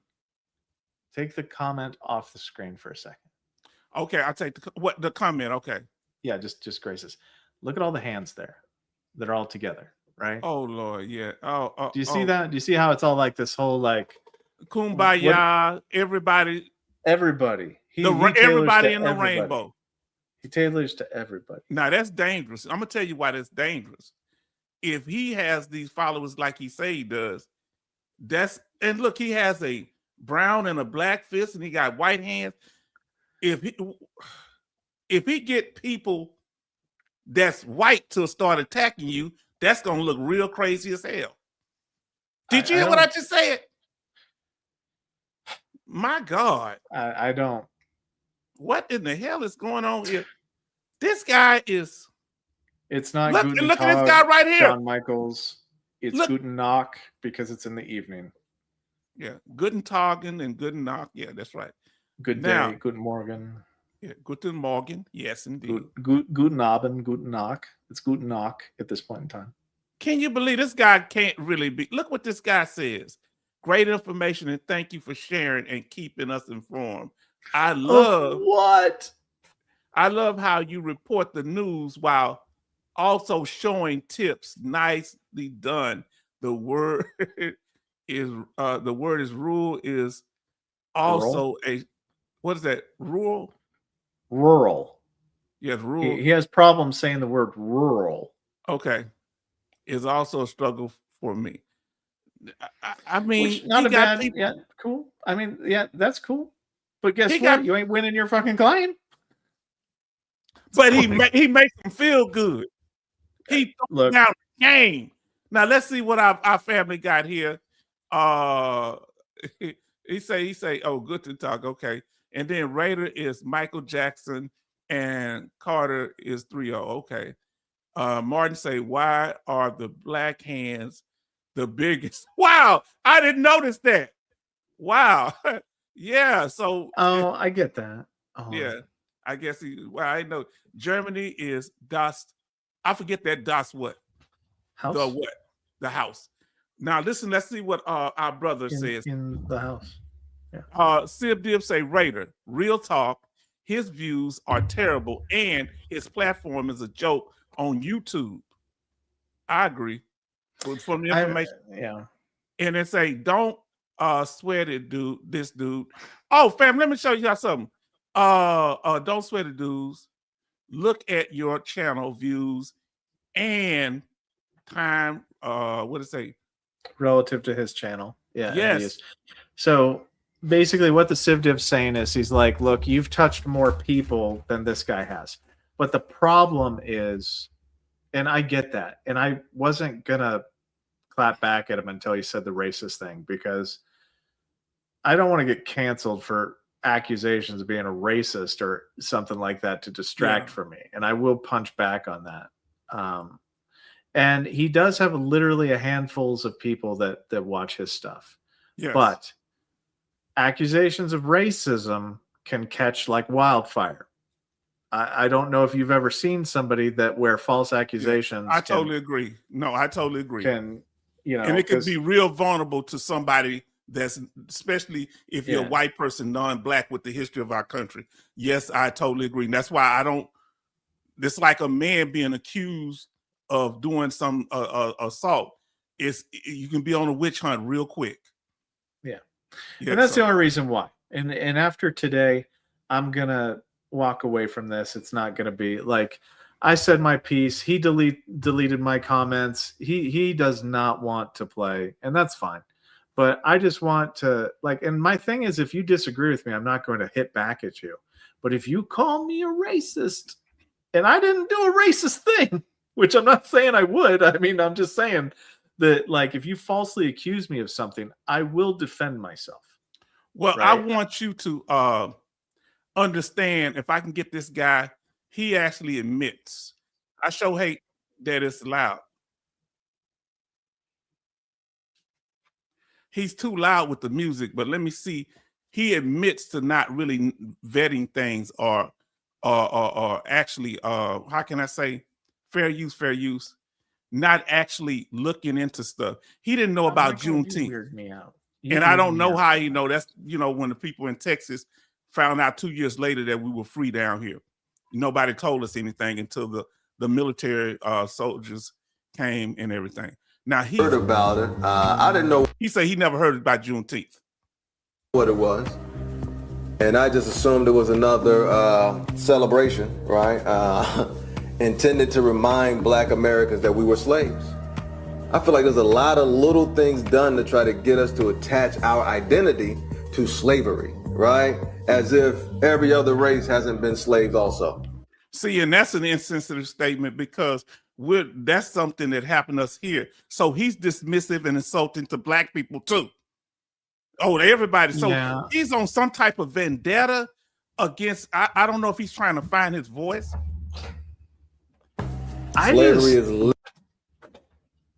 I'm looking for I do not understand how YouTube works. Like, it just weirds me out. I think I just don't know. Like, I want to keep putting out information. Keep It's my hits head and down. views. It's hits and views. So whatever you do to get views, you do. He says it. Literally part of like the race life cycle, So when I was first introduced to this Juneteenth, I had a bad view of it, because I'm kind of protective of the Black psyche, right? The collective Black psyche. I understand, like, man, there's people trying to come at us with all kind of Did we vote him in? What happened? Why is he?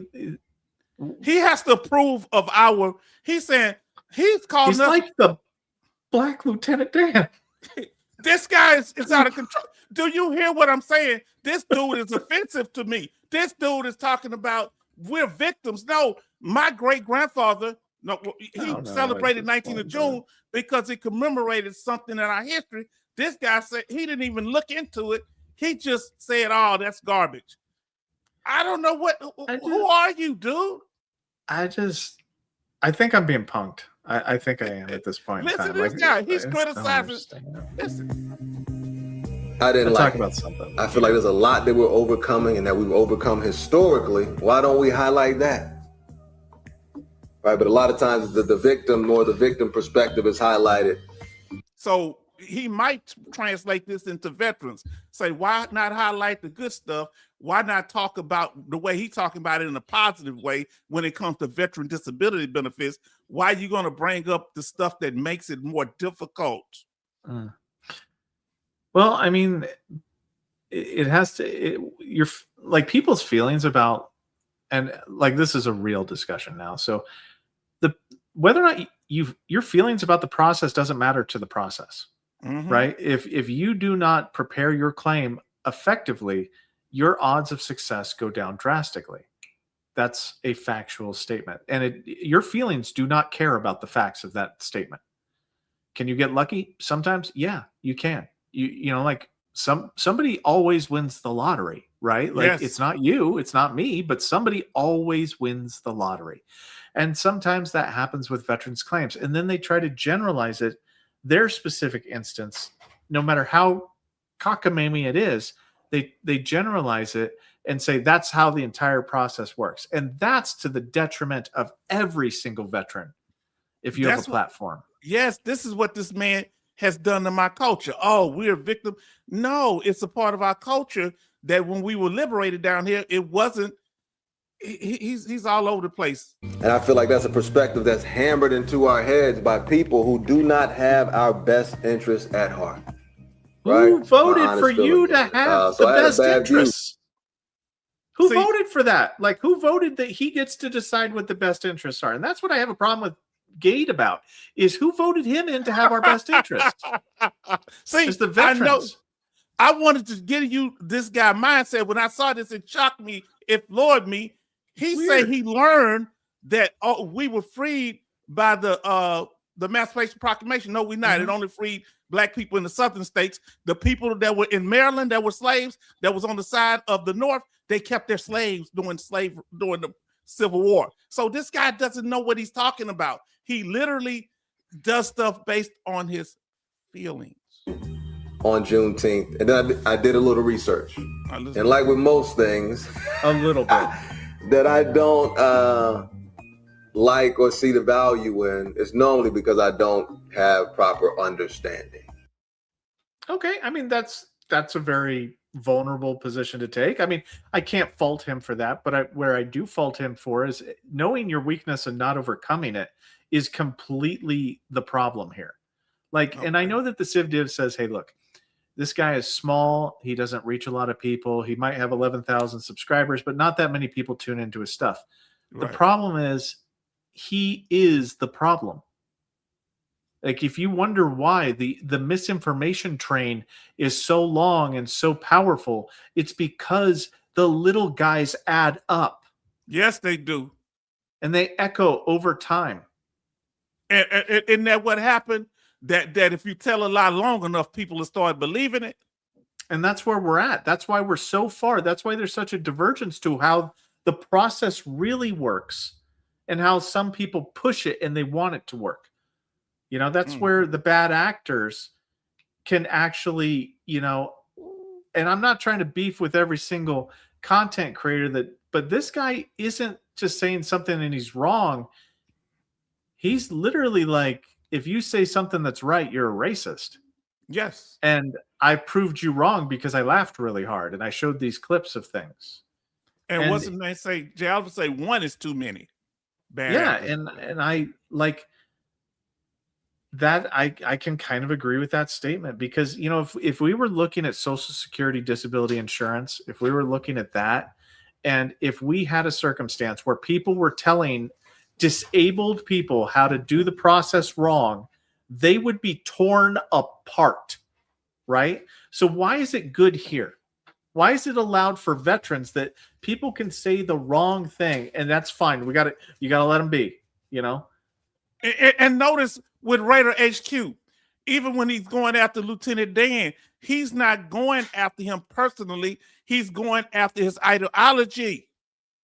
You understand? So he criticizes him because he craps on veterans. This guy not necessarily crapping on veterans, but he's misleading veterans. So Raider Yeah. HQ, let me know if your issue is the fact that they both mislead veterans or paint us Yeah. in a bad light. Yeah. One of them. Well, I mean, as to I don't know. I think that they have an opportunity to use their platforms for good and they don't. They use it for self-enrichment.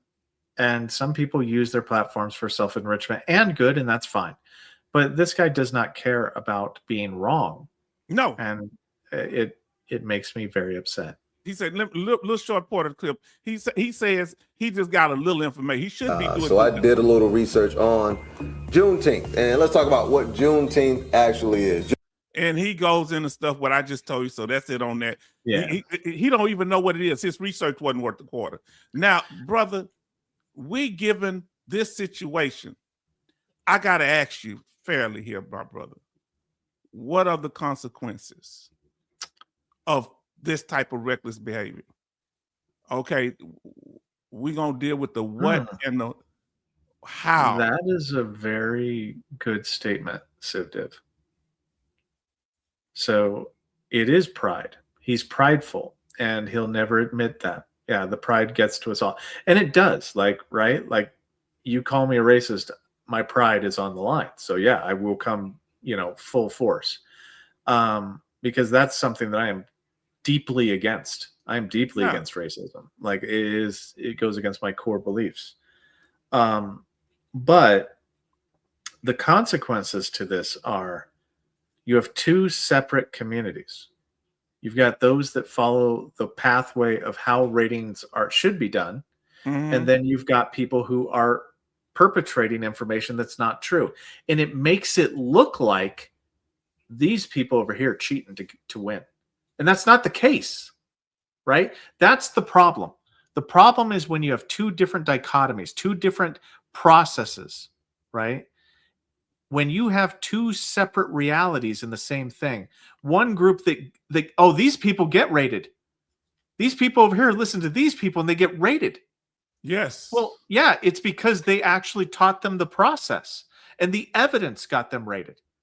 Well, then it doesn't look good because both groups should get equally service connected, right? They should Yeah, both equally get service connected, but they don't, because one group is telling bad information and the other group is telling good information. So then it doesn't look like a fair process.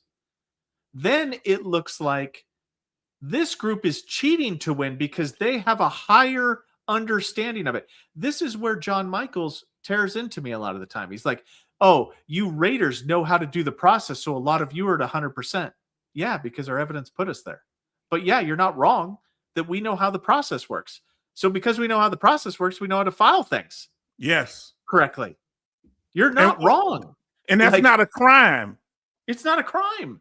It's just a mechanic knowing how to fix a car. They got a problem that we have access to the internet. Remember when Lieutenant Colonel Gate, oh Lord, we mentioned him. He says, look, what he say? Daniel Gate is going to use He might as well. Carter's channel as evidence at his next congressional hearing. And I think he should, because it's evidence that veterans are not educated about the process effectively. Like, that's something that we can all agree on, is that there should not be two different camps here. Everybody should have access to the same education and information about this process. Is that what you do about the fact that what was my problem back in the day? One veteran would tell me to file one claim. The other one say, go file all of them at one time. The other one say, just file one at a time. That was confusing. So is this the solution? I think the solution is hopefully education. Like, we have got to, like, these are mutually exclusive topics most of the time, where both things cannot be true.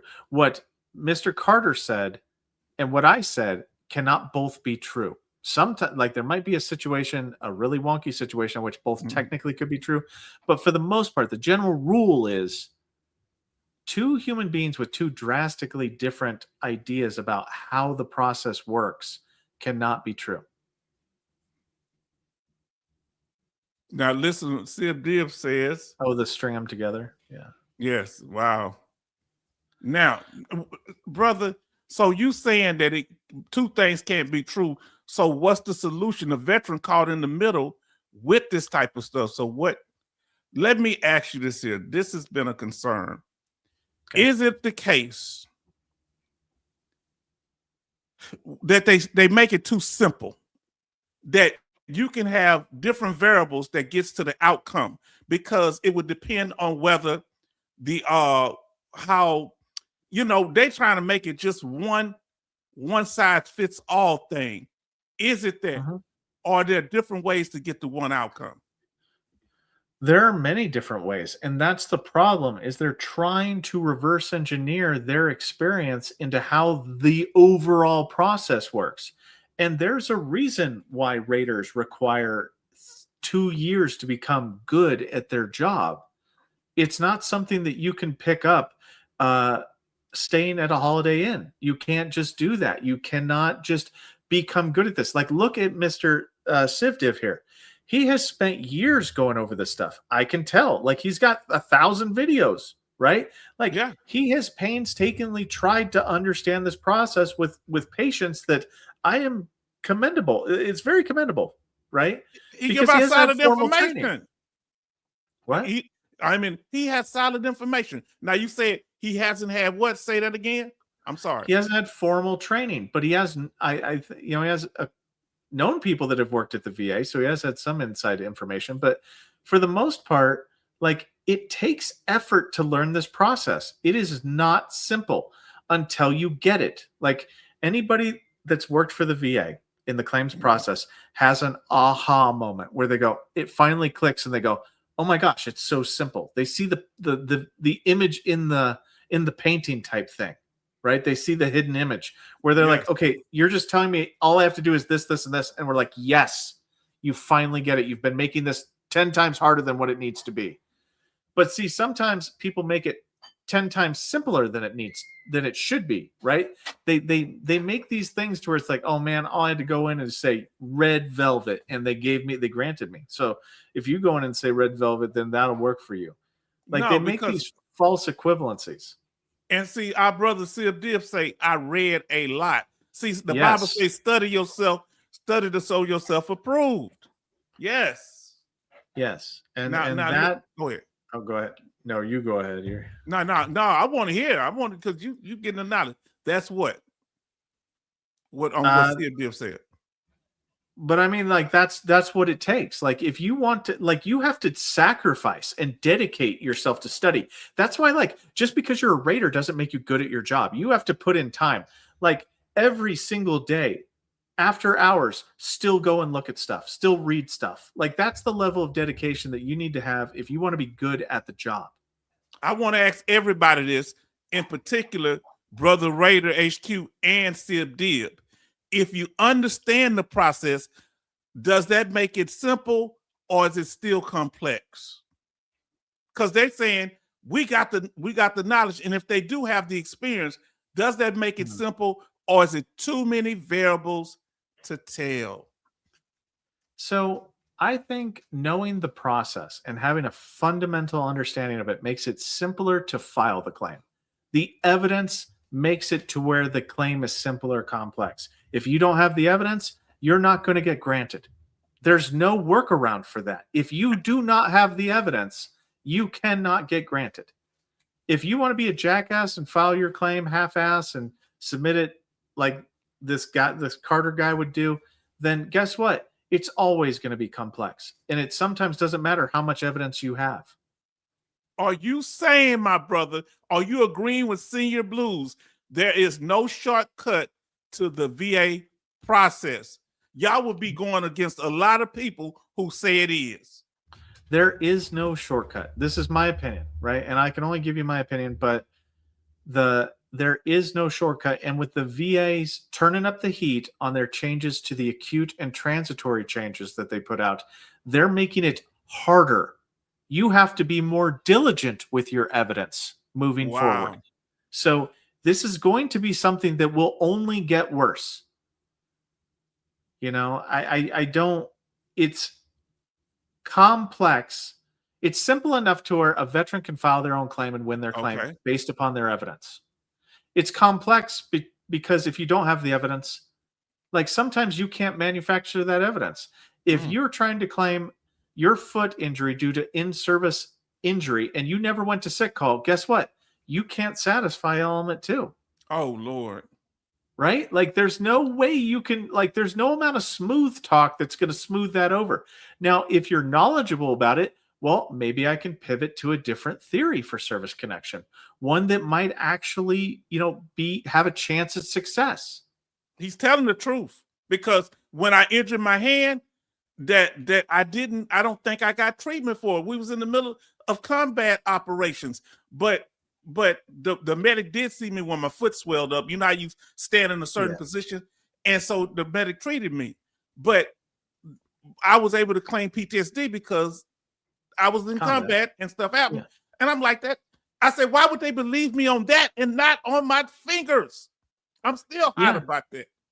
Yeah, and this right here, the statement by ABQ Basketball, there is still an error, human error as a variable. Yes, in the entire process. That's why I talk about highest likelihood of success. And that's why I say anybody that's guaranteeing you an outcome is full of shit. Hold on. What if they are multi-million-dollar company that's helping veterans and they say we guarantee it? Now, if they guarantee something, okay. Now here's the thing: if they guarantee an outcome and they pay you back, fine. Then there's no risk for the veteran, and I can't fault them for that. That's a marketing thing. Like that's a marketing thing. I get that. That's different. But if you're guaranteeing an outcome and there is no money back guarantee, then that's bullshit, and you know it's bullshit. So, like some people do the money back guarantee to kind of, you know, at least tell the veteran, hey, look, try the person out, try the company out, try the whatever out, and there's no risk if you don't get a betterment to it. Fair enough. I mean, whatever. Like, I don't care about that. Like, that's fine. But it's the people that they say, hey, look, we'll give you like, you know, because I know if I actually say the next word, you'll know who I'm talking about. And I'm trying not to pick on them any more than I already have, but there are just people out there that try to make guarantees, and they say that they got the secret sauce, and they say that we have the special language that the AI system will pick. Bullshit. That's bullshit. It is fundamental bullshit. And there's so many, like, how crazy is it? Now, just think about yourself real quick here. Yes, sir. How yes, crazy is it? The veterans are so disconnected from how the process really works that they feel compelled to go to accredited claims agents, accredited attorneys, 5 times your company people. Mm. How desperate do you have to be? How lack of understanding do you have to be to the process that you'll pay somebody 5 times your back pay? Wow. Right? That's desperate because yes. you want the claim to be won. Yeah. Now look what it's saying there. You didn't say nothing about the slide I had. What is with you? How do you know these things? I don't know. Look, it was a coincidence. I don't know. I didn't even know it was in there. It just kind of slid in there. Huh? How do you know these things? But see, I like a money back guarantee because that's just saying, hey, look, we're going to try. And if we can't, you get your money back. Fair enough. Yes. Right? Now, yes, indeed. Now I say, John Michael say, simple. They know what evidence they need to win the claim they file for. Which is public knowledge, which everyone should have. Mm-hmm. The people that go to SSDI know the information that they need to have to win the claim. Yes. Like, I don't understand. Oh, he's trying. Look, but it has to be full transparent because we need to know what they're making the decision based on. And remember, even when I was denied, I want to say got a 70% rating, and they said you got a 70% rating. Now it's 50. They say you got a 50% rating because of this. In order to get a 70%, you must show these symptoms, and they showed me the law. He said maybe he sees it as a cheat code, and it's not a cheat code. Like, okay, you have to tell people what they need to show. Like, hey, Jim, you need to let them know that you're on a heart monitor. Okay, like that you got a cardiac pacemaker put in because you could get service connected for that. Or hide it from them. Like this is the weirdest Where's Waldo hide and seek bullshit that I've ever seen in my entire life. We don't want anybody to go into a CMP exam in the dark, not knowing what to let the rater, let the examiner know, right? Well, now that's where my videos, right? Like that's where my videos talk about this is what it takes to be 10%. This is what it takes to be 20%. Not you need to go in there and say, no, I'm sad. And anybody that's coaching you that's like, hey, look, we're doing a coaching session. No, you got to be sadder. No, you got to be sadder. That is disingenuous and that is wrong. Like, and that's where sometimes like I'm not going to say their name because of the litigation thing, but that's where the people that have their company and their DBQs built in together, I take issue with that because that thing right there, like there's no checks and balances on that. There seems to be a pay to get the outcome. Yes, and each claim is solely unique. There is no one size fits all. There are boundaries like bowling. Think about it like bowling, where, like the ball goes all over the place and then it hits the pins and then however that falls, right? Don't freak out, Raider. You better not. Why? How do you have this? Like, what the hell? I don't know. It's Sim Dib. He did it. It's his problem. He prompted me to do this. How does he do this? You're under the bus, Sim Dib. Look. It was low funding when I went to school because it can't be my brain, right? Listen. Okay. Give me 5 numbers. Okay. Give me 5. It don't work like that. I like 5 numbers and another number. Just make up a photo of 5 numbers and then maybe like a golden little ball. Like 5 and a golden little ball. And you know what's so weird about it? I don't even gamble. Isn't that weird? Now, simple with an understanding that each claim is solely unique. I always say it's not a one size fits all. That plays perfectly into what happened here. And thank you, my brother. You say, give you the numbers. Huh? Give me. Tell us about I will take those numbers. Yeah. What about the? Unfortunately, brother, my talent. I don't. We haven't tried. Do not stop yourself there. We haven't tried yet. So you give me offline. You give me 5 numbers and a golden little ball picture. You just pick them. I will play those numbers. I shit you not. You know And I what? will split it with you. I know, but but I'd be fearful about. This is gonna be weird. That you win, and because I don't like drawing attention to myself. I've always been You'll like be the that. silent partner. I got your phone number. Yeah, you do. You do. Offline. We're offline. Nobody has to know about this. I'm a man behind an image here. Nobody's going to figure that out, okay? Oh, boy. Nobody knows who I am. Oh, man. John Michaels, you have yourself a good night. And, hey, do the Lord's work tomorrow. Just go on there and just knock yourself out. I mean, get in a full day's workout. Good night, okay? John Michael. And look, you got something positive happen tonight, John Michael. You actually got put out of Twitter jail. You got put out of, YouTube jail. Say everybody. And you know what? He needs to know a place where he belongs. He say, I used 3 devices, H-Town is not innocent. I'm innocent. I'm innocent. I'm innocent. This is all on the same slideshow. It's just coincidental. You know, I don't watch our video on mind reading because literally, go ahead. It's freaking me out. Like it's giving me the heebie-jeebies a little bit. Like, you know, you gotta power. And, he said, yes, now I'm blocked. Oh, look at this. What SibDip says. CNP exam prep equals indications of fraud. Indications of fraud. Because I agree with what Shawn Michaels said, you wasn't on here last night. He was accusing you of coaching. He's kind of slid it in real slick. Yeah, he coaches, you coach people. I say, no, partner. I say he speaks against coaching. Yeah, I do. But what does it help if you minimize your symptoms to the examiner and you don't the only thing that they care about is X, Y, and Z? Then why not talk about X, Y, and Z in a factual, true way? Mm-hmm. Why not? Why not have a fair, plain, level field or level playing field? There we go. Let's reverse our words.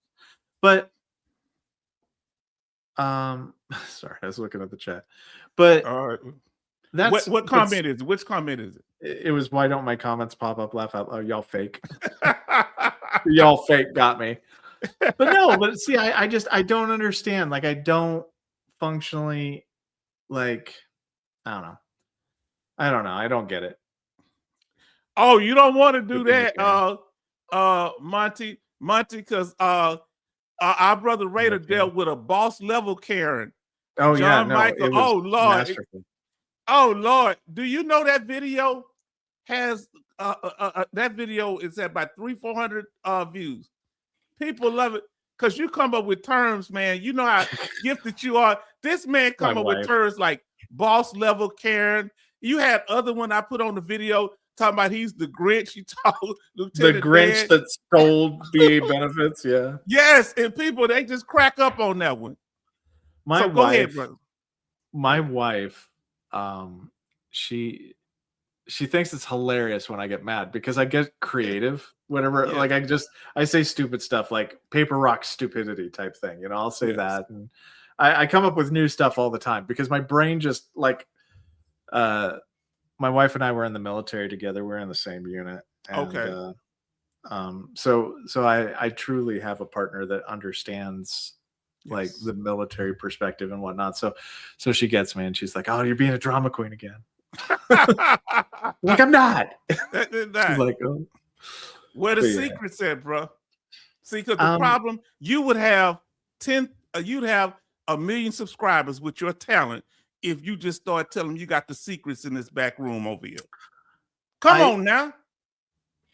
I know that I hurt my own channel because I don't partner with people. I don't withhold stuff because when things are free, it's seen as having no value. So because I don't charge anything and because I don't do anything, there's a truth to that. To where giving guidance to people, they don't want, they don't value it. They say, it has to be, $800 or something like that in order for it to and it's like, well, would you want it for free? Well, no, I don't want it for free. I want it to have value. And it's like, look, you almost can't give information away. It's very weird. Raider or lost claim. See, the thing is, bro, that people feel like, oh, let me see what my brother Raider said. Civ Div says, Raider for real. Yeah. Thumbnail and titles, make those a priority. Don't fret partnerships. They all suck. And I'll do that, man. I'm just trying to figure out, like, that's one of the things that I'm going to be doing moving forward is kind of like with the retirement is I'm going to be trying for the quality of it. I don't want to do clickbait. Like dude, you would not believe how many people are just like, dude, I'm so over clickbait. I want to be just it to be instructional. I want it to be informative. I just want it to be, here, there, and everywhere. Raider, Actually, all you got to do, I don't mean to cut you off. All you got to do is tell me, give me some ideas, and I'm going to send the thumbnails. You're going to pick between a variety of them because this is what I do. Trust me. You know what I'm saying? That's what the guy told me how before do he you took make my them? woman. Huh? I just put them together. Sometimes I have them or I edit them and everything. So I'll get to you. I get with you. I got secrets offline that I'll tell you about. Listen. Okay. See, I can't tell them everything I put in that cake, but then they'll bake my cake and put me out the bakery business. You understand? We'll tell all the veteran information. Yeah, well, what your woman like to eat? I ain't telling nobody what my woman like to eat. I'm gonna talk to you offline about it though. Listen, I got there is a secret vault, actually. Yes, it is. I got it. And guess what? It don't cost nothing. No, Pennies. actually, no. What I mean though is that's not a bad statement. That there is actually a secret vault, and that has to do with the Ethernet side SOPs, like the PACT Act SOP. There are documents that the veterans cannot get access to, and that is very, very challenging. Now hold on. You just I'll read said this something. real quick. Continue on that. Continue. What you say there is out there? There's an entire section of behind the scenes evidence or how the claim should be processed that are not on the M21 TAC 1. They're not on the 38 CFR. They're SOPs like the PACT Act SOP, which here in a few days I'll probably show you what an old copy of that looks like because I accidentally emailed it to myself years ago. Like in 2023, I emailed it to myself. But it's one of the versions because we're on like version 8 right now. But what there you are said about documents. them secrets? Yeah, there are secrets. Yeah, there how do you do this? There are actually like behind the scenes SOPs that influence how raters and VSRs process your claims. You can't fight them on higher level review because they're actually part of the process. You just can't see them. And just because you can't see them doesn't mean that they don't exist. Okay. So if you don't see, how can you fight, just like they said about Vietnam, how can you fight an enemy that you can't even see? Or should we look at it in that way? Tell us, my brother. Well, one of the ways that I'm going to be doing is I'm going to be sharing behind the scenes-ish stuff. You can make money off that, man. Hold on. Wait a minute. You got the secrets, man. I'm saying you could tell some and keep some. Why you choose to do it this way? Oh, okay. So, all right, I understand now. Because this is public knowledge, or it should be at least, right? Like I agree with you. I don't like, and I'm not going to be like, okay, I know the Civ Div's on here and he's got his own thing, and he's kind of got knowledge and stuff, and I respect that. Like Dwayne Kimball, I respect that. Like he's taking his expertise and knowledge and he's doing his own thing, right? Like that's fine. I'm just an idiot and I'm doing it the stupidest way known to man, and I'm just giving it out pretty much for free. Okay. Because now listen, and you don't have no problem with the way other people doing it. You doing it your way. Yeah. And I am doing it my way to the detriment of my channel, right? But see, that's the problem that I have is where, Secret Sauce guy, Mr. I forget his name already. Forgot his name so quickly. Anyway, it starts with an H or something like that. The guy we were talking about the whole time. I've forgotten about him. But anyway, that guy, he makes it seem like he's got the secret sauce. Yeah. Right? And that's what it is. Like he's like, oh man, Carter Hughes. Yeah, that guy. So he's got the whole thing. And I'm running into this to where I've got like this other guy that he's growing faster than me and he'll pass me soon. But I think I've talked to the Civ Div about this, the guy that like they're gonna take your 100% VA benefits away. Like, he makes these videos that are untrue. They're just fear bait. They're scary as hell. And he's going to pass. And I'm noticing that it doesn't matter.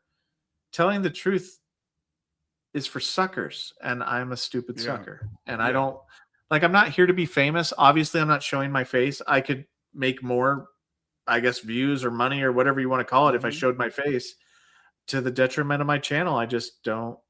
If y'all don't address my earlier question, I'm telling Carter Hughes on you. What is your earlier question? Who tell me who it is? It's Tristan Harold. Okay, Like, what's Tristan, the I'm gonna look question? for it. I do apologize. We wasn't able to make all of them, but Tristan, I'll look. He say that you let me see. Tristan. I mean, it was a while ago. I mean, I definitely want to answer people's questions if they have it. But, we were going. But we was going over the video, so we couldn't answer. Won't you repost it real quick? Oh, okay. That way No, I got it. It says it's at 10:01 p.m. Raider, could you elaborate how, if the rating criteria changes while I'm going through a BDD, the exam used as the current DBQ, but couple months later, a new one drops? Why is the rater under new criteria? Why is it rated under the new criteria? Okay, so this has to do with the BDD claim. You have to understand that your BDD claim starts release from active duty plus 1 day. So it doesn't matter when you submitted your BDD claim. Your claim, because of the inability to double dip, right? You become a veteran the day after you leave service. That's the day that your claim starts. That's when your back pay starts. So if you have the changes that are coming up for sleep apnea, tinnitus, and mental health, if those changes should happen before you get out, then what happens is they'll do an examination on you. And if they change the DBQ, then they'll send you back for another examination to do the new DBQ stuff, because technically the exam would be insufficient if we didn't include both of the DBQs. Now, what'll happen is the date that you release from active duty plus 1 date becomes your date of claim. If your date of claim happened after the changes, you're on the new criteria. If the date of claim happened before the changes happened, you're on the historical criteria, or potentially the new criteria, whichever one is more beneficial for you, based upon those two exams. So the date that you release from active duty will determine which side of this fence you're on, unfortunately. So I hope that answers that question. And I apologize. We now I don't want to call Mr. Hughes. So here we go. The Sib Dib say, my friends all used to work in the VA. Now you thought that too, so you're psychic too, brother. Listen, they all took DRP, so I used to get juicy emails like Raider is explaining. Now I have no friends, no inside, but you got our brother here. So, Tristan, if the changes happen after July, you'll be on the historical criteria. If they happen before July, then you're on the new criteria. So July is fairly soon, and I mean, technically, we have until the end of the year, so we don't know when they'll go into effect. I hope they go into effect in September, but it literally has to do with the date of your discharge plus 1 day. And when the date of the change is going into effect. That's what's going to control this. The rater has no checks and balances to award you anything. And it sucks for BDDs. I wish that they would fix that, because it's unfair to have a claim filed and then just kind of, basically get the old examination, then have to get the new examination, then get screwed out of the historical criteria for like sleep apnea and whatnot. Now, brother, I'm gonna ask you about this issue you brought it up a few minutes ago. So dealing with scam alerts and what's legit and what's not. Let me ask you, let me see here. So Is there any more reasons other than these that the VA will stop payment of VA compensation? Failure to submit evidence, right? Failure Okay. to attend a CMP exam, submitting false evidence. You die. You pass away. Okay. I got to put that one on there. You I done mean, clocked out. I'm trying not to be facetious here, but I mean, like, if you pass Yeah. away, then they're going to stop payment. Yeah, CUNE, clear and unmistakable error. Okay. So that's under, like, that's another thing. So that's how the payments. That's another one where they awarded you erroneously, or they did something. Like, if they have to sever it because the rate of human error, then that's another way. But yeah, these three are solid. So failure to submit evidence is a like, if you're compelled to, like, if you have a routine future exam, like, let's say you've got cancer and they send you for a routine future exam, and you fail to attend the routine future examination, they can lower you to zero. So they can stop your payment. So failure to do that. Failure to submit evidence typically isn't anything that they can stop payment for. Okay. It would have to be associated with the failure to attend or failure to get evidence that shows you have something. Like, you remember whenever I was saying you have a clear and unmistakable error where they erroneously granted you. If you failed to submit evidence supporting that you should still be granted for that, then yes, they will take that away. So I can see failure to submit evidence under the umbrella of the CUNE type situation. Okay. Now, to your question, my brother, you saying here, Martin, you say, I thought my wife could get my payment if I died.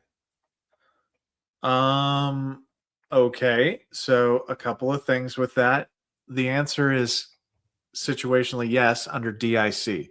You have to look up DIC though, because they only get partial payment. They don't get your full payment, and you have to die. There's two criteria here. You have to honestly have your 100% for 10 years. Yes. Then if you pass away from anything, then they get the DIC potentially. They still have to apply for it. So your spouse has to apply for it. They will not automatically issue that. DIC is not an automatic benefit. So you have to have that very candid conversation with your spouse to ensure that they know that they have to seek it out. Okay. Now, brother, it's not automatic. It's not automatically. What should they do if the veteran had a claim that was pending and hadn't made a decision on it and he passed away? Are there certain situations that the spouse can be substituted into the claim? Yeah, it's like a 290 EP. Like, it's a substitution of claimant, and it's honestly challenging. They have to basically take over the claim, and it's not a guarantee. I'm listening. Go ahead. Talk about it. Go ahead. No, so I want you to tell me what happened. I'm so apologize. I apologize for that. But what I'm saying, if the claim is won, and if it's less than 100%, do they just get the back pay if there's any?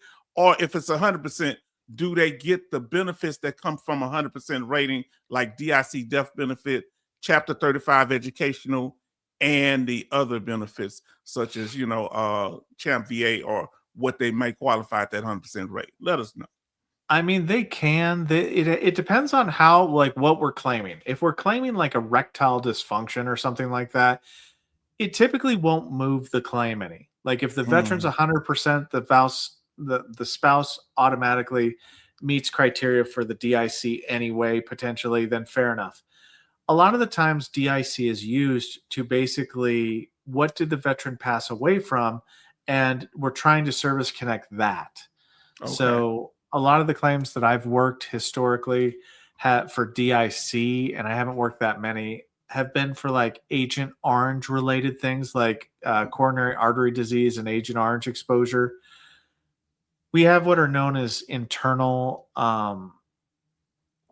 in-house medical opinions, in which we, like, because it's hard to examine a person that's passed away, right? You can't go to an exam. So they got to do it with the evidence that's already been submitted. Can they submit new evidence if the Yes. veteran didn't submit it, but they can't do no exam, I'm sure. But is there other evidence that they have? Let's say the evidence is from what do you call it when somebody died? The death report. What they call it? Death certificate or the And if on there they died autopsy? from the issue that they were claiming.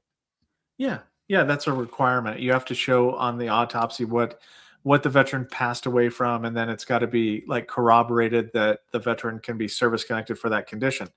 Now, the problem, like a lot of problems with this, is that the in-house medical opinion. See, my regional office worked with NEMR claims for veterans who had passed away.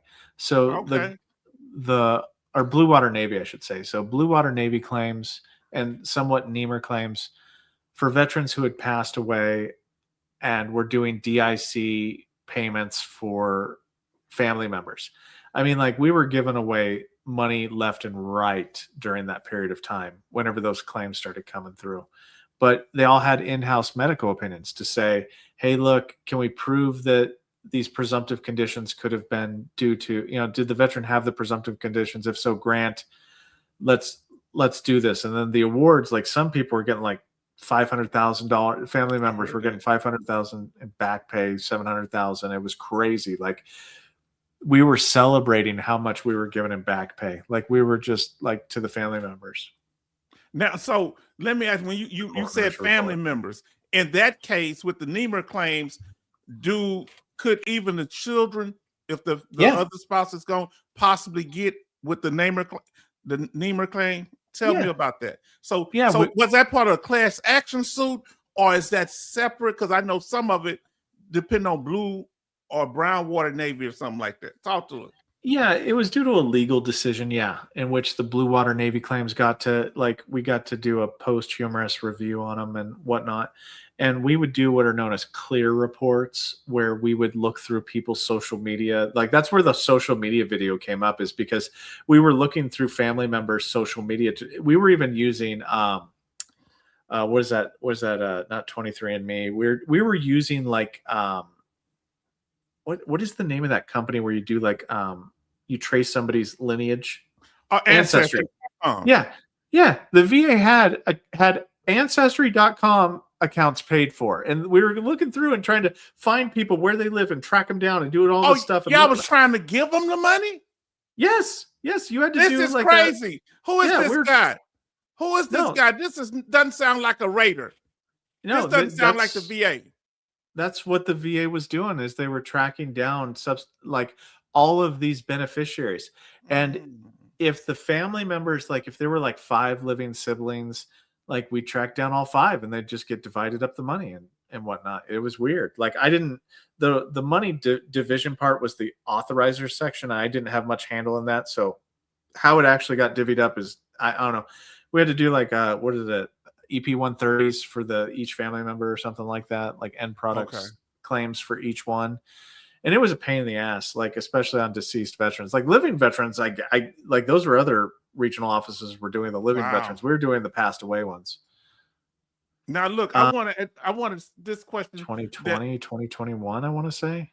Okay, 2020, 2021. Sib Dib say, how crazy after 10 years, DIC isn't automatic, even after the spouse is a dependent on the veteran's claim. Insane.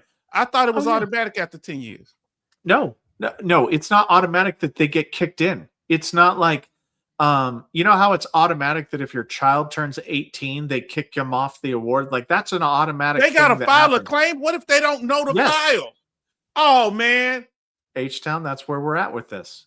So if the spouse is grieving, don't know that they won't tell them? Yes, they will not tell them. Tell me what's fair about that, bro. They will give them 1 additional month of back pay. Now, that one, I don't know if authorized. See, now here's where my knowledge ends. But if the veterans, like, number 1, the spouse has to report that the veteran died. Okay. So sometimes the veteran can die outside of the VA's, influence. Yep, and we don't know. So then they have to send in the death certificate.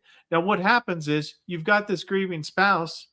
and the veteran spouse gets to keep 1 additional month of the benefits after the veteran died. It's the month of But death benefit, right? yeah. And then what's weird is that let's say that the spouse doesn't get to it for 5 months. They could owe back pay. Oh, what? Oh yeah. Yeah. Like it is insane. Now, obviously, and here's what they don't know. They don't know that they can do a hardship, type thing. It's not built into the system. So it's situational. Sometimes things happen, but these claims are not automatically generated. So you would think a substitution of claimant is automatic, but the widow's pension, they don't educate them about how to file for that, like how to prove that the veteran died from the yeah, it's called DIC, Grace. Death indemnity compensation. We call it death indemnity clause. I don't know why we did. Oh, wow. We call it a clause, but it's like but it's widow's pension is the other kind of internal name that we call it. We call it the widow's pension. And I think somebody was saying it's $1,600 currently. Yeah, they were saying it up here. It's not the maximum amount. DIC death is $1,600 a month, a little over that. Doesn't vary between 100 and SMC. So if they were receiving SMC on their death, would the spouse qualify for the special monthly compensation? No. Okay.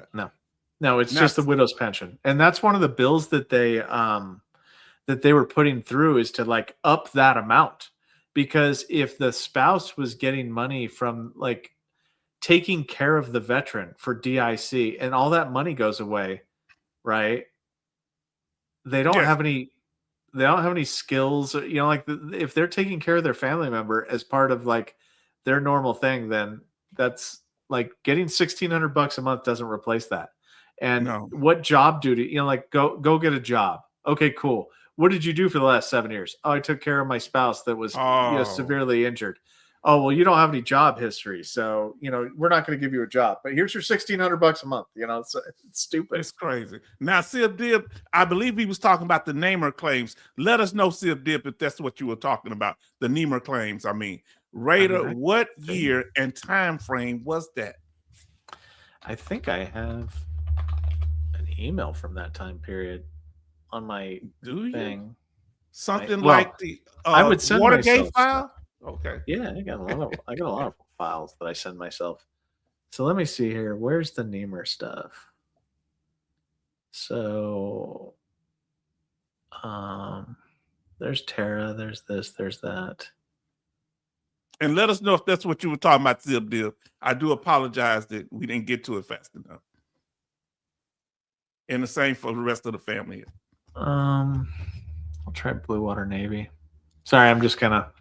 Oh, he clarified it. He says time frame on using ancestry and other means to seek and find dependents for death benefits. That's critical. Okay.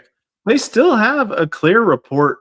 Like they have a SharePoint site that you'll sign up and like so. Okay, so here's how it is. VSRs are like, hey, look, I can't find this person. So they're like, okay, go to the SharePoint site section for clear reports and put in a request to have these specialized individuals search for that human being. And then it's still done. It's called a clear report. Okay. Now he was asking. I was asking VBA? To see which administration this was. It was under the Biden. The Biden. Oh, Trump gonna do us right. He gonna change. Actually, go ahead. It might have been Trump. Actually. Oh, okay. Now, Blue Water Navy, Vietnam. Oh, go ahead. Yeah, go ahead. No, I'm sorry. I'm just ruminating. Blue Water Navy Vietnam Veteran Act something. That she trying to figure what the name of it for the claims for Blue Water are different from the claims from the other claims, right? Yeah. Oh, you all right, brother? Sorry, I'm looking at something. I will probably have to go here in a little bit. Yeah. We're gonna get ready to close it out. Yeah, because Oh Lord, we breaking the the record. I want it back. I don't want to run him off. Look, we get 5 hours, family. Go ahead and I'm gonna ask you maybe 1 or 2 questions if you don't mind, and then we caught up with the chat. One of them being, is there a snitch line where people can call and Yes. turn in veterans? Yes. I knew it. I knew it. Yeah. Yeah, there is. There is. It's the OIG. There's an OIG reporting line. Yeah. There's even, you can find it in the manual even. I'm glad John Michaels left. But yeah, you can. Do people you get can, paid for it? No. Some people say you can get No. paid. This is like revenge nonsense. So that's why, like, I like, look, people can go after you. Like, people, like, you do not understand. If you're a public facing veteran, it is good to not tell people what your name is. It is good to not tell people that stuff because they could technically go after you and technically just harass the OIG line. Now, would it come to anything? Probably not. But, you know, you don't want the Eye of Sauron on you. And I Wow, think you the Civ said Div will get that one. wow. So what is that? Who is that? You say you don't want on you? What you call them? The Eye of Sauron. I saw Ron. I ain't heard that in a long time. I forget what it was. It's your I guess own he's a people big that guy. turn you in. They need the personal information. I love that. Yes, indeed. Well, and I mean, it's not necessarily other veterans, but like, you know, the most of the time that I saw it was ex-wife, right? Ex-wife, you know, he's not paying his child support, and like he can go out there and run 20 miles. Look at him, he's a bodybuilder, you know, like they just make these weird reports. Like, let me tell you how. Go ahead. I was gonna say I used the line a few times for some of those Florida nurse practitioners I hear because you. we have to, like, when we think something is fraudulent, we're supposed to actually like use the OIG hotline email. We're supposed to email something, you know, like, and there's a process for it. But like, I've turned in a few people, got a few responses, and I'm like, hey, look, like, this is a cookie cutter thing. Names are changed, but this provider's not doing due diligence. They're taking money for not doing anything. Oh, they wasn't doing what they supposed to do, brother. Let me tell you, I'm gonna tell y'all this here. I want you to know this, that if you're not paying to provide for your dependents, your wife or your children, they can take not just part of your check, your whole VA check. They may not do that. Did you know that, brother? I have been told about it, but that's mostly non-rating stuff. So it's not something that the raters really get into. Those are Nah, non-rating claims, but yeah, I've heard about it. yeah, and you'd have to not be providing, and they most of the time won't do it like that. But let me get to the last questions here. Let me see. We got the snitch out the way. I just want to ask you, I guess we can end on really? hypertension. What's up? What's up? Oh, nothing. That was Charlton's thing about the IRS gets a 15%. You get a 15% cut of whatever they get if you snitch. And she asked, how can you access those historical article documents? How can I? I'm talking about, like, I guess a person. Say, how can I access? Meaning can they get can't. access? Oh boy, secrets. Yeah. Secrets. It's all secrets. I mean, I'll show more credible stuff of like why you should think that I know what I'm talking about. Mm-hmm. Now, okay. Yeah, that was the question about that we can't access. And you're right. How do you know this, Sib? Now you got me worried. He is studied so much. Yeah. He absorbs it. Yeah. He's, well, and it might have to do with that PsyOps background. John Michaels is a guy that's on my YouTube comment section, and he is a weird bird. I mean, like a weird bird. He is the champion of moral justice. He thinks that Lieutenant Dan walks upon water. He believes in the message. This is his illegitimate child. Yeah, that's Lieutenant Dan's relative of some kind. I don't know, but he shares a lot of that. weirdness. Last question, brother. Then I'm gonna let you have the last word. Thank you for your patience. Hypertension. I hate it. What's going on? Why is it such a stressful situation dealing with the percentage ratings, the PACT Act, presumptive conditions? Shouldn't it run smooth given it's part of the PACT Act? It does run smooth. Okay. Like, it's actually one of the smoothest running claims you can have. The problem is treatment equals you're fine. So like 0% is one of the most common ratings for hypertension. What happens is veterans will stop taking their medication, and I do not advise doing this. You do not want a stroke. There is no rating decision that is worth you having an undue stroke. But it is very underrated. And it's one of those ones where, you know how like somebody needs to do a lawsuit against this, because you know how they do, you know how they did, hey, look, was it Ingram v. Collins? Oh, I take pain medication, but my range of motion without the pain medication would be this. Yeah. And you can actually get rated for, even though you're taking the treatment, the symptom itself is still that would be this bad if I didn't take the treatment. They need to do that with this. This is what confuses me. Go ahead. Yeah. Because what? Because if I wasn't, go ahead. No, go ahead. Yeah. I'm sure. You go ahead. This is I want to hear what you have to say. I want to let you get that last part out. I just wanted to say that, like, if you were not taking your medicine, your blood pressures would be this predominantly. That's the way this should be. It should be just like how they did with Ingram v. Collins. So if it's controlled with medication, they will reduce, you're saying? Yes. That's how this works. And so the last thing we need is some kind of claim agency telling, don't take your medicine. Some crazy, some scammers out there. Go ahead. You wouldn't believe it, because technically we're like, the word predominantly. So you'll see in the 38 CFR Part 4 where it says, and even the M21, your blood pressures have to be predominantly this high. So what'll happen is the veteran they'll go to their examination without taking their meds, and then they'll be like, well, wait a minute, your last 20 blood pressures have been 110/70. You're fine. These 3 don't matter, because predominantly 20 say you're fine. These 3 don't. So then what happens is the veteran stops taking their medication for even longer, to where they run the risk of having a stroke because they're trying to get that predominant thing. When I don't know. Brother, you've answered the question. Thank you.